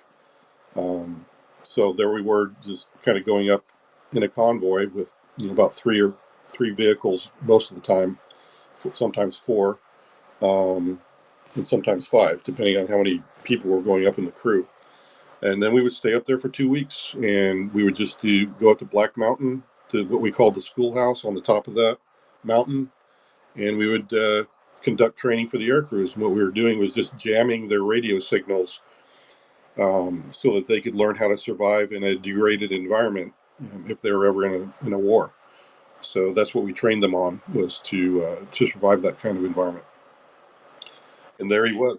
Hey, I just wanted to recognize one estimate of the situation. His Kickstarter just got fucking funded over the amount. So congratulations, my bro. Dope. Bravo estimate. Awesome. Yeah. Wow. That's sick. He's also got his hand up for the question. So the floor is yours, my boy. Hey, yeah, thanks. But this is definitely all about Jason here. So I know, like, Paul asked a question about international retrievals. Can you just reiterate for me? So, um, I'm assuming when you were monitoring these telecommunications that these retrievals were purely domestic. What would be the protocol if something were to land or quote unquote crash internationally? And is there any cooperation between the governments or the militaries involved? Or if it, obviously if it crashes somewhere in South America, that's different than if it crashes somewhere, You're right. say Russia and China. But what is there a procedure there? What does that look like? Is there an umbrella organization that might handle and coordinate that kind of effort? Yes. Okay, yeah. So these are my Well, questions. this goes back to when I first joined the program. They did try to recruit me into the retrieval program. It's made up of people that are inside the program already. Some of them are special forces, mercenaries, you name it, all kinds of different people, privately, uh, private industry kind of people that are fully capable of handling whatever situation. You are correct that it does occur in other parts of the world. It kind of depends. Are we allied, like Australia? I'm sure that we would work with them. If the second uh, factor would be, um, does that nation even know that the crash retrieval happened, and are they on the scene? If it's in a austere or adversarial territory, we might just go in there and just do an extraction like we've done with hostages, and we just don't even announce it. If it's like in a place that is unfriendly to the U.S. But if it's friendly to the U.S. and they do have possession of the craft, I think that they usually are cooperative because they know that we in this nation probably have more resources to lend to that. So I think some of our allied nations might even be aware of the program, or even have people that are read in. So how do we know if it lands in another nation? I had heard on mission that there are certain things in the atmosphere, like ions, I think, that can be traced.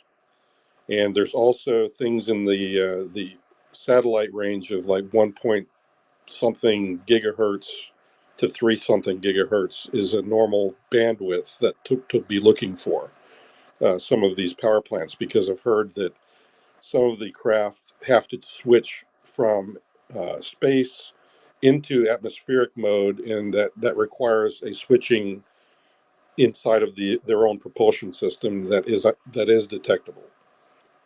And one more quick follow-up. So this would at least to me indicate that there's some sort of arms race between the nations.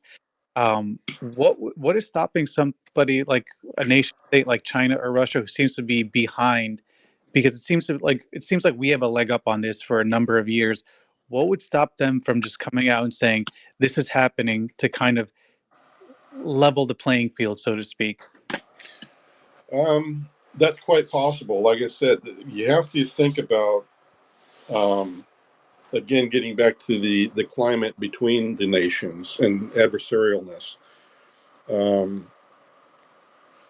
I'm pretty sure we're head and shoulders above the rest. I think we've been doing this a heck of a lot longer. And I think we certainly are way more further along than just about every other nation out there.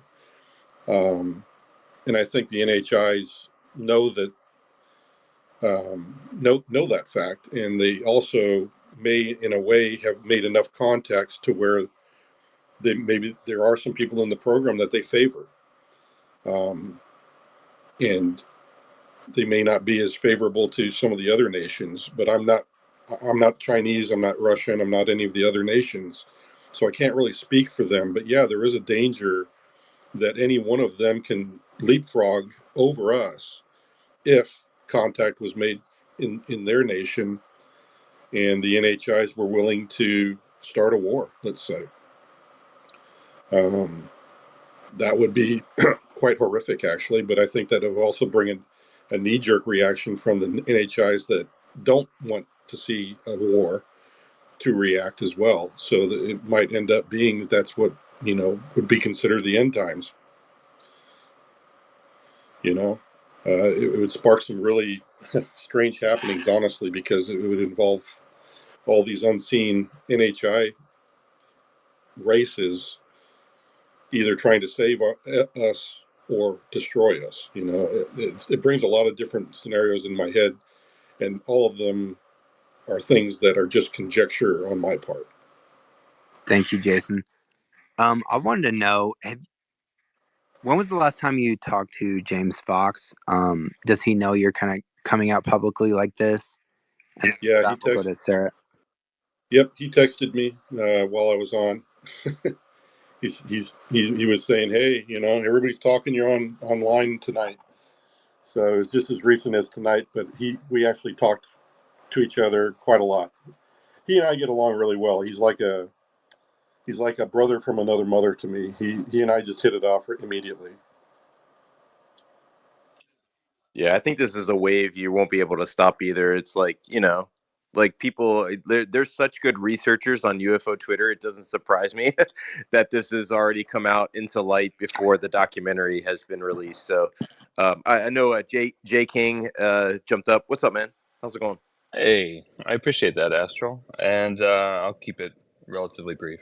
It's wonderful to hear your testimony, Jason, tonight, with the bit that I've heard, and it's great to see so many familiar faces. Jason, thank you so much for your courage. I really appreciate it. Earlier, when you were speaking about your personal interaction with an NHI that you said may have been what's people think of as a tall white with this blue undertone, and around when you were talking about Bledsoe, for example, you mentioned a database of names that maybe you were even on. That brought to mind for me this longstanding idea that there are people on the inside in various groups or agencies in the military, IC, or even private contractors that keep lists of actual close contact experiencers with NHIs. Have you heard at all about databases like this existing, or more active experiencers or abductees, where groups or programs where certain experiencers' names are being collected or even being tracked, watched, or studied? From what my experience was in the 90s, I didn't hear of or know of a database that was being kept.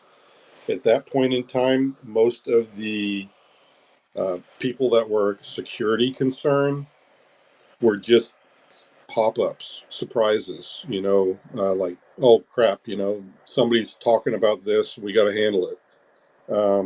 And I think I'm seeing that same kind of a thing going on today. It's not like they're spending resources on maintaining a database on American citizens. And for the most part, I mean, even my team was not allowed to keep the privacy information on people. We still are good people, yeah, we're in the program, but it's against the law for even NSA to collect the information on U.S. citizens and use it unless there's damn good reason for it. And that's something I wish Snowden would have said, because he had the same training I did about signals intelligence. And you can collect raw data, don't get me wrong. And yeah, they have the capability to do that. But when you've only got teams of like 4 individuals that can even review that data, you're not looking for, my wife's shopping list and digging up dirt on people. You only have enough time to honestly act on the things that are most important.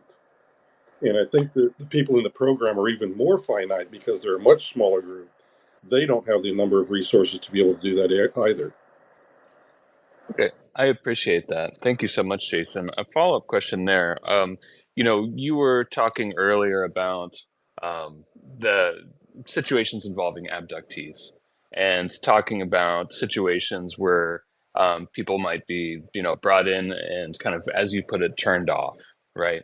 And Yeah. that some of those situations might go south, and many of them would just be kind of go in a smoother direction, but would still be something that some people might refer to as an abduction.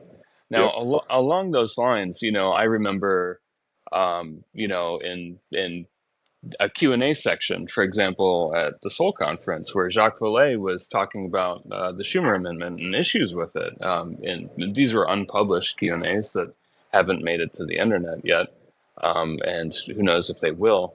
But I think the fourth point that Vallée mentioned was he was saying, like, what about the abductees? What about the abductees with regard to the Schumer Amendment? And it seemed to be a cause for alarm. Do you think that was there any talk on the inside about, in terms of anything that you've seen back then or more recently, with regard to consideration, concern with regard to what would happen if the general public found out that these programs on the part of the NHIs were happening? They were not mentioned on any of the missions, but again, using my, I guess, experience and outside of the program, I would say that there's a good chance that the NHIs are doing things that they know we would not approve of.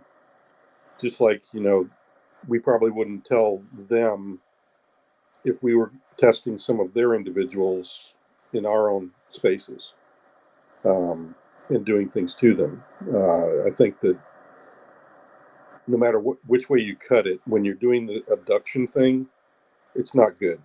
If it's non-consensual, it is not good. And I think that's a general supposition, but I think it's a good supposition. But that's just my opinion more than anything else about when it comes to the abductions. But it was not something that I think the program people instituted. And I think that if the NHIs did have abduction things going on and other types of programs, some of that they didn't even discuss with the program people. That's fascinating. One more question along those lines. There's a popular conception with abduction scenarios that it's primarily for kind of medical, biological study, maybe even something to do with our reproductive systems, and also potentially anthropological survey in a certain form. Was there any kind of understanding with the group of that you floated around with then or more recently as to what the intentions of programs like that would be? No, I wouldn't venture a guess on that because the intentions, again, are kind of hidden agendas and very hush-hush. I may have in my head some little bits of information that I might be able to piece together, but I'd need other people to give me some context, and maybe I could put something together on intentions. Okay. Well, I really appreciate you answering so candidly, and again, I appreciate your courage. Thanks for coming out tonight. I I relinquish the conch shell.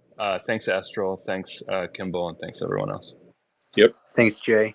I think Sarah was up next, and then Jay. Yeah, later, Jay. Yes, thank you so much. What a beautiful day for this revelation. I just want to take that moment and say that, Jason, I mean, I have tears in my eyes when I think of this. Your bravery is beyond, and I understand that my brother is a veteran, so I thank you so much for your service. No problem. To not only your country, but also to us as humans who have mothers and fathers and friends and have always questioned where we are and who we are in Mm-hmm. this world. And my questions, I have two. One is, as being a JFK researcher for the last 3 decades, my research has brought me to obviously the material that is out there, but I've always had this slight feeling that the reason why he was assassinated was because of UAPs, and I'm Mm-hmm. curious what your thoughts are, just knowing what you know and our history in and of itself, what you think that reasoning might be and what draws you to that conclusion. As well as my second question regards Lou Elizondo, and when he was asked on Theories of Everything what our reaction would be to this revelation, he said it would be somber. And I'm just curious what your thoughts are on his remark of it being somber. Thank you Okay. again. Getting to John F. Kennedy, I think, yes, I do know some friends that are very involved in researching that case. I've heard their research, I've read through it, and I agree. I find it very telling that there were some fairly hush hush conversations between him and probably members of MJ 12 that they they were going to he was literally going to divulge the program. And I find it strange that the assassination was very close in proximity to those discussions where he was going to do that. So I find that strange, and that might support your, some of the theories you might have been working on. As for the somberness that Lou spoke of, I agree. This is a sobering revelation to know we're not alone. And then on top of that, until the NHIs are willing to come forward and actually be forthcoming about why they're here, um, we should be somber, because ultimately we could end up in a position where if they do come and we're not receptive enough, we could blow this whole thing up and just never get to a good spot at all, and or even endanger our own path forward, because maybe they think that we're just not capable of getting beyond ourselves in this generation and the problems we have. So there's a great risk in this for mankind. You're right. I think there's a lot of reason to be somber, and I think I agree with Lou in that regard. That I'm somber about this, because it's very. This is a big revelation, and honestly, having to walk this path alone for so many years myself, and trying to figure out what on earth did I get exposed to here. It's changed my life, honestly. The information changes your life. You realize, or at least for me, I realize that I need to be more actively involved. I can't just sit by anymore. Not just about the UAP thing, but it's made me a better person in a lot of ways, because it's made me think that, well, what's been missing is, and I can point fingers at all these different flaws that us humans have, but I can also point that finger at myself and that I'm flawed. And it's made me work harder, all the harder, on those flaws. So again, it's a somber walk to be able to, really look at yourself in the mirror and go, look, am I really helping this effort? Am I really helping mankind even, let alone the NHI presence? If that's true too, what on earth am I doing here? Am I just here trying to, eat at good restaurants and buy the next fancy car? Or am I really trying to change people's lives here? So I wake up every day, and to me, it's a choice. Am I going to try to be the best man I can be or not? And the same goes for everybody else that's listening to the talk show tonight. It's just, who are we? Who do you want to be? I mean, that's the big question. I think even the NHIs are wondering, who do you want to be, mankind? When you're ready, are you going to be this beautiful rose that we've been waiting to grow and mature, or are you just going to die on the vine? And it's Yeah. if that doesn't make you somber, I don't know what will. And so I totally agree with what Lou's saying. Yeah, that's two of the biggest questions in human history there. Who are we and who are they at the same time? Yes, I absolutely love that. I was thinking along those lines. And then if I could, if just one more follow-up question, just regarding like also everything that you've learned and experienced thus far and have come this far, what do you think our purpose is being here as human beings with the life that the animals that we have around us and how everything is set for us to live here, gravity, the oxygen, everything. And what does that like what does that bring your thoughts to with life after death, quote unquote? Well, I am a believer that there is a life after death. First of all, as for the planet, all of its makeup, it's quite obvious that we're indigenous to this planet. We're very well tuned into it. There's so many benefits from being out in nature. There's so many benefits from even having a pet cat, and just petting your cat.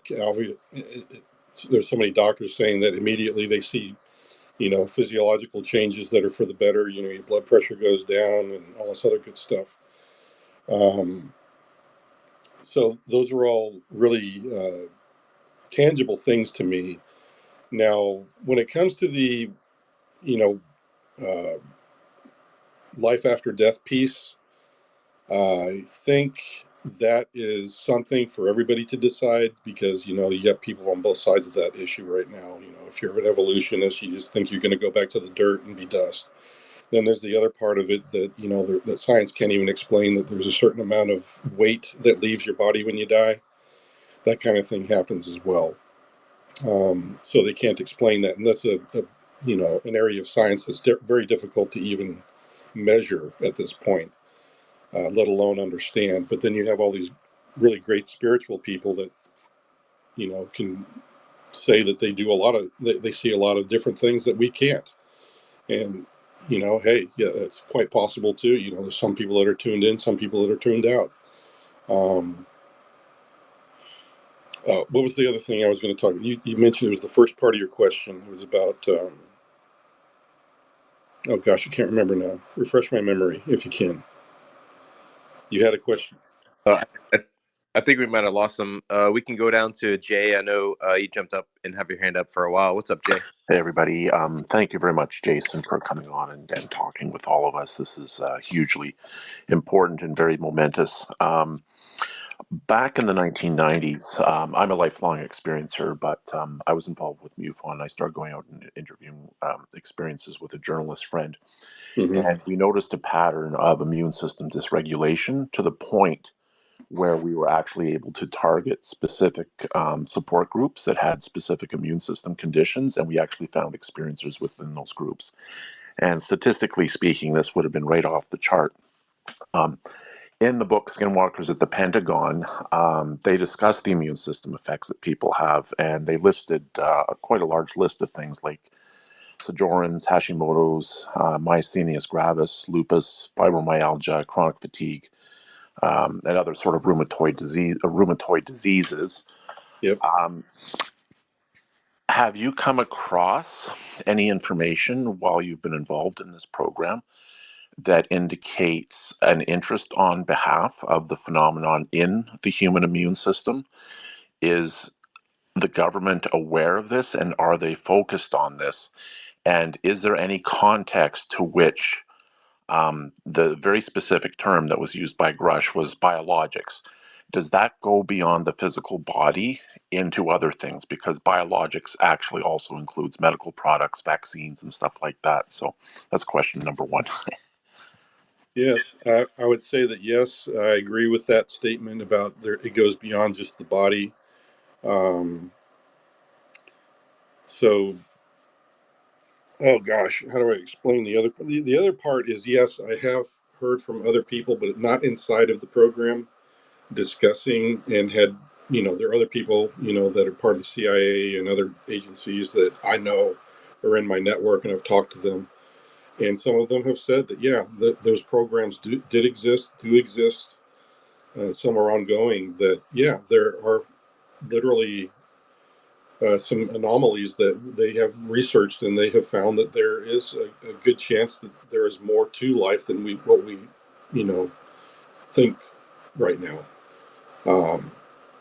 And that there are certain people that, just like we all have gifts, some of us are artists, some of us are guitarists, some of us are good at science.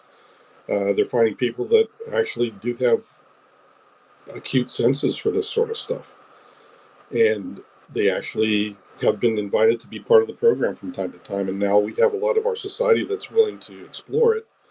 But I would say it's kind of a dangerous area because, if there is a spiritual realm out there and you don't know what you're doing, maybe you could open yourself up telepathically to some of these people that don't want us to survive. So you got to be very careful what you open your mind and your soul up to, I think, if that's what's going on. And that's how I would address that. Thank you, Jason. Jay, did you have a follow-up question? No, not for now. I might in a few minutes. Go ahead, Genga.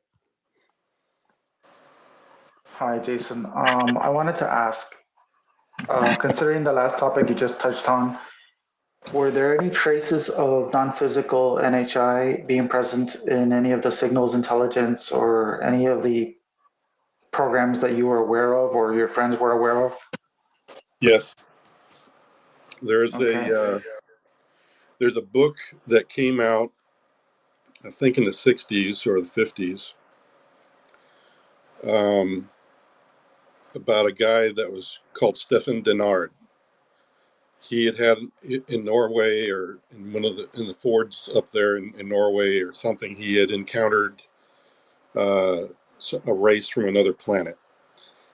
Apparently, they continued contact with him from a long distance, and it was detected through NATO, I believe, SIGINT, and the report is actually in that book. So if you read a book that's about Iargans, spelled IARGAN, and Stefan Denard, which was kind of the pet name for him, I guess, for that book. But he wrote a book about that experience, and it did have the mention of the NATO report, and I think somebody found that and published it along with the book. My second question is, considering you were talking earlier about the telepathic communication with the blue-tinged being, and I'm familiar with what you were describing, but my question is to your knowledge, based on all that interaction and awareness of that being a reality, has the military in any of its branches actually adapted their security protocols so that these NHI won't influence or cause any undue influence on the community of intelligence or military? Is there any security protocols you guys go through to screen out these types of things? Or I'm not asking you to reveal anything sensitive, just a simple yes or no. Yes, but I don't know about the effectiveness of it, because I think when you think about it, we're outclassed, we're outgunned, we're out technologied. How on earth are you going to create a security feature that can prevent anything? If these guys wanted to own us, we'd be dead already. Is my other thing to counter that argument, is that obviously somebody wants us alive. For what purpose and intent? Again, I have to go back to what other people have asked me about, is I don't know what that intent is. I would hope that they're not trying to influence us into becoming cattle for them, and or slaves of some kind, or indentured servants of some kind. I would hope that they're looking more towards our freedoms, and that they want us to find our path forward and become a unique civilization just like they are. So that's my thoughts on it. But I have not heard of any protocols that I heard a solid, yes, this is to prevent NHI influence. Any thoughts on Havana syndrome, on how it relates to UAP? No, I have not seen a connection with that. I think the Havana syndrome was due to chemical exposure that some of our soldiers got involved with. I'd have to really, I don't know, I'd have to talk to some of the experts that have done some of the research on the UAP and offer up my opinion at that point. But right now, I'd say I'm less informed, and I would not, in my mind, I've not seen any reports that raised my eyebrow enough to go, yeah, this is related to UAP. Thanks, Jason. We'll hop back to experience, and then Red Pen, and then Lou reviews. Thanks again, Jason. Wanted to call back. I believe you said that, well, if you could clarify, if you spoke with Arrow or given your witness testimony to Arrow in Congress, how many Congress men or women have basically heard your account? A lot. Really? I know. Okay. Well, when I was there, I spoke first on the Senate side of the House. Then I went on the Senate side of Congress, and then I went to the House side. In both situations, there were approximately 7 to 10 people. And from there, I'm sure they went back and talked to their own other committee members, and I'm sure the senators and congressmen and women that they were with. But I only spoke to committee members. I did not speak to a senator or a congressman. Okay. And this is 2022? Yes. All right. So 2 years ago. And they have pet names for me in their circles. So. And I would assume if there's any public hearings moving forward, that you would have no problem testifying. I haven't. I've already offered that to Congress, and they know that I'm ready and I'm at their disposal. Awesome. And then one last follow-up in regards to your telepathic communication with the NHI. Was it a brief exchange? What did he say that you comprehended quickly? Was it brief, or was it 5, 10, 15 minutes back and forth? It felt like it was only like a very quick 5 minutes kind of conversation. However, I do have spots of missing time for that day. I suppose I could tell you guys a little bit more about that because it's not part of the film that's coming out. But hell yeah, go ahead. The missing time, for some reason, after talking to him and him deciding that there was no need to continue the conversation and went back to his craft and took off. We went on up to the Black Mountain, and I had a strange compunction, even though it was deathly cold out there, to go eat my lunch outside. And I don't remember. I remember walking about 150 yards down the dirt road from the schoolhouse, and then I don't remember much else after that. But I have these flashes of memory of a star map. I have a flash of memory of being about 150 foot above the schoolhouse and seeing the rooftop. And also being at the Community College of Nevada, where I was taking classes, because I had mentioned that when he was dissatisfied with me pointing him to, perhaps, some of the people in the program, maybe they can help you. And then he was like, no, I'm not going to go talk to them. They're barbarians and murderers. He was like, well, do you have any other suggestions? And I could only suggest that, there may be a metallurgist on staff at the college that I go to. And he just said, where is that? So I have like another flash of memory where I remember walking into my college with him and talking to some clerk at the desk about whether they had a metallurgist on staff on his behalf. So your encounter with him was fairly a long period of time then? Yeah, because I don't remember much of my lunch at all, honestly. I don't even know where my lunch went. I don't even remember eating, honestly. And then you just said, let me quote, you just said that you saw him go into his craft and take off. Is that correct? Yeah, but that was like 50 yards off the roadside. That was when we were stopped in the convoy for the first time, and that's when I first talked to him. Okay. And then the missing time occurred after I went up to the schoolhouse. Gotcha. Well, what kind of craft was it? Was there anything special about how it took off? That, I think, James Fox's film will cover. Cool. Appreciate it, Jason. Hey, Thanks, Jason. Thanks for all your time, brother. Hey, real quick, we got Joe Merja. He's unable to raise his hand. He wanted to ask you a question real quick, Jason, and then we'll fall back into the flow of All right, hands. let's go, Joe. Thanks, Rob. Thanks, Jason. Yeah, no problem, dude. I don't know what we're dealing with. I always struggle. Is it extraterrestrial, interdimensional, time travelers? And I see Gary Nolan come out and say he does not think we're dealing with extraterrestrials. Mm-hmm. When I hear your experience, it screams extraterrestrial. What do you think? What's your opinion? Are you open to it having absolutely no connection to something extraterrestrial? I believe it's extraterrestrial. Whatever you want to call an extraterrestrial, that you can split hairs on all you like. Whether they're us from the future, all of that kind of stuff is out of my purview. Like I said, I've never had one of them laying on a gurney and had staff around me that could tell me their DNA, where they came from, and all that kind of good stuff. All I know is that the reason I believe it's extraterrestrial is because that star map that was implanted in me that day, it was not from around here, and I didn't even know where that part of the the stars was until somebody told me that was part of the constellation Leo. And apparently there's something to do with the big red star that's inside that constellation is where he was from. I definitely got the impression that that's where he was from. Jason, just to maybe compare your account with people who have recited your account.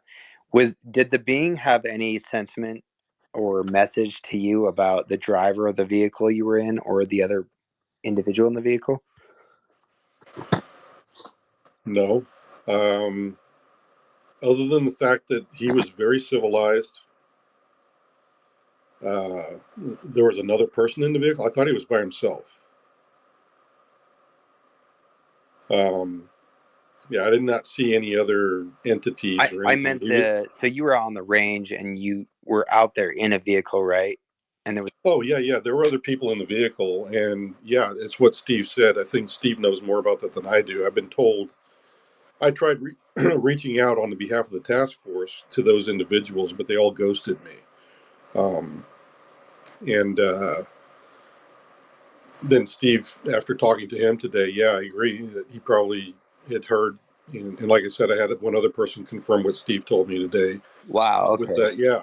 So you and Steve are confirming the same account from two totally different perspectives. Yeah.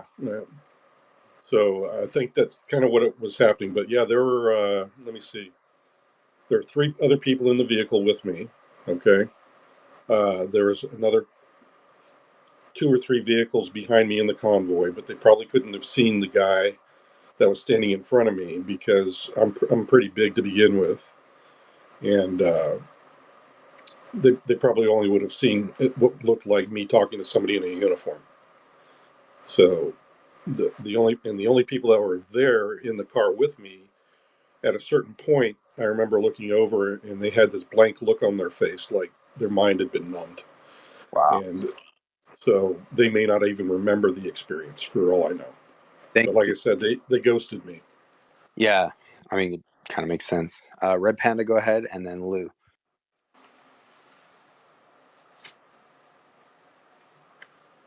Thank you. I have somebody who's in the audience wanted these questions asked.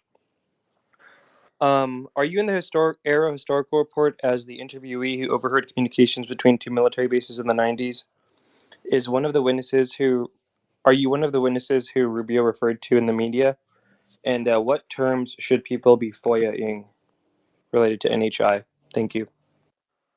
I'm not sure if I'm the individual that in the 90s. They might be talking about Lazar. I came on board just after Lazar came out. So they could be talking about Lazar. I don't know. And for the other part of your question, I don't know, honestly. I couldn't answer that. I just don't have any information as to that would help one way or the other. Thank you. Thanks, Jason. Go ahead, Lou. Mm-hmm. Wow. Okay. I've got a couple questions, if that's okay, Jason. The first is, I noticed I was going through your Twitter account. It seems like you're new to Twitter, but I did notice that the two people you follow, the first is James Cameron, and the second is Representative Eric Burleson. James Or Fox, James Lou, Fox, James excuse me. Fox. Thank you for the correction. The second is Rep Eric Burleson. Curious to know, did you meet with Eric Burleson? No, I have not. Okay, and what do you think of his recent statements from last week when he came out of a SCIF meeting saying that his skepticism was more validated coming out of that SCIF meeting? I would expect that. I mean, honestly, the only people that have been interfacing out of Arrow and the Pentagon are those people that are probably part of the program, and why would they change their story? I mean, we need a third party investigating this, and so whoever's telling and reporting on all of this to Congress could, be just continuing the cover up story or the cover plan for the program, and they might just be towing the line. Okay, I am curious to know, do you think that the people in this conversation in this room right now, there's almost 1,000 people listening right now. Oh, you got to be kidding. No, There's I'm only like not. 90. Yeah, no, there's almost 1,000 people listening. And we're being broadcast on Space Scout Radio right now as well. So my question here is, speaking of third-party investigators, I think you have a group of some of the finest investigators on the planet. So why can't you, or if you can, when will you reveal the program that you were a part of that confirms the existence of NHI or reverse engineered programs? When will that be public so these group of researchers can begin to FOIA the programs that are being hidden from the American taxpayer and the world? I would say that it would be when something I would love to have happen occurs, and that is when the Fight Club of whistleblowers is finally able to meet and start to piece this all together amongst ourselves. Then, because I only have a piece of the puzzle, I'm sure the other whistleblowers have other pieces that I have no idea about. I'm sure that David Grush has a better handle on a lot of what they have to say than I do, because he was talking to people that are probably part of other parts of the program that I was not. And well, can you clarify for me exactly what you're whistleblowing then? I'm whistleblowing on the fact of what I've told everybody here tonight, and the fact that we're not alone. I know that for a fact. I wish everybody did. That is unclassified currently and should be made more publicly known, that there is good reason for the program to maintain the national security and what it's working on. However, there needs to be more transparency in a classified environment where the committee members and Congress is more aware than they currently are, so that everybody has a good comfort level. And I think that will get some of the heat off of the program people, and it will help in the long run, just if they're just more forthcoming, even in a classified environment. And I think that... I'm sorry to cut you off. Go ahead. But when it comes to the FOIA requests, I guess ultimately, there probably is some stuff that I know that I could FOIA, but we can help you FOIA it. Again, like, you've got 1,000 people here. A lot of them know how to do great FOIA requests. Yeah, I would like to discuss that with some of the lawyers that I have on my side first, to make sure that I'm not overstepping any classification bounds. Well, is any of that information in the film for James Fox? No, because it'd be classified. He wouldn't be able to show his film if that was the case. Okay, so I just want to be clear, just so I'm not confusing anything. What you're whistleblowing is your personal belief not any knowledge or direct access or firsthand hands-on experiences with any of these programs, government programs, reverse engineering, legacy programs. No, he's saying he's a firsthand whistleblower, right? Yeah. Well, what I'm saying is Well, how that so? I'm referring to the public aspect of this. Of Right. what? So yeah, that's my point, is that you are whistleblowing your public knowledge of this phenomenon, not anything directly connected to our United States government. Right, because I have to do that in a classified skiff. And you've spoken to many senators already, correct? And lawmakers. Oh, yeah. He's spoken to Arrow too. Yeah, I've spoken to Congress, and I've spoken to Arrow. I've spoken to the ICIG about all of this. I would have to say that honestly, if any one of those organizations were to ask me today, what can you offer? I would say, dude, not only did I hand you everything on a silver platter, names, places, everything you wanted to freaking know, but I'm sure the other whistleblowers filled in a lot of gaps for you too. What's the problem? And that's why I think it's kind of abhorrent for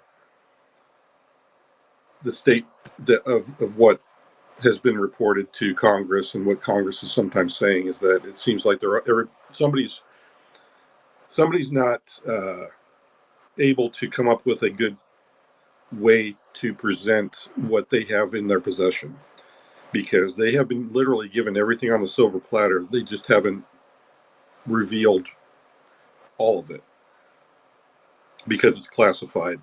And I think that's not quite doing justice by what these whistleblowers have done. I agree.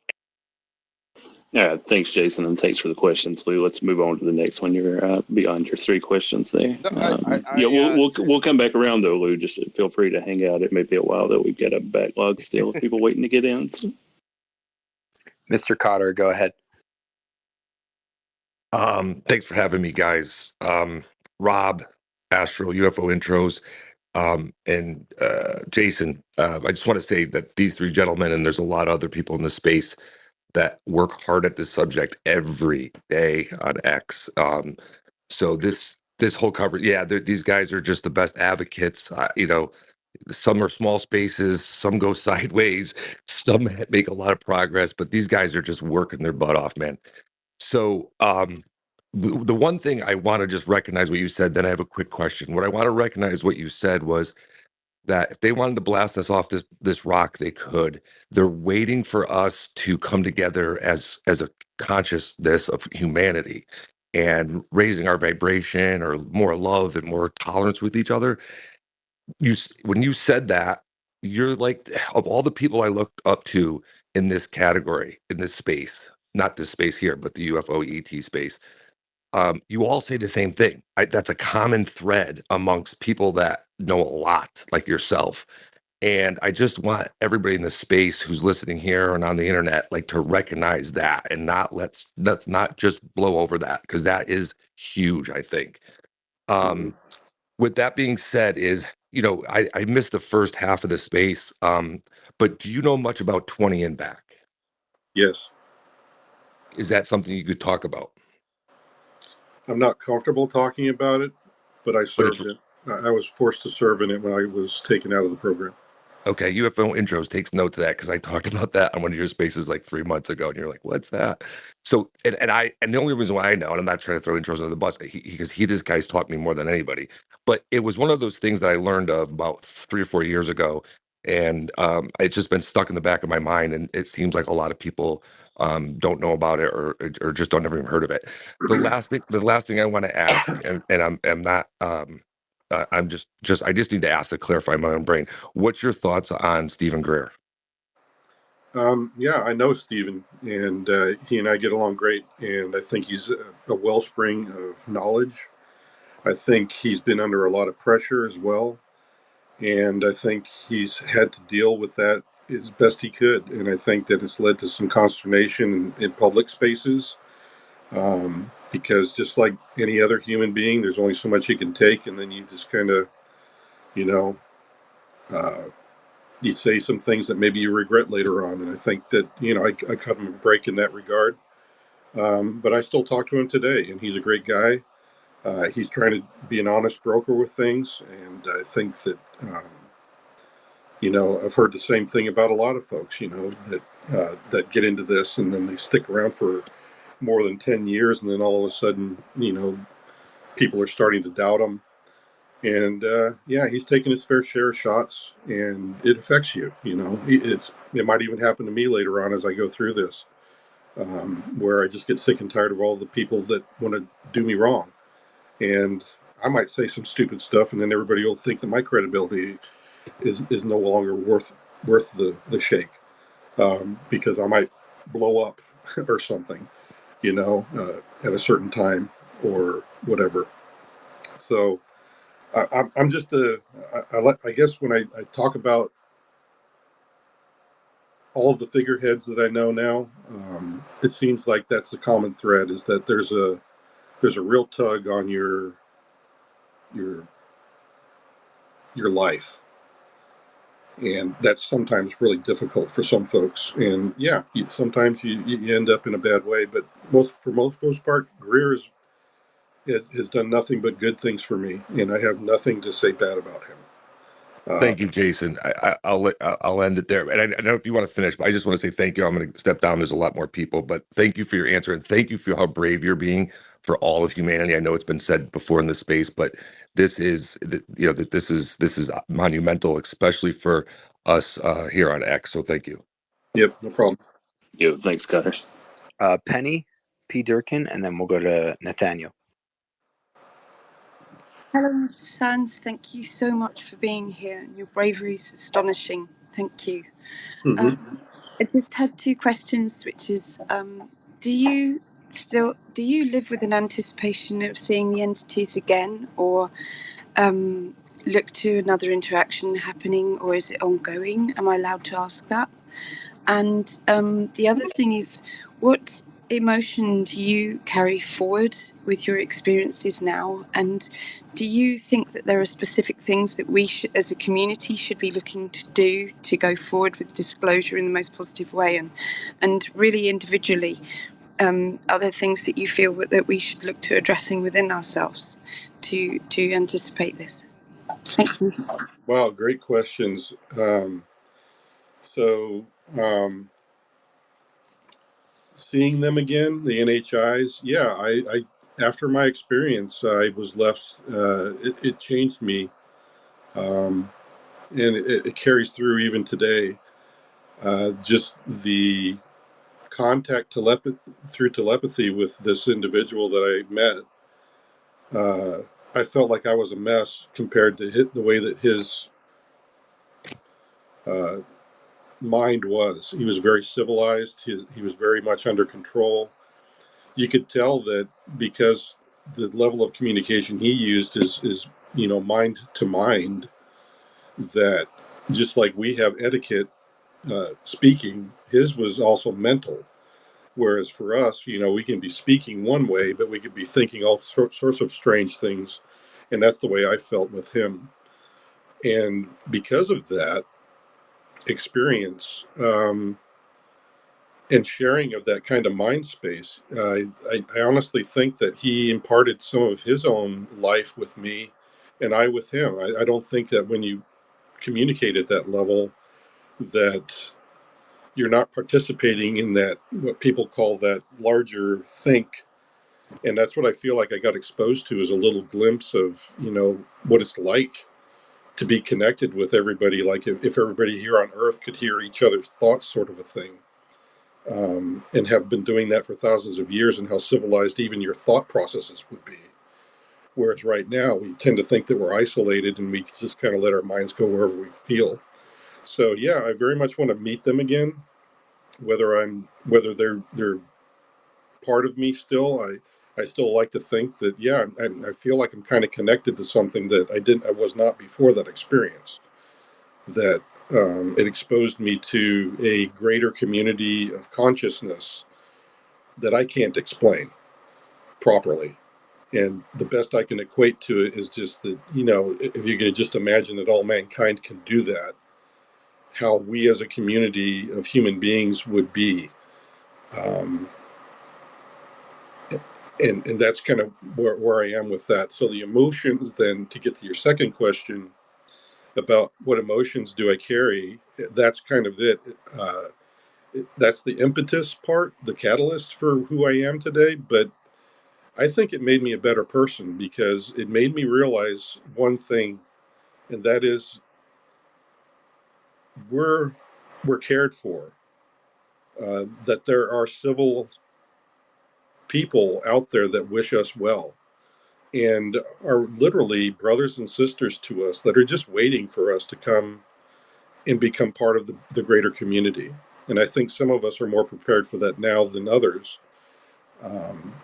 But emotionally, it's made me want to change my life for the better. I feel like I don't want to be that mess of thoughts and emotions anymore. I would like to be the man I'm meant to be. I'm the person that was given certain gifts and skills that I need to utilize. I need to be the best dad. I need to be the best grandpa to my grandsons. I need to be the best worker, the best friend. I want to leave everybody with a smile. Those are the sorts of things that I want to do now that I didn't want to do before that experience. And so emotionally, I'm a different person because of that. And I wake up every day, like I said earlier in the program, I choose whether I want to participate or not. And that's something I realized that I didn't have before was good grief. I just want to be a better person, really, is what it left me with, because I just felt like I was lacking. It's kind of like having one of those life revelations, where it changes you for the better. That's what I feel like it did. And then for your last one, what can we do as a community for disclosure? We kind of discussed that earlier. I think we can do better just to get the story straight. And hopefully other whistleblowers will come forward that are going to help give context to this subject, because it needs to be better handled, I think, in a lot of ways. There's been a lot of people that have said some things that I don't agree with and I think are a bit crazy. So we have to be careful of that. And that's up to every talk show host. That's up to everybody who does a podcast to, just control the narrative and know when somebody's being a jerk, and just has nothing good to say. It's kind of like, oh yeah, Jay's just going off, and that's all they have to say. They don't have anything meaningful to say. They just want to talk bad about me. It's kind of like, well, gee, thanks, guy. You really helped everybody out with that one. We have to get rid of people like that out of the groups. So that's what we have to do. Thank you so much for answering my questions. It's so appreciated, and thank you so much for being here. And thank you to the people hosting this space. It's amazing. Thank you. Yeah, I'd like to say thank you for the people in the group as well. That's the only reason I'm talking tonight, is because of the way the conversation is going. Thank you, Jason and Penny. Nathaniel, go ahead. Oh, thank you. And thank you for your time in answering questions. I'll be brief. I have 3 questions. And I wonder if you could confirm or if you've heard of Michael Herrera's story. Refresh my memory. I've had so many things that Of course, I'm sorry. I was trying to, he was on the Sean Ryan podcast and said that he witnessed a human-led, UFO-powered human abduction in Africa or Asia. It was Southeast Asia, yeah. And I think Arrow actually indirectly kind of confirmed his report as well, by the way, in their report last month. I would say that I'm not familiar with that. I'd have to read up on it, but so Arrow actually confirmed? Yeah, he was a Marine and he encountered, I won't use time here for that story, but Michael Herrera, and perhaps someone would send it to you, or I would if you would like to take a look. It's powerful if true. I wondered then what you might make of the government or the private side of this, the corporate structures, and if you take Stephen Greer's line of analysis, a cabal, if you will, that's breakaway and above national powers and constitutional interest, etc. I would say that, yeah, that's a danger, and that's one of my concerns that I think Congress needs to get a hold of. I do know that private industry is connected through patents that do come out that are secretly brought out into the light. And I think that's also a funding source for the program, is that a portion of whatever patents are brought out into private sector, sometimes that some of part of that is fed back in to sustain the program as well. So that's what I would say about the private industry. But I also believe that I've heard from folks that, is that really?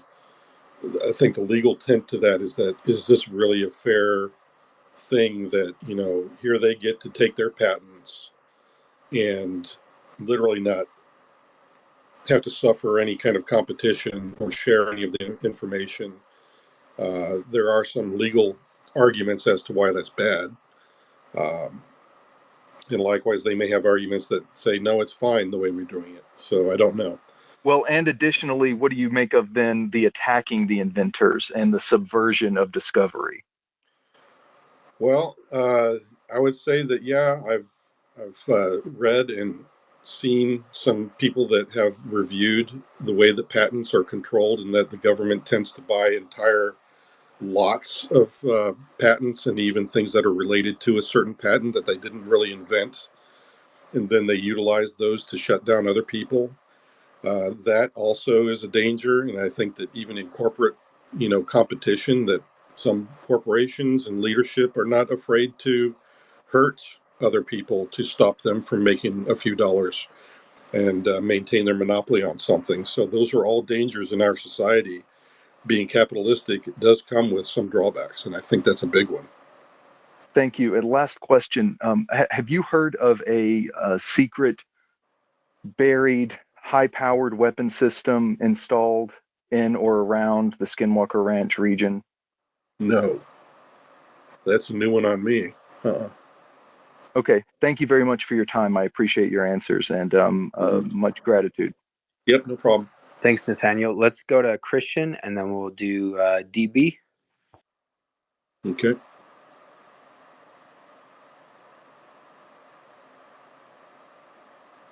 You there, Christian?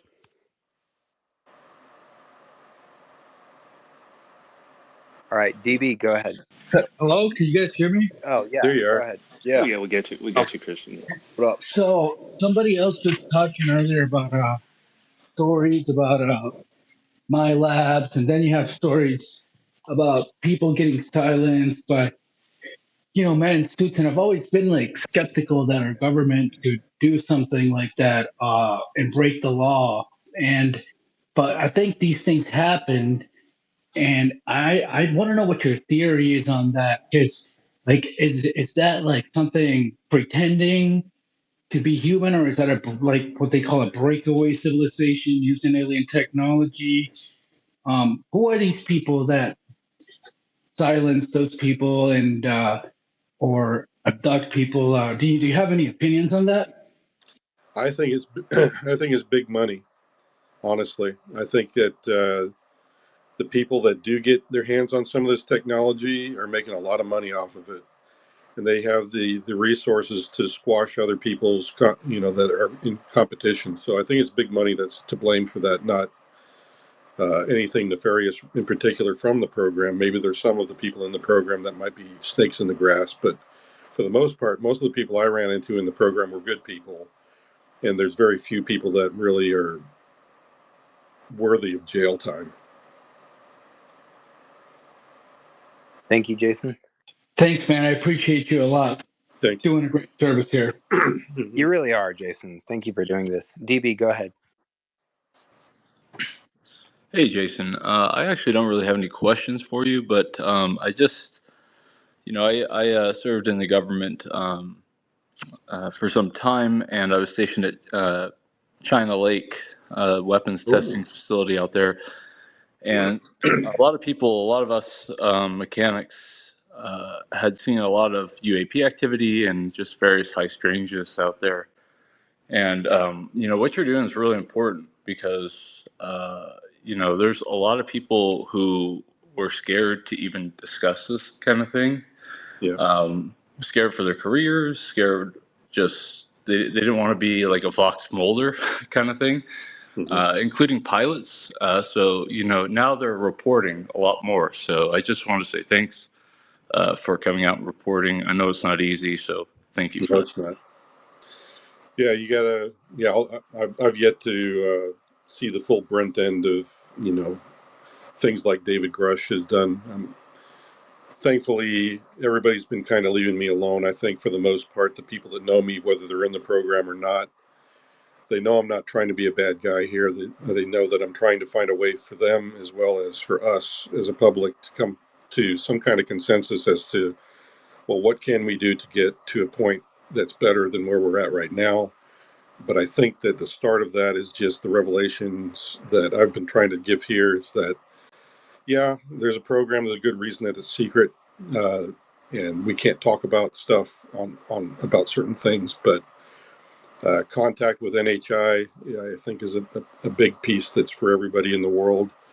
And I think that's something that everybody can come clean on and just get that done with. And I think that'll clear the air quite a bit. So that's what I'm hoping for.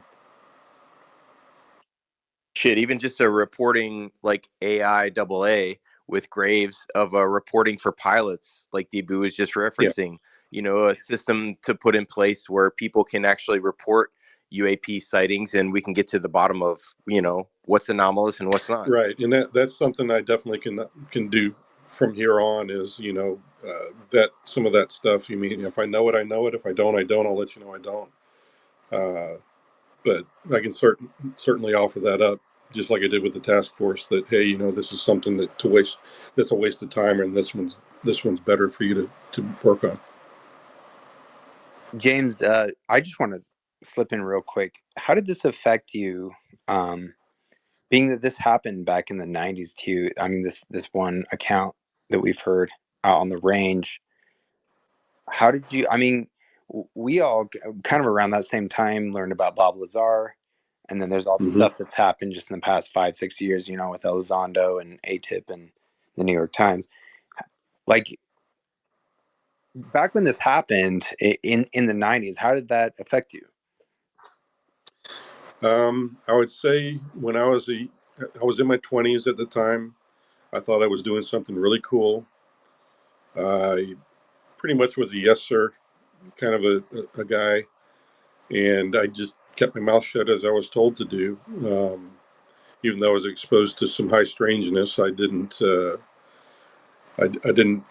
do anything but what I was ordered to do, and that's who I was. So early on, I guess you could say that I was just a regular military guy, just doing a really cool job, and I just did what my boss told me to do. And then later on in life, I got a bit wiser and thought things through, and I just started piecing things together that I hadn't before because I was a bit, I guess, in shock as a 20-year-old with some of this stuff. And it does take a while to absorb, and parse some of the things that I'd been exposed to.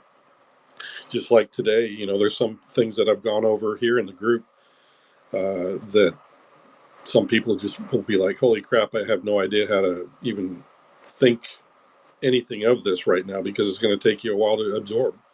So in your mind, you kind of put a barrier between what you performed and what you experienced on duty. Yeah. As opposed to like, this didn't really affect you in your personal life until later. Yeah. Not even my wife and kids knew that I had this going on. Because literally, I did my telecommunications monitoring and security assessments in classified realms, but it was more open, and that they knew of.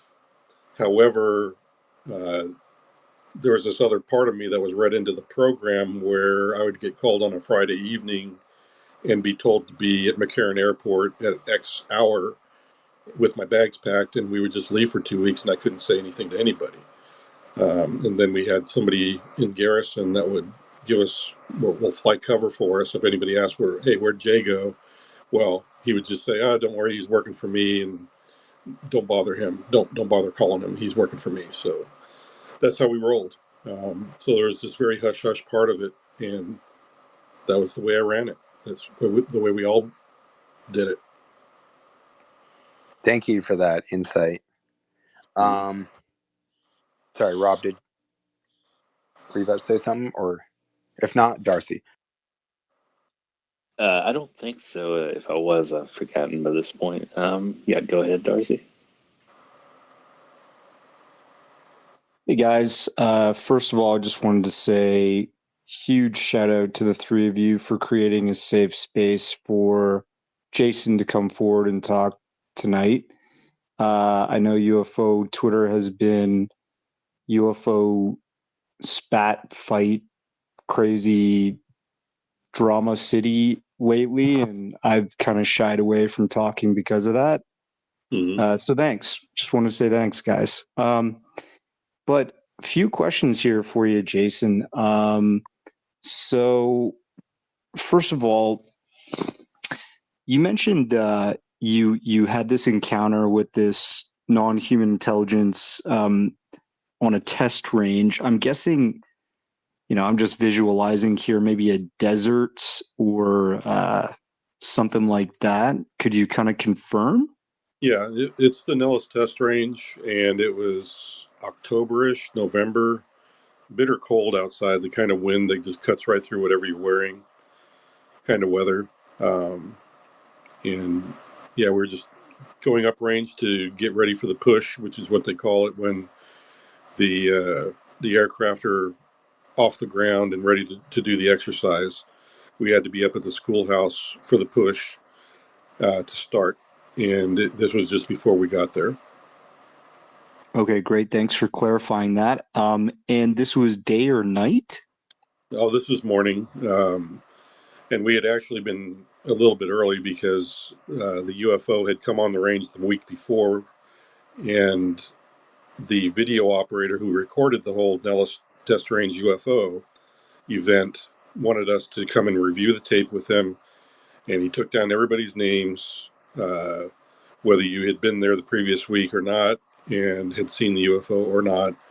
So he had a list of people, and he also showed us all the video. So it's exactly as you see. It's online today. You can look it up, Nellis Test Range UFO. That's exactly what was landed 50 yards off the roadway when I was on the range and had my encounter. Wow. Okay, now to a few other things that you mentioned, I just wanted a bit of clarification on.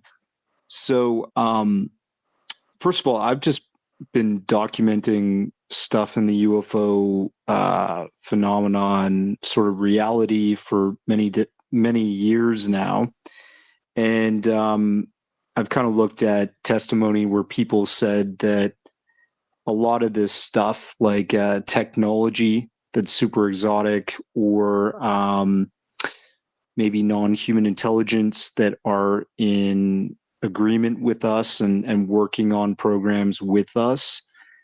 Some of this stuff has been taking place in underground facilities or underground bases. And one of my most recent pieces, I kind of looked at ocean-based phenomenon and structures and the sort of reality of things taking place or having an origin in our oceans. Can you speak to that at all? Did you come across any information that there would be bases like underground on land or in an ocean-based sort of location?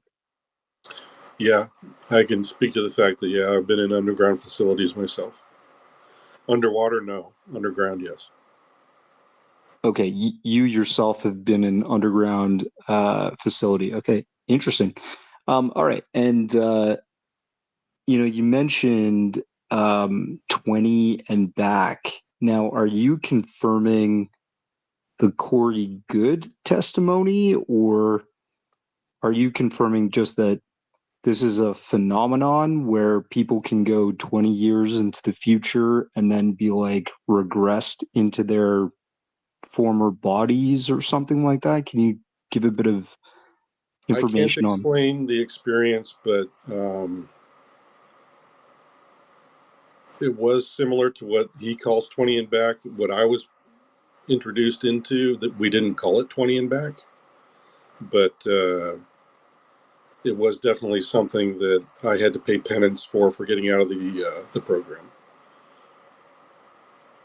Okay, interesting. I'm not quite sure how to wrap that around my head, but well, I don't either, to tell you the truth. It was a very strange experience. I'm not quite comfortable talking about the whole thing in detail at this point because it was so horrible in many ways, but maybe sometime in the future I'll be able to come to grips with it and be able to talk about it. Okay, much respect. I want you to be comfortable here. This next question, just regarding people that are speaking in the community, they're kind of leading people, I guess, the community astray. And I'm not saying you're trying to like advocate for their cancellation, but what's could you mention names or just stories that might be leading the community or the truth of this phenomenon in the wrong direction? Yeah, I agree. There are some people that are doing that, and that's why I felt like speaking up tonight, is that the conversation was good. It seemed it was intellectual enough and logical enough, and I wanted to engage because I've gone through all the legal wickets to go public. I've been working on that for about a year and a half, like I was telling people earlier, and I felt like I wanted to engage because I was kind of listening to you guys and thinking, I can add some context to this, and that's really what I feel like I need to be doing at this point, because all you guys deserve to know what I know is the truth, and at least have a chance to understand it. If you don't want to believe me, fine. I'm good with that too. I've dealt with that many times. So that's all I'm here for, is just to try to get to that point. So honestly, trusting somebody is a personal choice. I mean, you got to look at my motivations. You got to look at the fact that I've been through Congress. They vetted me. I've been through Arrow. They vetted me. I've been through the ICIG. They vetted me. They know my credentials. They know I'm who I am. They know that I told the truth about where I've been and what I've seen. So anybody that's listening tonight, you should know that I have been through the wickets. I have gone through every legal means that I know how.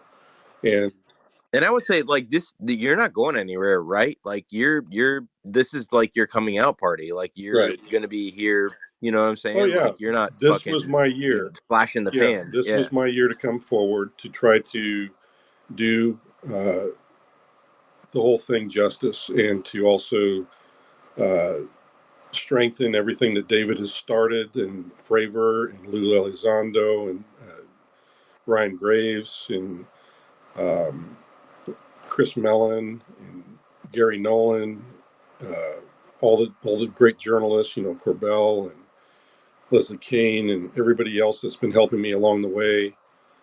It's quite an ordeal I've been through already, but it's been also filled with a lot of great people, and all of them, as well as you guys, should know that we're trying to get to the truth. And I have nothing to gain by doing what I'm doing tonight, other than to tell the truth.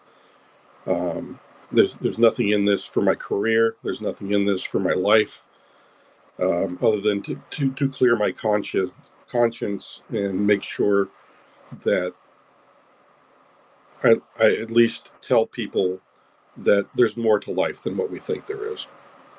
Sounds like a patriot to me. honestly. Thank you so much, Well, Jason. For real, like this honestly, is awesome. well, thanks for saying so, but you're right. I am a military guy.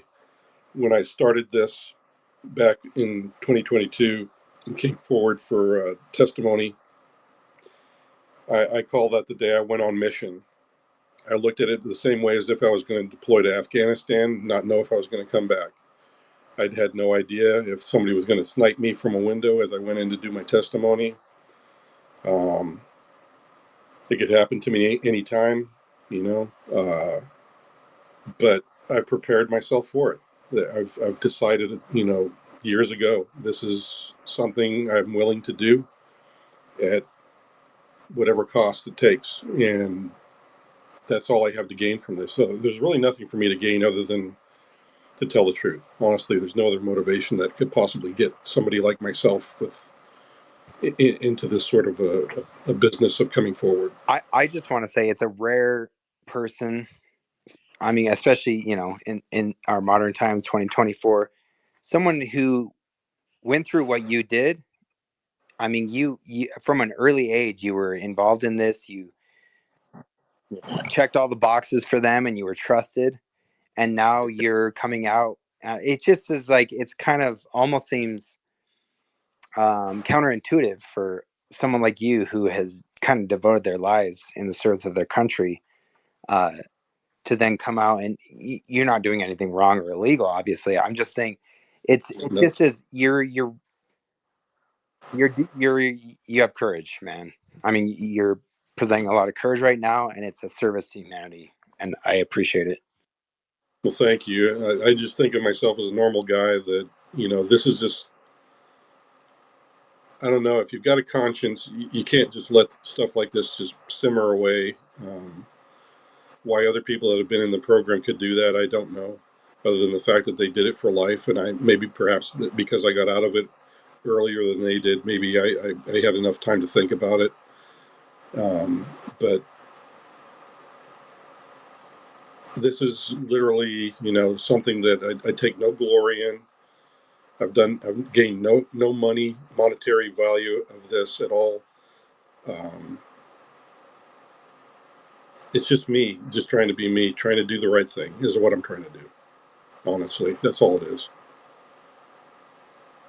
It's no small feat, honestly, and I hope others follow in your example, for real. Hollow Cipher, do you have a quick question for James? Not usually, but yeah, thanks for allowing me up here. I actually have a fairly complex and well-involved question, but I also wanted to do some system accounting because you didn't record this, so there was something he's covered just a little bit before about a site in Texas, and then another. I'm assuming we were talking about historical sites that were crash recovery. Did I hear that right? And I'm just going to add this to my addendum of ongoing archaeological crash recovery sites, starting with So Hollow Grush. Cipher, you got 60 seconds to ask James a question. Okay, Go for it. good. Okay, so you got Grush with the Magenta site in 1933. Doty mentions two, one in the French Mediterranean, another one in Indonesia.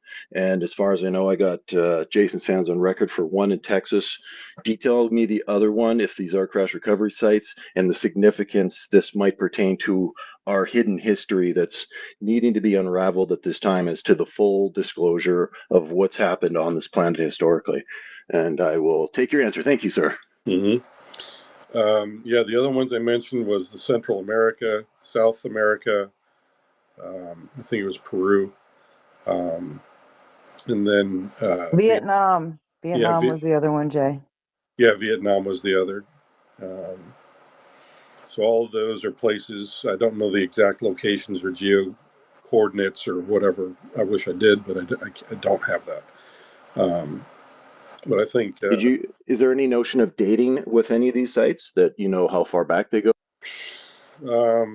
nah, not off the top of my head. I'd really have to think about it. I think. And any exposure to any of the other ancient sites that were co-facilitated by any of the mill labs, like such as the Antarctic base or anything like that? Those are outside of my program experience, but yes, I've read up on them, and yeah, some of it I believe, some of it I don't. like the Nazis being down there. I don't think so. I think it's something else.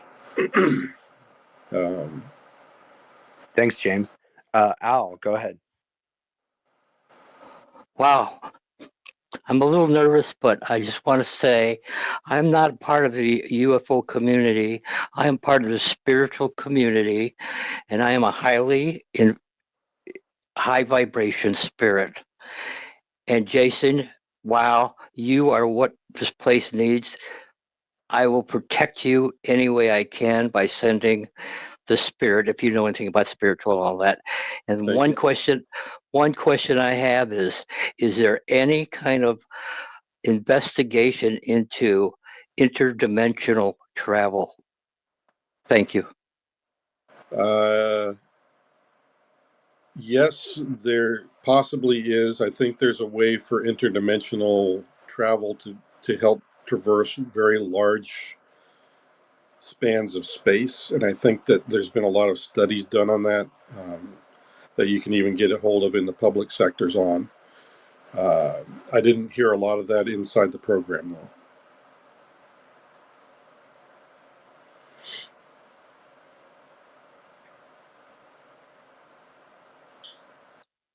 Thank you, Jason.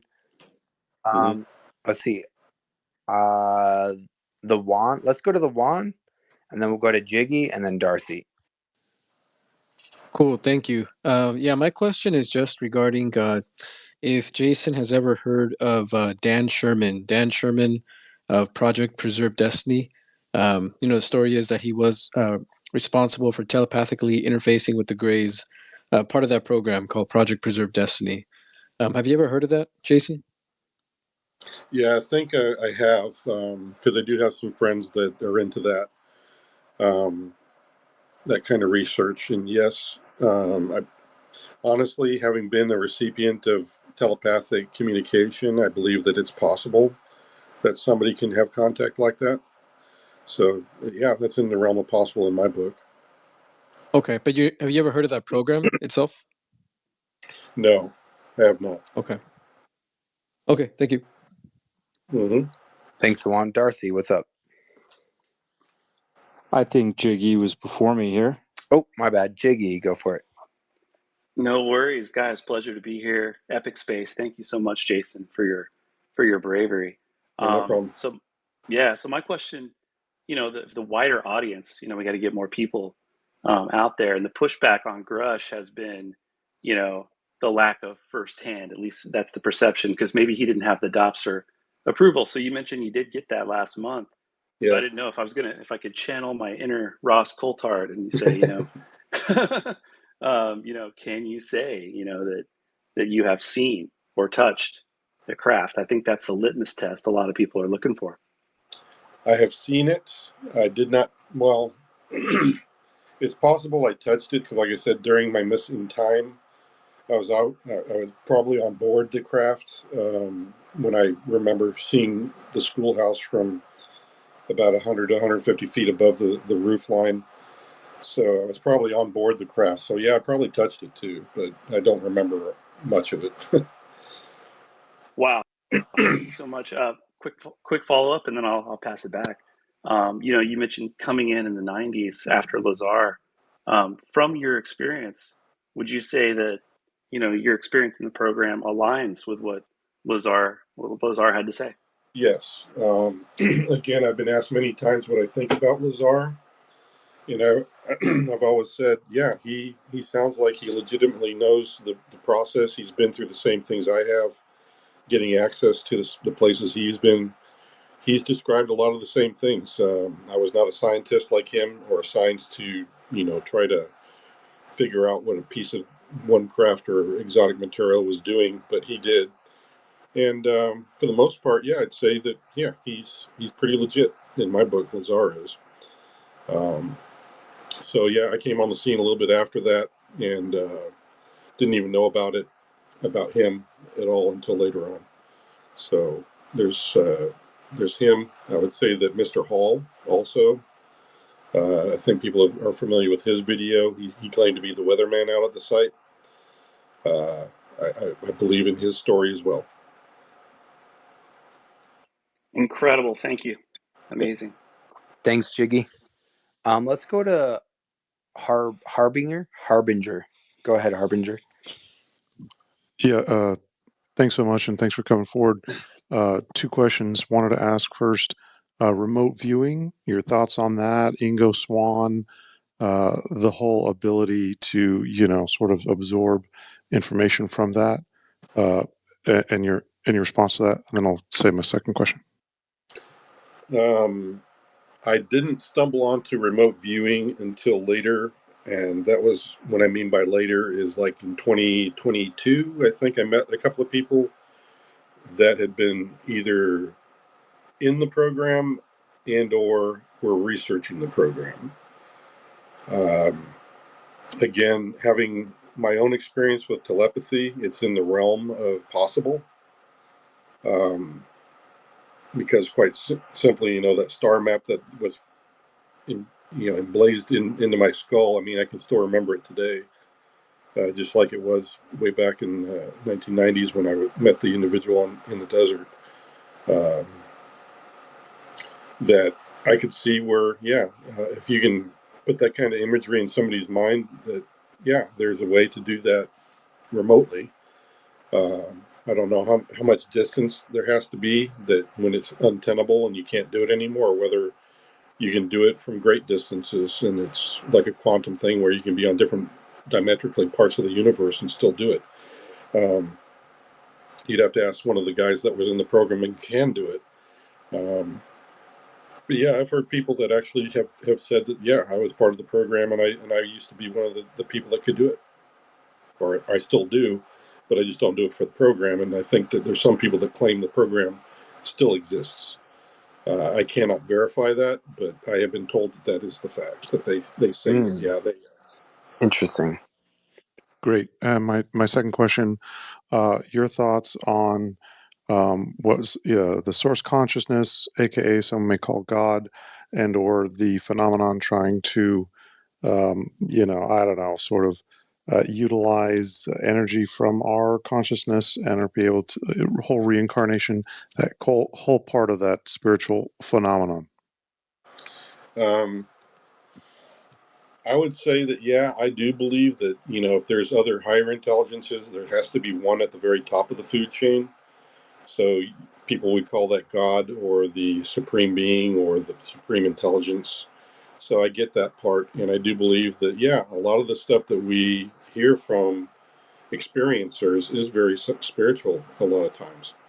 As a matter of fact, some of them have been just that, very spiritual. I mean, I've heard of some encounters ending up with people crying about it because they were so emotionally involved with it and the message that was given. So, there is a very strong case for the spiritual side of all of this, and that, there is a supreme being out there that it may have been the originating consciousness of our universe and reality. Now, the trading of energy, that one, I'm not an expert in. I'll tell you that right off the bat. But from what I understand about science is that there's literally everything has some sort of electrical charge or energy or something going on. I mean, even our own brains work off of electrical charges in our nervous systems. So even our own bodies are like that. And scientists are starting to say that there's like a symbiotic relationship even amongst the trees. That they're all interconnected and have sensory perception as well, where they can actually see colors and things like this, along with some of the studies going on with dolphins, whales, what have you. So there's a lot of different things that I've heard of, but I'm not an expert in. And I would agree that there's a possibility that energy is a big part of it, and we express it a certain way, and everything else that has life probably does as well.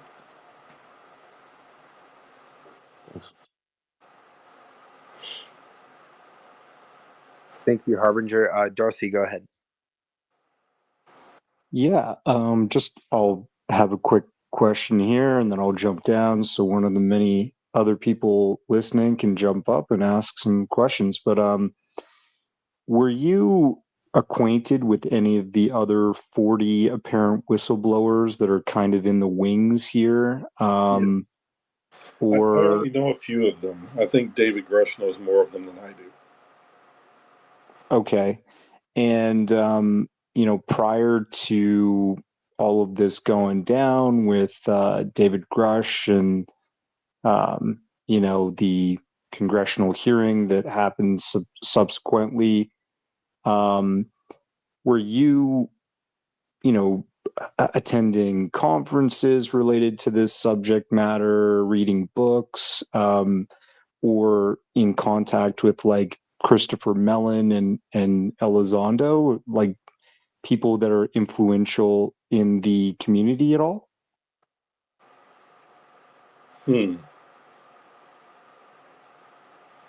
Well, yes. Well, of course, Lou is very influential, and a lot of the people I know are very influential, more so than I ever have been or probably will be.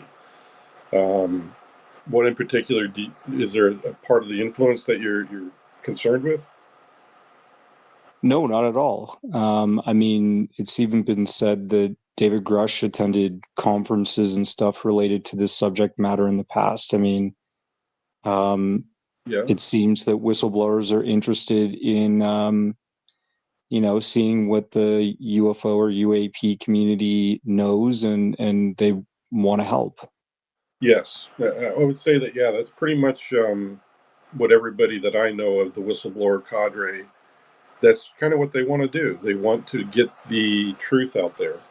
That's really what this has always been about. So it's one thing to run the program for national security reasons. It's quite another to keep from all of mankind that we're not alone.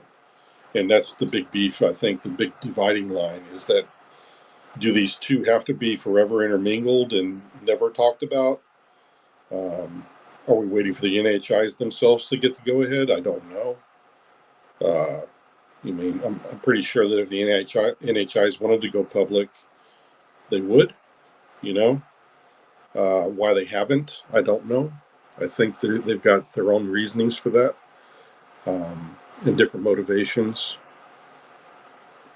Okay, with regards to the national security side of things, do you think that these energy systems or the exotic technology related to these NHIs would be seen as a threat to national security?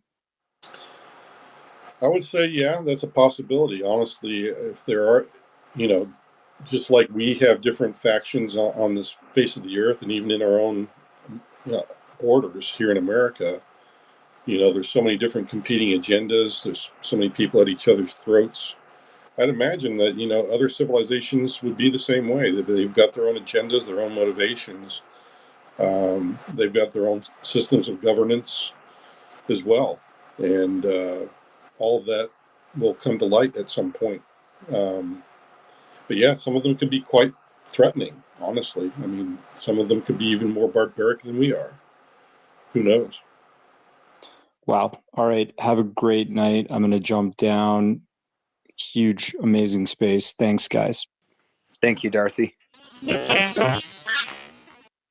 We are going to give preference to new speakers. So, Sarah, why don't you go ahead?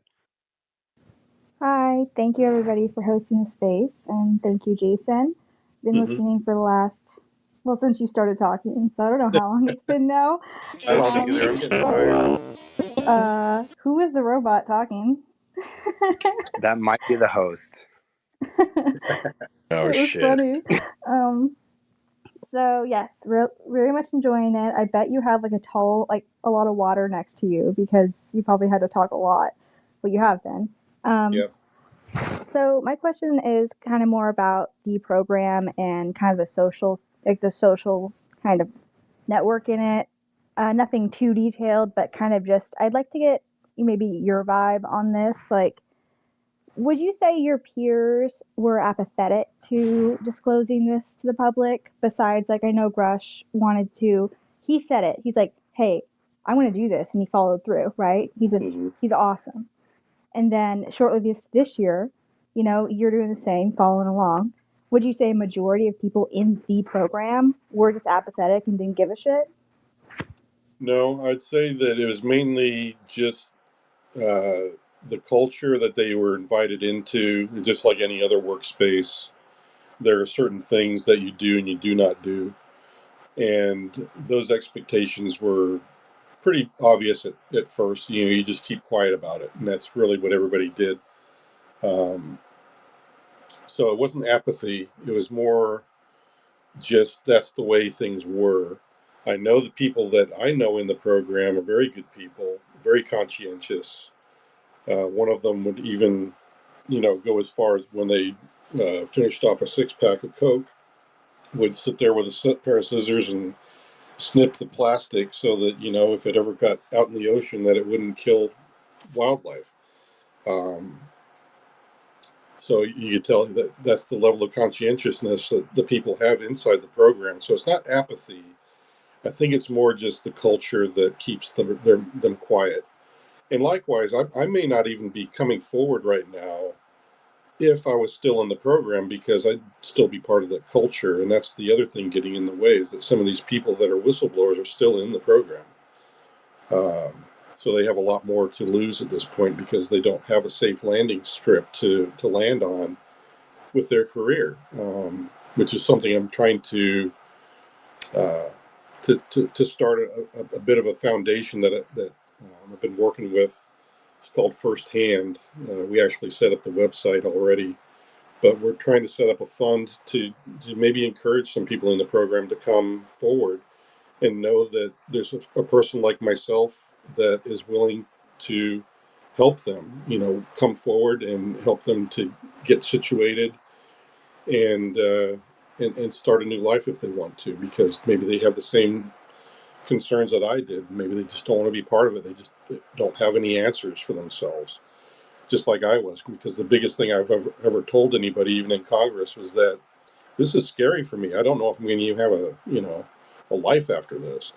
So, Well, and I mean, I'm assuming here, but it sounds like you're later in your career, and that firsthand project you're setting up, honestly, is so laudable for like making progress on this issue. Do you have a URL for that? You said you set up a website for firsthand. yeah, it's kind of, it's not like a GoFundMe, but it's more like I can't remember what Bill told me it was about, but it's one where you can still contribute to it, and it would be used to help people like myself to come forward. But yeah, I can share that out to the group. Let me see if I can dig it out while we're talking. But Yeah, we got a lot of people here. We might as well give it some air. But okay, if you want to do that later, you can. yeah, but apathy, I don't think that's the word I would use for it. I think it's more just culture and being told Okay. what to do. Yeah, it's just sometimes when you think of that stereotypical like, oh, super secret program, you just think of a bunch of like kind of like, you know what I mean, apathetic, just like in a line, kind of towing status quos. But no, Yeah. you gave me a much better picture of that. And I guess the only other thing I was curious about within the social kind of structure of the program was, would anyone new to the program have to go like absorb and kind of go through an inoculation process of like, holy crap, this is actually real? Like what? Like were people like that coming in? No, it was kind of cute the way that it happened, actually, now that I think about it. But the first day I was on the airplane, my friend kind of nudged me and just was like, hey, watch this, as they disembark from the airplane. And it was the most orderly and civilized debarking of the airplane that I'd ever seen. Everybody was waiting on each other.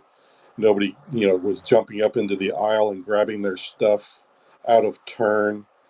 And he said, "This is why we're different in this program."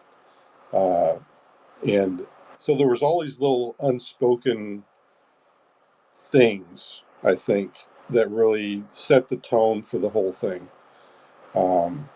But nobody was really told everything right out the gate. It's like they never told me what I'd be exposed to. All I was told is I was going to do some security assessments for the program. And I learned all the rest just by being on the missions. And the same thing's to be said about a lot of the scientists that I heard discussing what they were doing. Is that, yeah, sometimes they had nobody to talk to, and they were just left to kind of figure it out on their own, just like I was. Thank you, Jason. We're going to go to Screen next, and then Rich. Awesome. I appreciate it, y'all. And I apologize if this has already been asked. I've been trying to listen to the whole thing throughout the night, but it's been a lot. And please don't take this the wrong way either, because I've had my own experience that I'm not taking this off the table for it as well. But you mentioned that you tried to ask the other guys in the convoy or whatever, and they kind of ghosted you. Is there anything tangible from this stuff where like, how do we know this wasn't a conscious experience or something that happened in your head? Especially when you say the information is coming from like other people, you had to figure it out. Were you ever directly briefed on anything like that, or is there anything tangible from this? Thanks. Tangible, yeah, there were plenty of people, even from the week before, that had seen that UFO before I encountered it while it was landed. So there's a butt ton of people that were already on that list. And the video itself is there for everybody to see. So yeah, there's tangible stuff there. I also know that the list itself of all the people's names that saw all that, that's floating around out there somewhere, whether it's in the media's hands or whether it's still on the range. I don't know, but somebody created that list and it's probably hanging out somewhere. Whoever finds it's going to have a gold mine because it has everybody's names on that. But tangible as to my experience in there, like I said, I've been fully vetted by everybody in the land, honestly, already. Congress, ICIG, Aero, they've all verified my background. So tangibly, you can tell you're talking to a guy that's probably had more scrutiny than most as to who I am.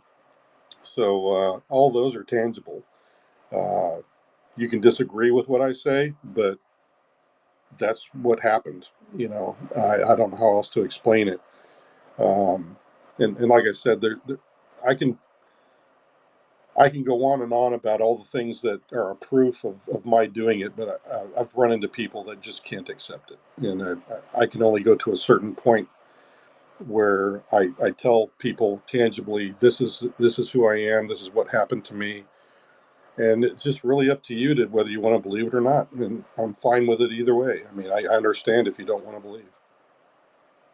No, it's not that I don't believe it. I perfectly believe that you had an experience, and those things would be tangible of you having an experience, right? I mean more along the lines of, did you have anything like to remember the alien by, or were any marks on you, things like that? Yeah, there's an ongoing joke with me and James Fox, who's doing the film right now, with my experience. But yeah, there's I think I'll mention that after the film is out. But yeah, I exchanged a piece of my Aperol with the guy that I was talking to. So, and yeah, I was pretty cold for the rest of the day because I gave him my inner lining of my jacket because I thought he was freezing to death, honestly. And so I handed it to him. So okay, did he give you anything in return, or you just gave it to him? No, I just gave it to him. I mean, I suppose just the fact that my liner was missing after that that time I was up range.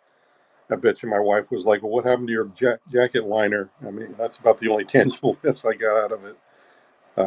And okay, cool. I appreciate that.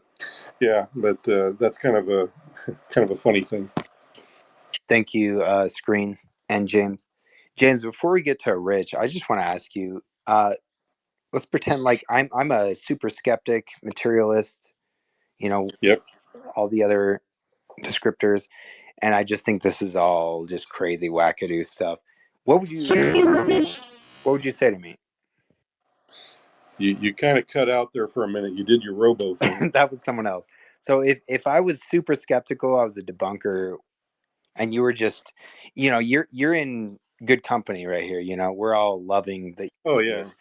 But if it was someone else, and I thought this was all just bullshit, some government psyop or something else, like, what would you say to someone like that? Quite frankly, I would just say, okay, well, you're welcome to your opinion, but you're talking to a guy that actually has talked to some very high-ranking individuals in the land, and none of them have thought that I was full of crap. Anybody who meets me, honestly, has said the same thing, that I'm very genuine. I'm just a normal guy that seems to have, been through some very strange stuff, and honestly, that's who I feel I am. I can't be more genuine than I already am, and if that's not good enough, I just don't know what to tell you, honestly. Because, like I said, there's going to be people that I know, even if I walked out of some facility with an alien in tow or UAP on my back, there's still going to be people that sit there and go, "Oh, you made this up," and you just can't help that. And so that's all I have to say about it, is that Right. I've done everything I can to verify who I am. If that's not good enough, then that's on you. I'm sorry. I don't know who else you can verify it with. Right. If because these people that verified me are in the databases that nobody else is privy to, except unless you're read in, and they already know who I am from those databases. And I don't know how much more real I can get. Okay. So, and again, this sounds like a gotcha, but it's not. But you're basically, your argument is an appeal to authority, and that's, in my mind, that has merit. But whether it's when when James Fox's documentary comes out, or whenever, like, these credentials you're listing will eventually be publicly known, right? Yeah, I guess so. If it ever comes to it, I don't know how much they can share because the databases themselves are classified.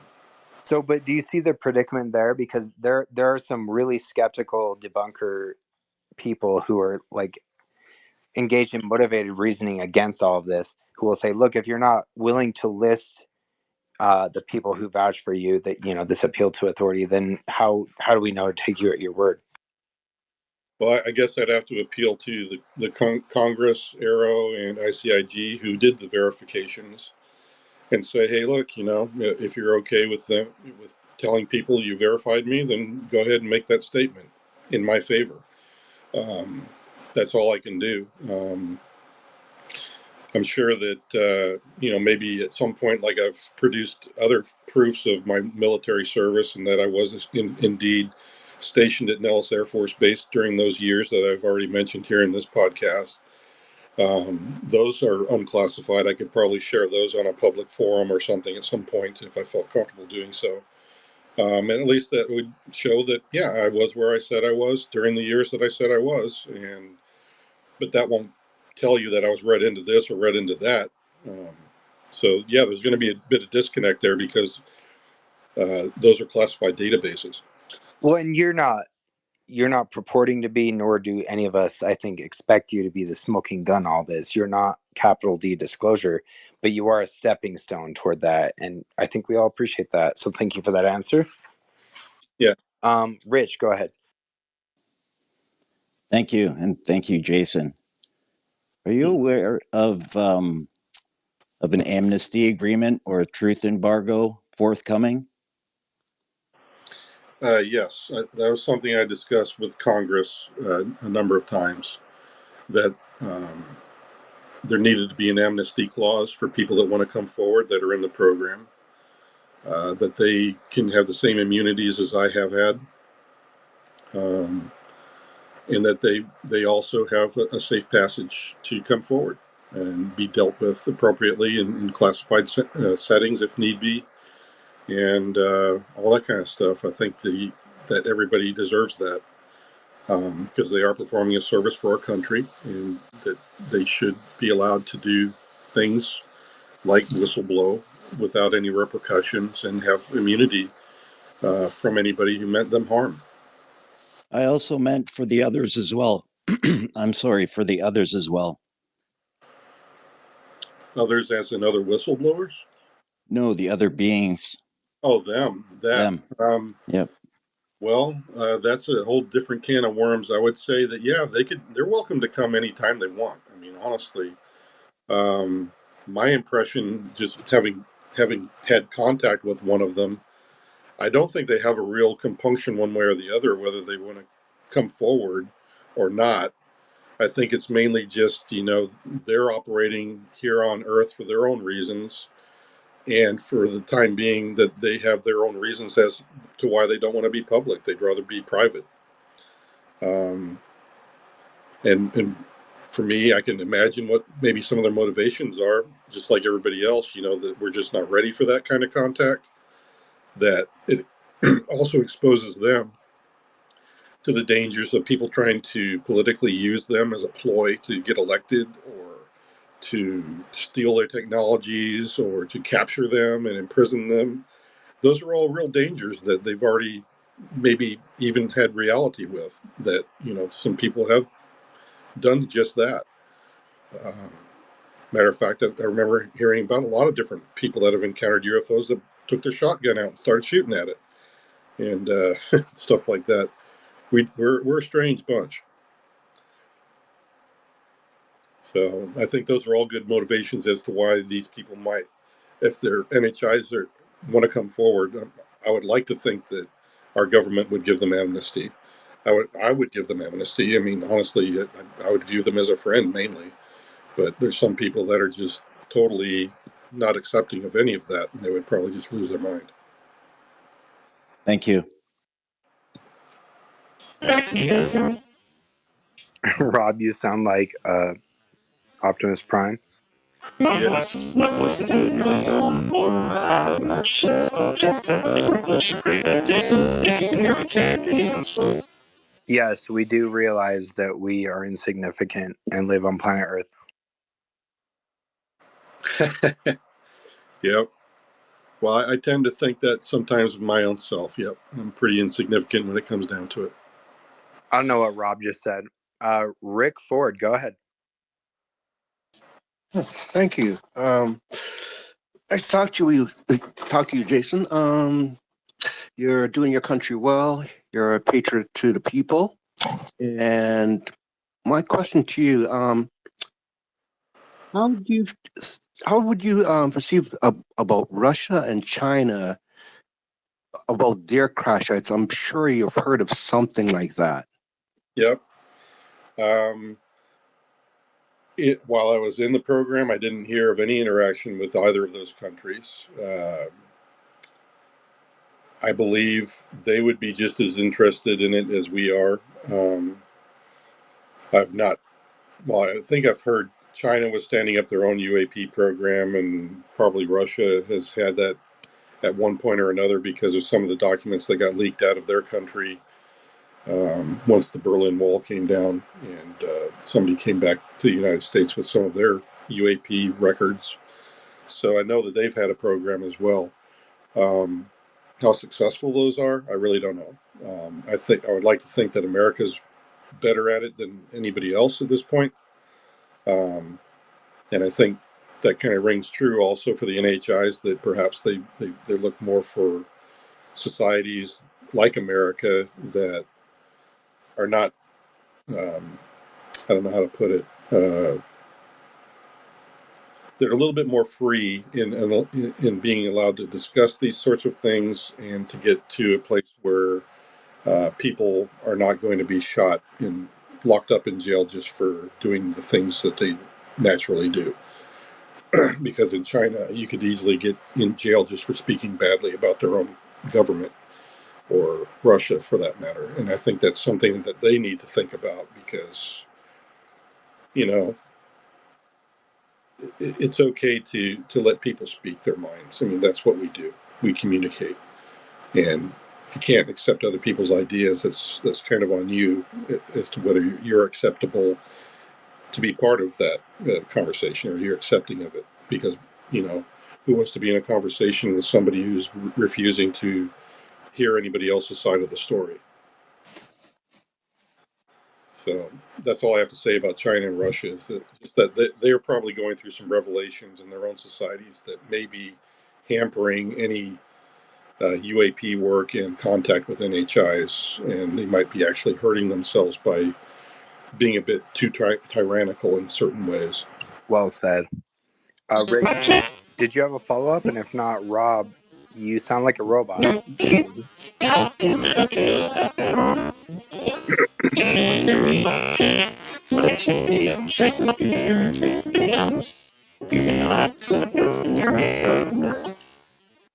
Okay, Jason, is that the CIA right there, or is that something else? I don't know what that is. That's Rob being Optimus Prime. I couldn't understand anything he said. Is anybody in the same room with him that can understand him? He's hosting this room. I can't understand anything he's saying. Private message him, Kimbo. Yeah, do Okay. something like that. JJS. Because I'd love to answer him. Ulrich, why don't you go ahead? Hey, you guys, Rob, Astro UFO Intros is awesome. You're hosting the space. Jason Sands, thanks so much for speaking to us, man. Okay.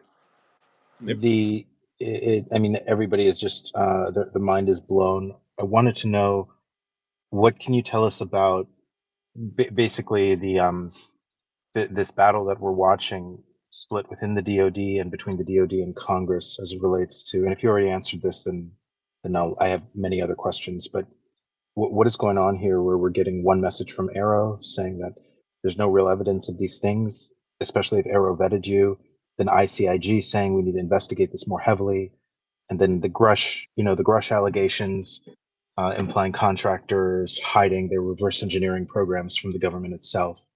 What is actually happening here in the government? Okay. Well, first, let me make the announcement. I did send Rob, I sent you a direct message with that firsthand website that I'm trying to get started for other whistleblowers to come forward, as well as just to inform the public. I think that's the other charter we're trying to get started. Yeah, So, Rob, I'm sure we'll share that soon, okay. especially if it's that secondhand stuff, because that's so important. He did want me to tell you to check your DMs, Jason, but you can get to that maybe in a minute. How do I do that? Well, anyway, I'll do that here in a second. Let me answer this question first. So DoD and Congress, number one, I would say that, as I was saying earlier, they have all of the testimonies at their disposal. They have literally all of the information that we could possibly hand them as whistleblowers. I think also that cadre of whistleblowers is the largest and most credible that our nation has ever seen in Congress to date. All at one time having very similar concerns about this program. Now, the messaging between DoD and Congress, I think you can expect that DoD, certain parts of it are going to only be involved in that program.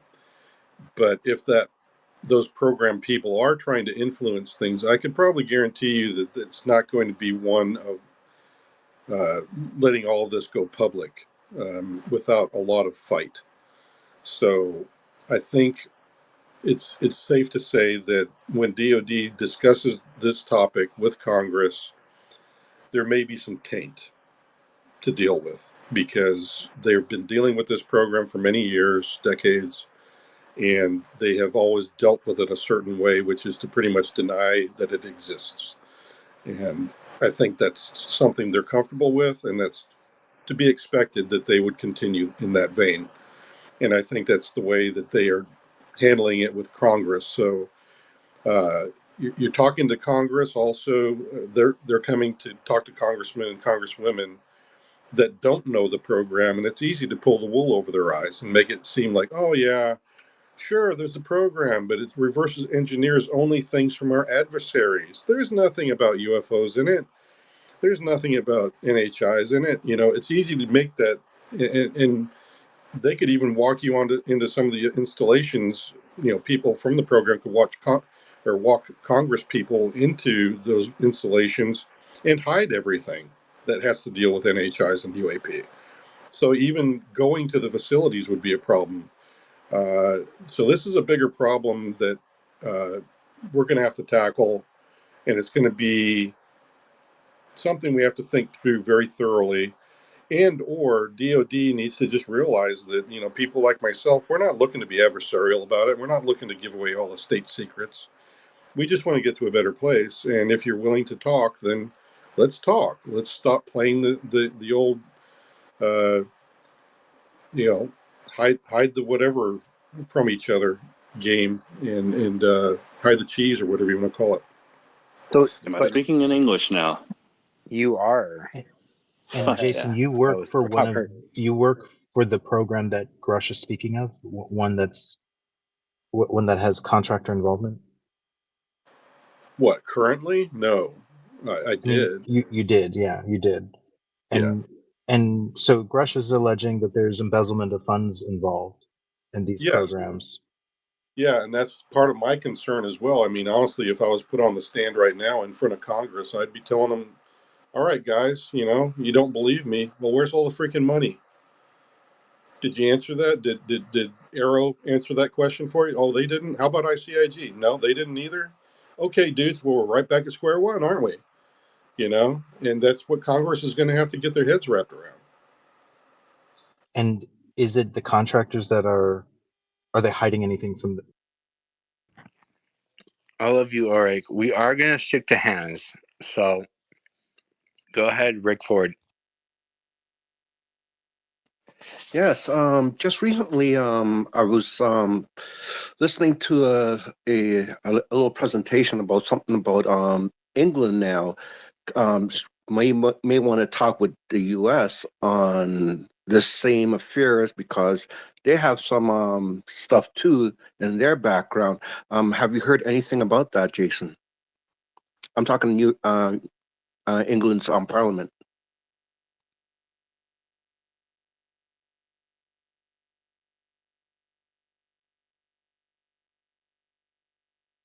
Jason? Yes, I would like to talk to the UK and Australia and everybody about this. All of our allies, you know, honestly, we're stronger as we march forward together, because crashes can occur anywhere on Earth, whether they be from an adversarial nation or otherwise. So it's our allies are much stronger in that regard by working together. So yeah, I'd be willing to talk to anybody in Europe that has a government that's willing to tackle this. I'd be willing to talk to the UK, Australia, whoever, just to get them on board and see what we can do together. So I'd say that, yeah, maybe they've got some stuff,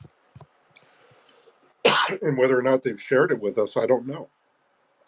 We just haven't developed the program that far, or maybe we have and I'm not aware of it, because maybe that was something that came about after the 1990s when I was in the program. Maybe they've, you know, developed some really good friendships in that regard.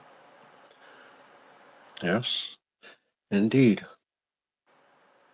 So that would be my response.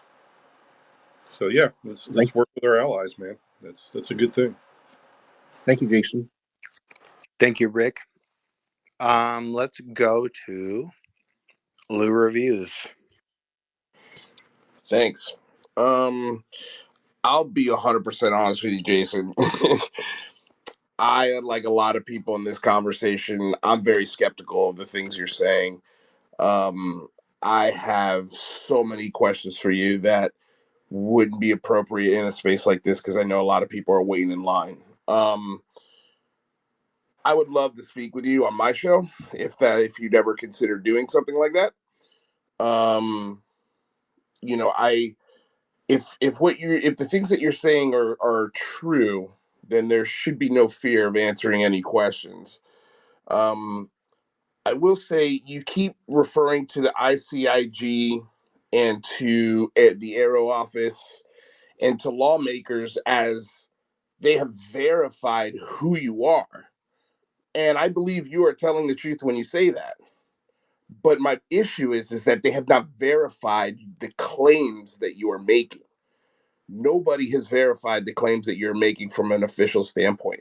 And they could verify those things without revealing classified information or sources and methods. Not one lawmaker, not one person from Aero and not one congressional person at all have come forward and said, yes, we have a whistleblower that has given us information that we believe to be credible, and his name and his identity will be coming out soon. And this idea that we're whistleblowing and the way we're doing it is through a James Fox movie. Like, to me, that's not the way to get this truth out there. If it was genuine, hard data backed truth, I could be wrong on that, but that's what I want to explore with you if you'd be open to that.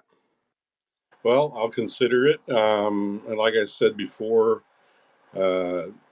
everything I've told them in the classified environment is the stuff that honestly I feel they did a disservice with, because if they had gone to the places and even taken me with them, they would bona fidely know everything that I have been telling you is the truth. Well, then, in that case, if that's the case, Jason, I just don't understand why you don't tell everyone right now where those places are. If you're not getting the help you think you deserve, and that's been mandated by Congress, and that was written by Christopher Mellon and the people that you trust, I don't understand. Like, a James Fox movie is not going to help bring that truth forward. No, it's not, and I agree. There's another part to this that's very legal, and it has to be done through the proper channels. And right now, those locations and those people's names are classified. It's just as bad as like giving up a CIA agent's names list. Well, you're able to talk about NHI, right? And Well, yeah, so, was that approved by DOPSR? Because that should be classified, right? It is not. You are confirming the existence of NHI tonight. Yeah, honestly, that's a God-given gift for every man, woman, and child on the face of the earth. Okay, so was that something that was approved by DOPSR, or are you going around the classification protocol to share that with us tonight? No, I did the DOPSR on all of that. Okay, so the DOPSR lets you talk about the existence of non-human intelligence, and that is a fact according to you, but you can't tell us the program that it was involved with? The program name is classified, and the program itself is classified. But not the NHI? Yeah, not the NHI. How does that make sense? I addressed that earlier. If you were in earlier, you would have heard me say, because the NHI are not part of our government. They don't care what our classification is. They don't care what our government says. They don't care what you say about it. They don't play by our rules. They're NHI. All right, Lou tripped over his shoelaces. What's going on, Matt? And then we'll get to Rob and then Jay Just. Some good questions. Jason, thanks a million times over again. If you're tired of hearing it yet, sorry. And it's a shot of adrenaline for everybody here. It's just real encouraging. And dadgummit, Sarah earlier kind of preempted where my question was going, but not quite. So I was going to ask not so much about the culture and maybe, as she put it, the social context of the Fight Club, let's say, to use your metaphor from earlier, when I first broached the topic with you of the insiders and where is everybody, is I think the way I framed it earlier in the space. But I want to know more about the psychology of them so that we can better understand what is it going to take to get them where you are, because that's, for me, that's one of my favorite parts of the space so far. Just like, it's like representative of our collective potential to choose and forge our own path forward, as you've kind of alluded to throughout this, and that is that your kind of evolution and waking up, perhaps spearheaded by your contact event on the range, and then it's like, that kind of woke you up and you percolated and processed it for a while, and then the way you talked about yourself, that's just so, and the way it changed you, that was powerful, and that just, again, for me, and I think other people, if they don't know it, that compounds your credibility, infinitely, because, that's where we all need to go collectively. So I want to know, what does it take to get those other Fight Club members? What do they need to experience? So that's the first part of my question. If you could say anything more about perhaps not just the culture, perhaps their psychology, like why are so many of them stuck where you were? Is it because they didn't have that experience like you did, or similar experience?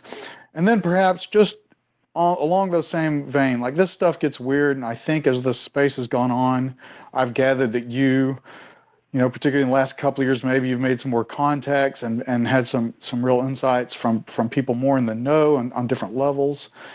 And it's like I'm wondering, you know, this stuff gets weird, and just I'll give you one little tidbit that I think, you know, for me is a compelling part of puzzle piece that I think is part of the story. I'm just curious if you could reflect on it. It kind of plays into maybe not the ancillary people, maybe for some of the true secret keepers, maybe what motivates them in the ways they are to keep quiet over the decades. And I'll give you one little tidbit. Melinda Leslie, I don't know if you're familiar with her. She's, you know, I think we could all say collectively, most people would establish that she's a legitimate, trustworthy researcher, MyLab's focused, MyLab's experiencer.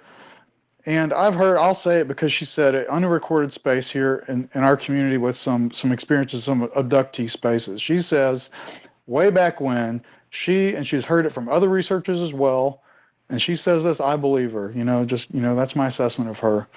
Take it for what you will, that people, true insiders who have some sort of gatekeeping or authority, gatekeeping capacity or authority to really, you know, have some, this is the way she characterized it, they have been threatened with their afterlife.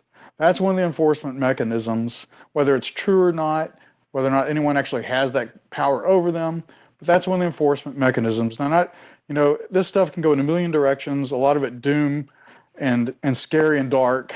But I think that's part of it, or at least part of what we need to contend with, and part of the story, again, part of the puzzle pieces. So I just wondered if that is also plays into why this secrecy has been so ironclad from the people who have not found the way, whether low level or high level, deep layers of the onion, anywhere in between. Why they have not had this transformation that you have had that's led them to say, you know what, my conscience compels me. I'm going to find a way to bring this stuff out. Again, back to what I said at the beginning of the space, like, where is everybody? I just wonder if you could maybe elaborate a little bit more on that, because I think it'll help me and us go forward with, you know, how do we entice these people? How do we navigate them through? Like with your website you're putting together. That I just love to hear more insight in that. If not to be if you have anything else to offer, I guess that's where my heart and mind is. I want these people to be where you are, and I just want to know more about how we can make that happen collectively. Thank you. That was amazing, Matthew. Go ahead. I was going to say that it hinges a lot on, you know, if you've had your own experience or you have not. I've found that the people that have had experience, and there are a cadre of folks that haven't had experience but are able to believe other people that have had experience. And then there's the other bunch where they're either on the fence or they continue to, you know, just doubt it, and they just can't help themselves from just doubting, no matter what they're presented with. So I'd say that that's one of the things that's missing, is that maybe, you know, experience-wise, it's just that the psychology of it all has to do with that level of belief. And then the gatekeepers, yes, there is a very realistic threat to their careers, if not their, you know, maybe even bodily harm. I doubt bodily harm, but just, you know, not being sure of what they will do to you if you're still in the program and you're doing something that you think is risky. And as I've said, I'm out of the program, been out of it for many years. So it's one of those things where you have got to come to grips with it yourself and believe or not believe. So that's one of the things. Now, if I was to try to get things to a better place psychologically with everybody, is to do what I'm doing right now, and that is to allow people to talk to me. At least you can hear it straight from somebody who's been in the program. That's who I am. I'm not going to lie to you. I've been a man of integrity all my life, had my clearance from day one, and it's continued on till now.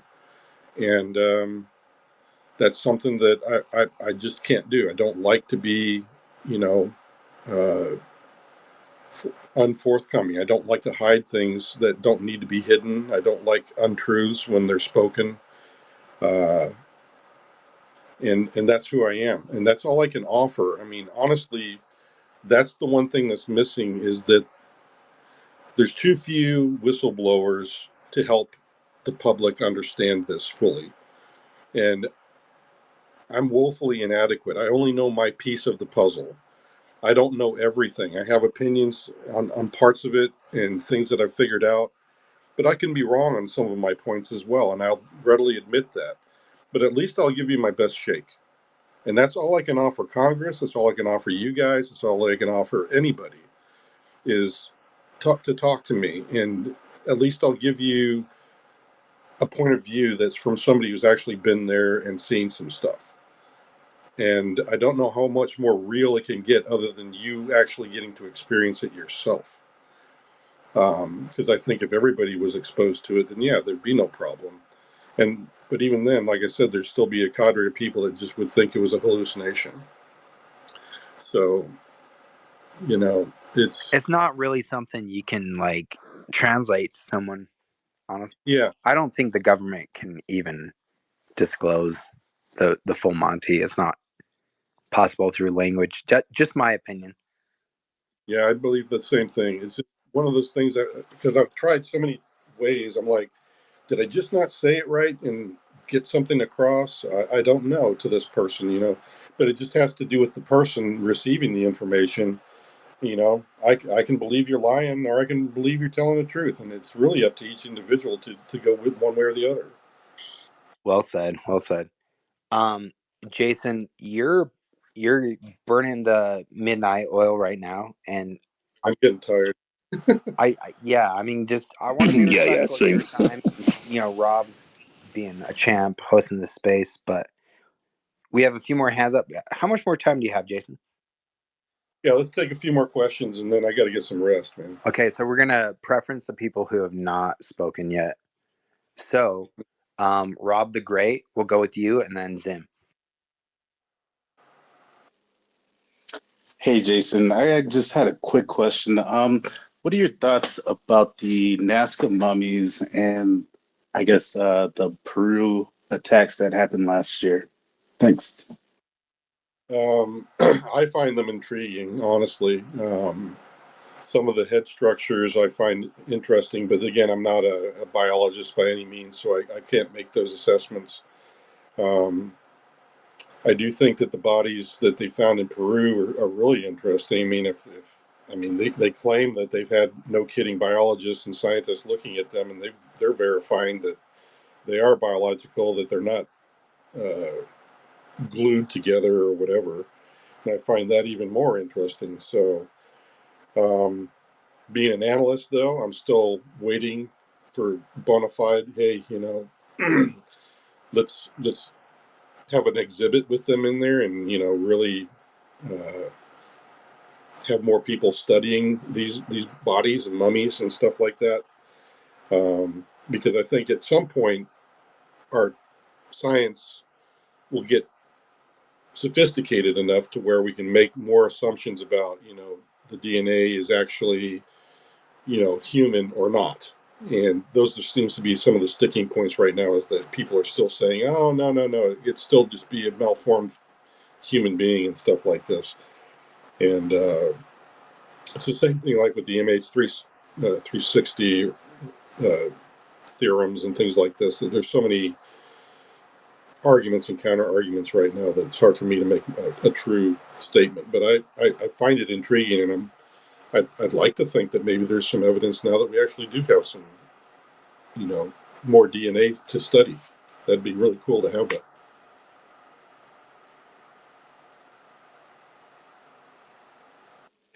Thanks for that. Mm-hmm. Zim, you're up.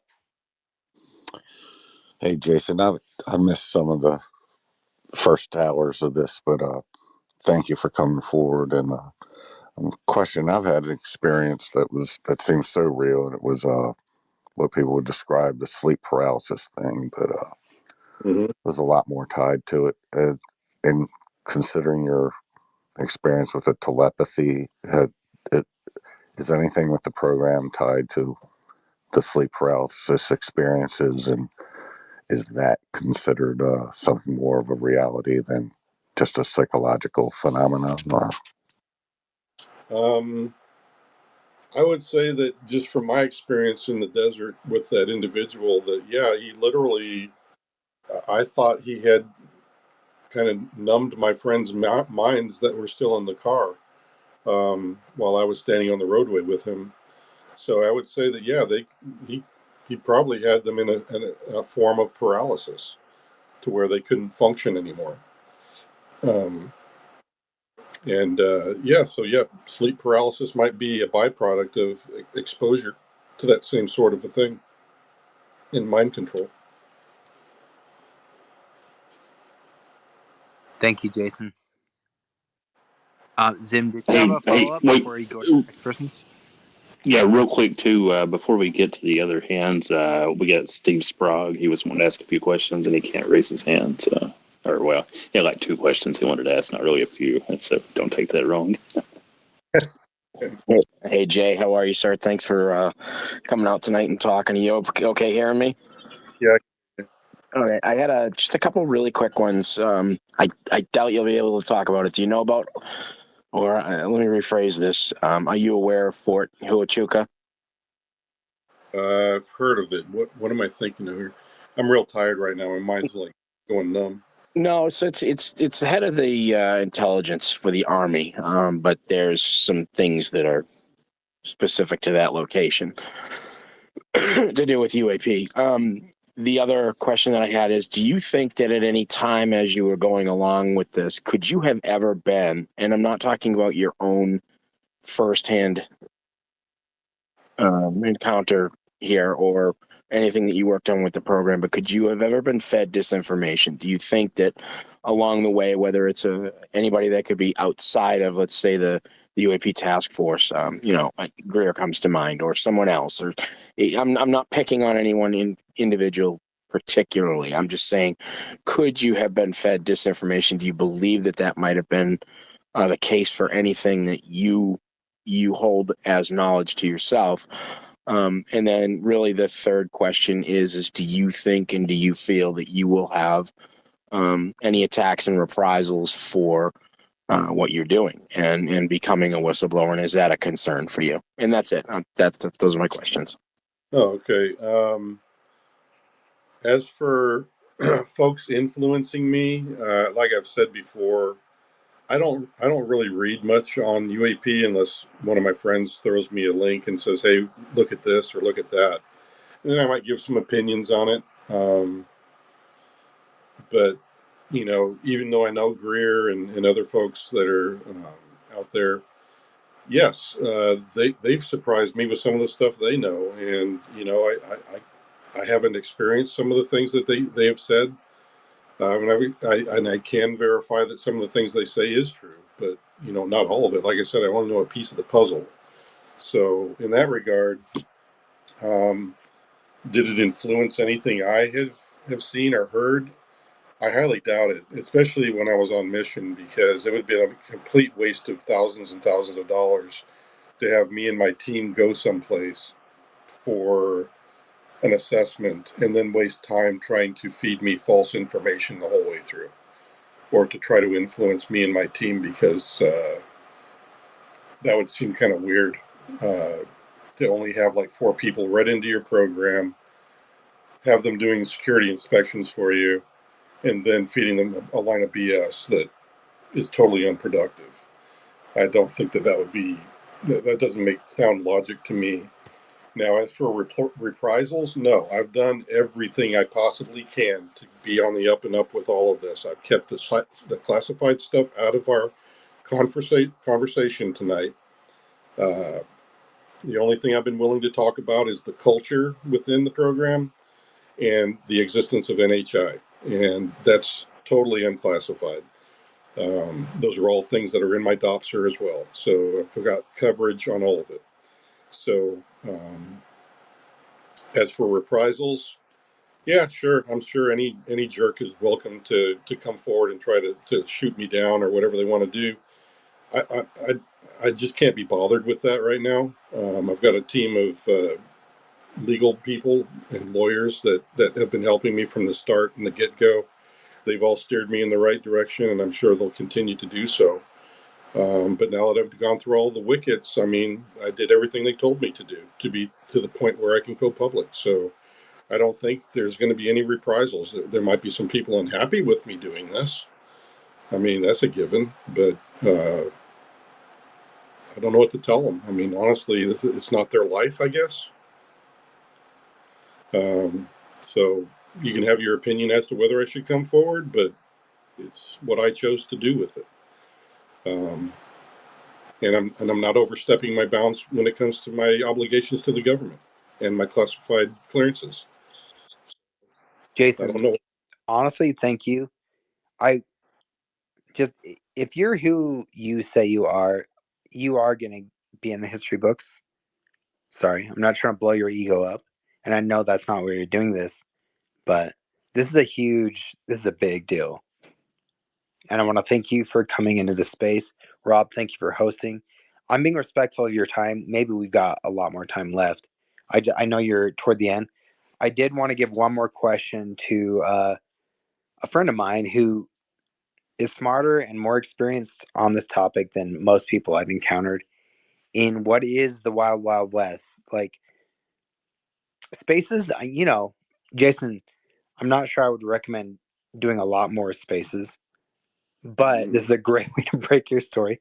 Paul, do you want to? Oh, wait, real quick, and I would not recommend at all going on Louis Reviews' show, Jason, just for the record. Yeah, agreed. Okay. Let's Okay, yeah. Paul Vidal. Let's let him ask his question. Thank you, Kimball and Rob and Astral, for hosting this. Jason, thank you so much for coming on. This has been an incredibly special space, which I think we can see just by the amount of attendees here. You know, we broke 1,000. It's pretty incredible. So, yeah, I really appreciate it. My question is this. Luis Elizondo has been quoted talking about the idea of what constitutes humanity.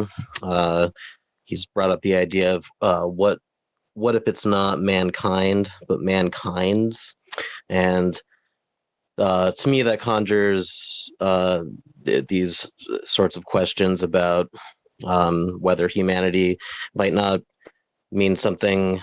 It might not be just about highly evolved primates, but something deeper, something to do with our sentience, our consciousness, our souls, or whatever. So my question is, what do you think constitutes humanity? And moreover, do you think that the NHI, and I know you've addressed this a little bit prior, I've been listening for the past few hours, but do you think that the NHI might have had any role in the ancient past or recent past in terms of the development of our sentience as human beings, or experimentation with our genetic makeup, or some type of artificial selection? Thank you.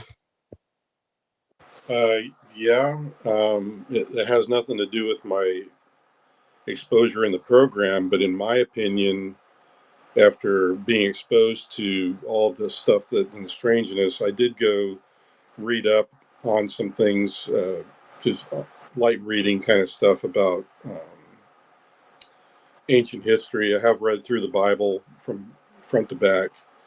And yeah, it seems to be, even the Mahabharata mentions the same sorts of things, that there has been an influence, at least, with mankind for a very long time. If you're to take the eyewitness reports and even the shards of the Bible and the manuscripts that we have available from ancient times, where eyewitnesses, in these books mentioning, beings and vehicles or other things that are quite inexplicably like what we would consider UAP activity and NHI activity. So I would say in that regard, yes, there has been some influence. And if you take the other parts of the stories within those manuscripts from ancient history, they describe some of the harsh treatment of our kind And I think I think you're also referencing like Anunnaki and things like this. I did read up a little bit on that, not a lot, but just that how they had created a race to work for them in the mines or whatever they wanted to get, the gold or whatever they were going after. So if those are true, then yeah, we've been manipulated even in DNA. The Bible also describes how the giants came about was because the fallen angels or the watchers had been taking wives of mankind, and the offspring became giants. So you have all these really strange things that are hard to wrap your head around. I don't know how much of it to believe myself. All I can say is that when you ask about our soul and who are we supposed to be, I think that is the one thing that is unique to us, honestly. I think each one of us would agree that we feel like we're individuals, that we're each unique, that we each have a different skill set. There's literally no identical twin. You get close to people that are like you, but there's always differences. And I think that speaks well of, you know, if there is an everlasting life after this, that learning who you are is more important than anything else in this life. And stop wasting time trying to seek after, you know, frivolous things. And just learn who you're supposed to be, first of all, and then be that person. Is like I said earlier in the show. That's really what I think being in contact with your very soul is about, because I think that's who you are if there is an afterlife, that's who you're going to be as well. I mean, that's the shard of intelligence and life that you were created to be. So I would say that, yeah, it has a lot of meaning in your soul to learn who you are. And I think that if anybody could be that in life here on earth, it kind of makes them one of those people that kind of has an impact in your life. And be that great or small. I mean, some people are just good friends and they can change somebody's life for the better, and other people can be really famous and affect millions of people. It just depends on whether you latch into what you're supposed to be doing at the time. And I think that's the important thing, is just knowing who you're supposed to be. That's beautiful. Thank you, Jason. I think What do you mean by you've done that, a Jason? Like, so the average person, who they're supposed to be, do you mean like what they could become, or who they actually, Yeah. like, they have an identity that's to be discovered? Well, I think that's kind of it. As you grow, it's like when I was young. I guess I can use my own life as an example. I loved to draw, and I became an artist. In my teen years, my dad played guitar, and he taught me how, and I liked to play guitar with my friends, and I learned how to do that. I'm also a good teacher. I found out that I fell into that by accident because my wife got ill, and I had to move out of my technical job and career, and I had to take a teaching job. I ended up loving it. Never knew I'd be good at it. Um, and But the more I did the teaching, the more I realized, that really matched my life, that really matched my experience to be kind of a teacher, a mentor for people. Um, and that's kind of who I am. So I feel like I'm in touch more with who I am by being a teacher. When I express myself in my artwork, or playing guitar for my friends and loved ones or whatever, all of those things have an impact. And then, being able to speak well, of other people all the time. I always try to leave somebody with a smile. That's who I am. I don't like having dark conversations and arguments with folks. I like to leave people smiling, because I just don't see any reason to be sitting there bagging on somebody night and day just because you feel one way or another. I mean, it's one thing for me to disagree with you, and I'll let you know, but it's quite another for me to natter on about how I disagree with you. I mean, that's what I think the travesty is, but that's all part of learning to know who you are and becoming more in tune with those gifts that you've been given and what are you good at. It's kind of sad when you just waste away, like when you could be a better father and you're good at being a good father and you can be, but then you refuse to do so because you want to do video gaming. That's a struggle for some folks. Uh, there's all sorts of things that distract us from being who we are, and that's what I'm getting at. I love that. Can I just say, it's so amazing how by getting to know ourselves better, by getting to know our nature, by getting to know thyself, that we learn what really matters, and then through serving others, like you're talking about, we also get to know ourselves better. It's this kind of like circular process of growth, and so I just really love what you just said. And my only follow-up question is simply, has your work in the program affected you in this way in terms of spiritual growth and your outlook on reality? And if so, how so? Thank you. Yes, it did affect me. When you're confronted with any sort of a experience that really shakes you, it becomes a profound moment, whether it's, serving in Afghanistan and facing down the enemy and losing a friend, losing a loved one. Sometimes, good things as well, like getting married, having your first child, or having your first great relationship with somebody that you love dearly. Um, all of these things have an impact in us in a profound way. And sometimes, when you're good or bad or indifferent, yeah, I would say that the program did that to me. It literally exposed me to parts of life that I didn't know existed, and parts of truth that I never realized that it really was what was going on, because I was very skeptical coming into the program myself. And when I left it, I was literally shaken. It took me years to parse what I'd been exposed to. But after I came to grips with it, I was pretty all right with it. And I was like, wow, it really taught me a lot about myself.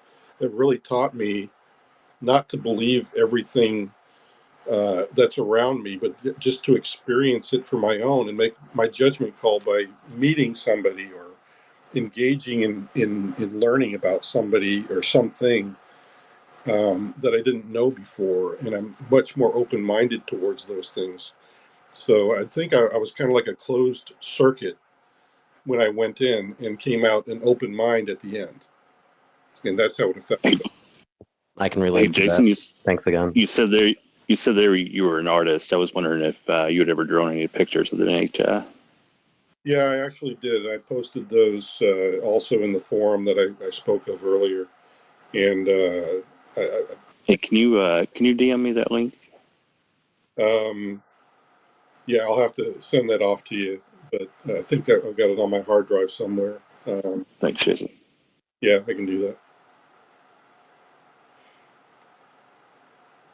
Okay, so I'm freaking tired. All right, let's. Jason, thank you so much for doing this. Yes. Mm-hmm. Well, thank you for all listening. I appreciate all of the good questions. I hope I answered them, and just I'm glad that I've been treated very well, and I appreciate that, and I appreciate everybody's respect.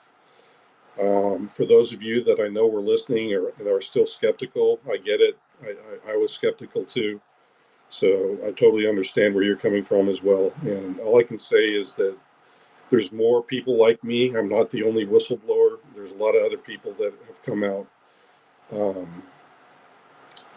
I'm not sure. I've not been told of everything that's going on in Congress. I'm sure if I'm given another opportunity to talk to the congressmen and women, I will ask them, why are you taking this stance now that you've been exposed to so many whistleblower testimonies?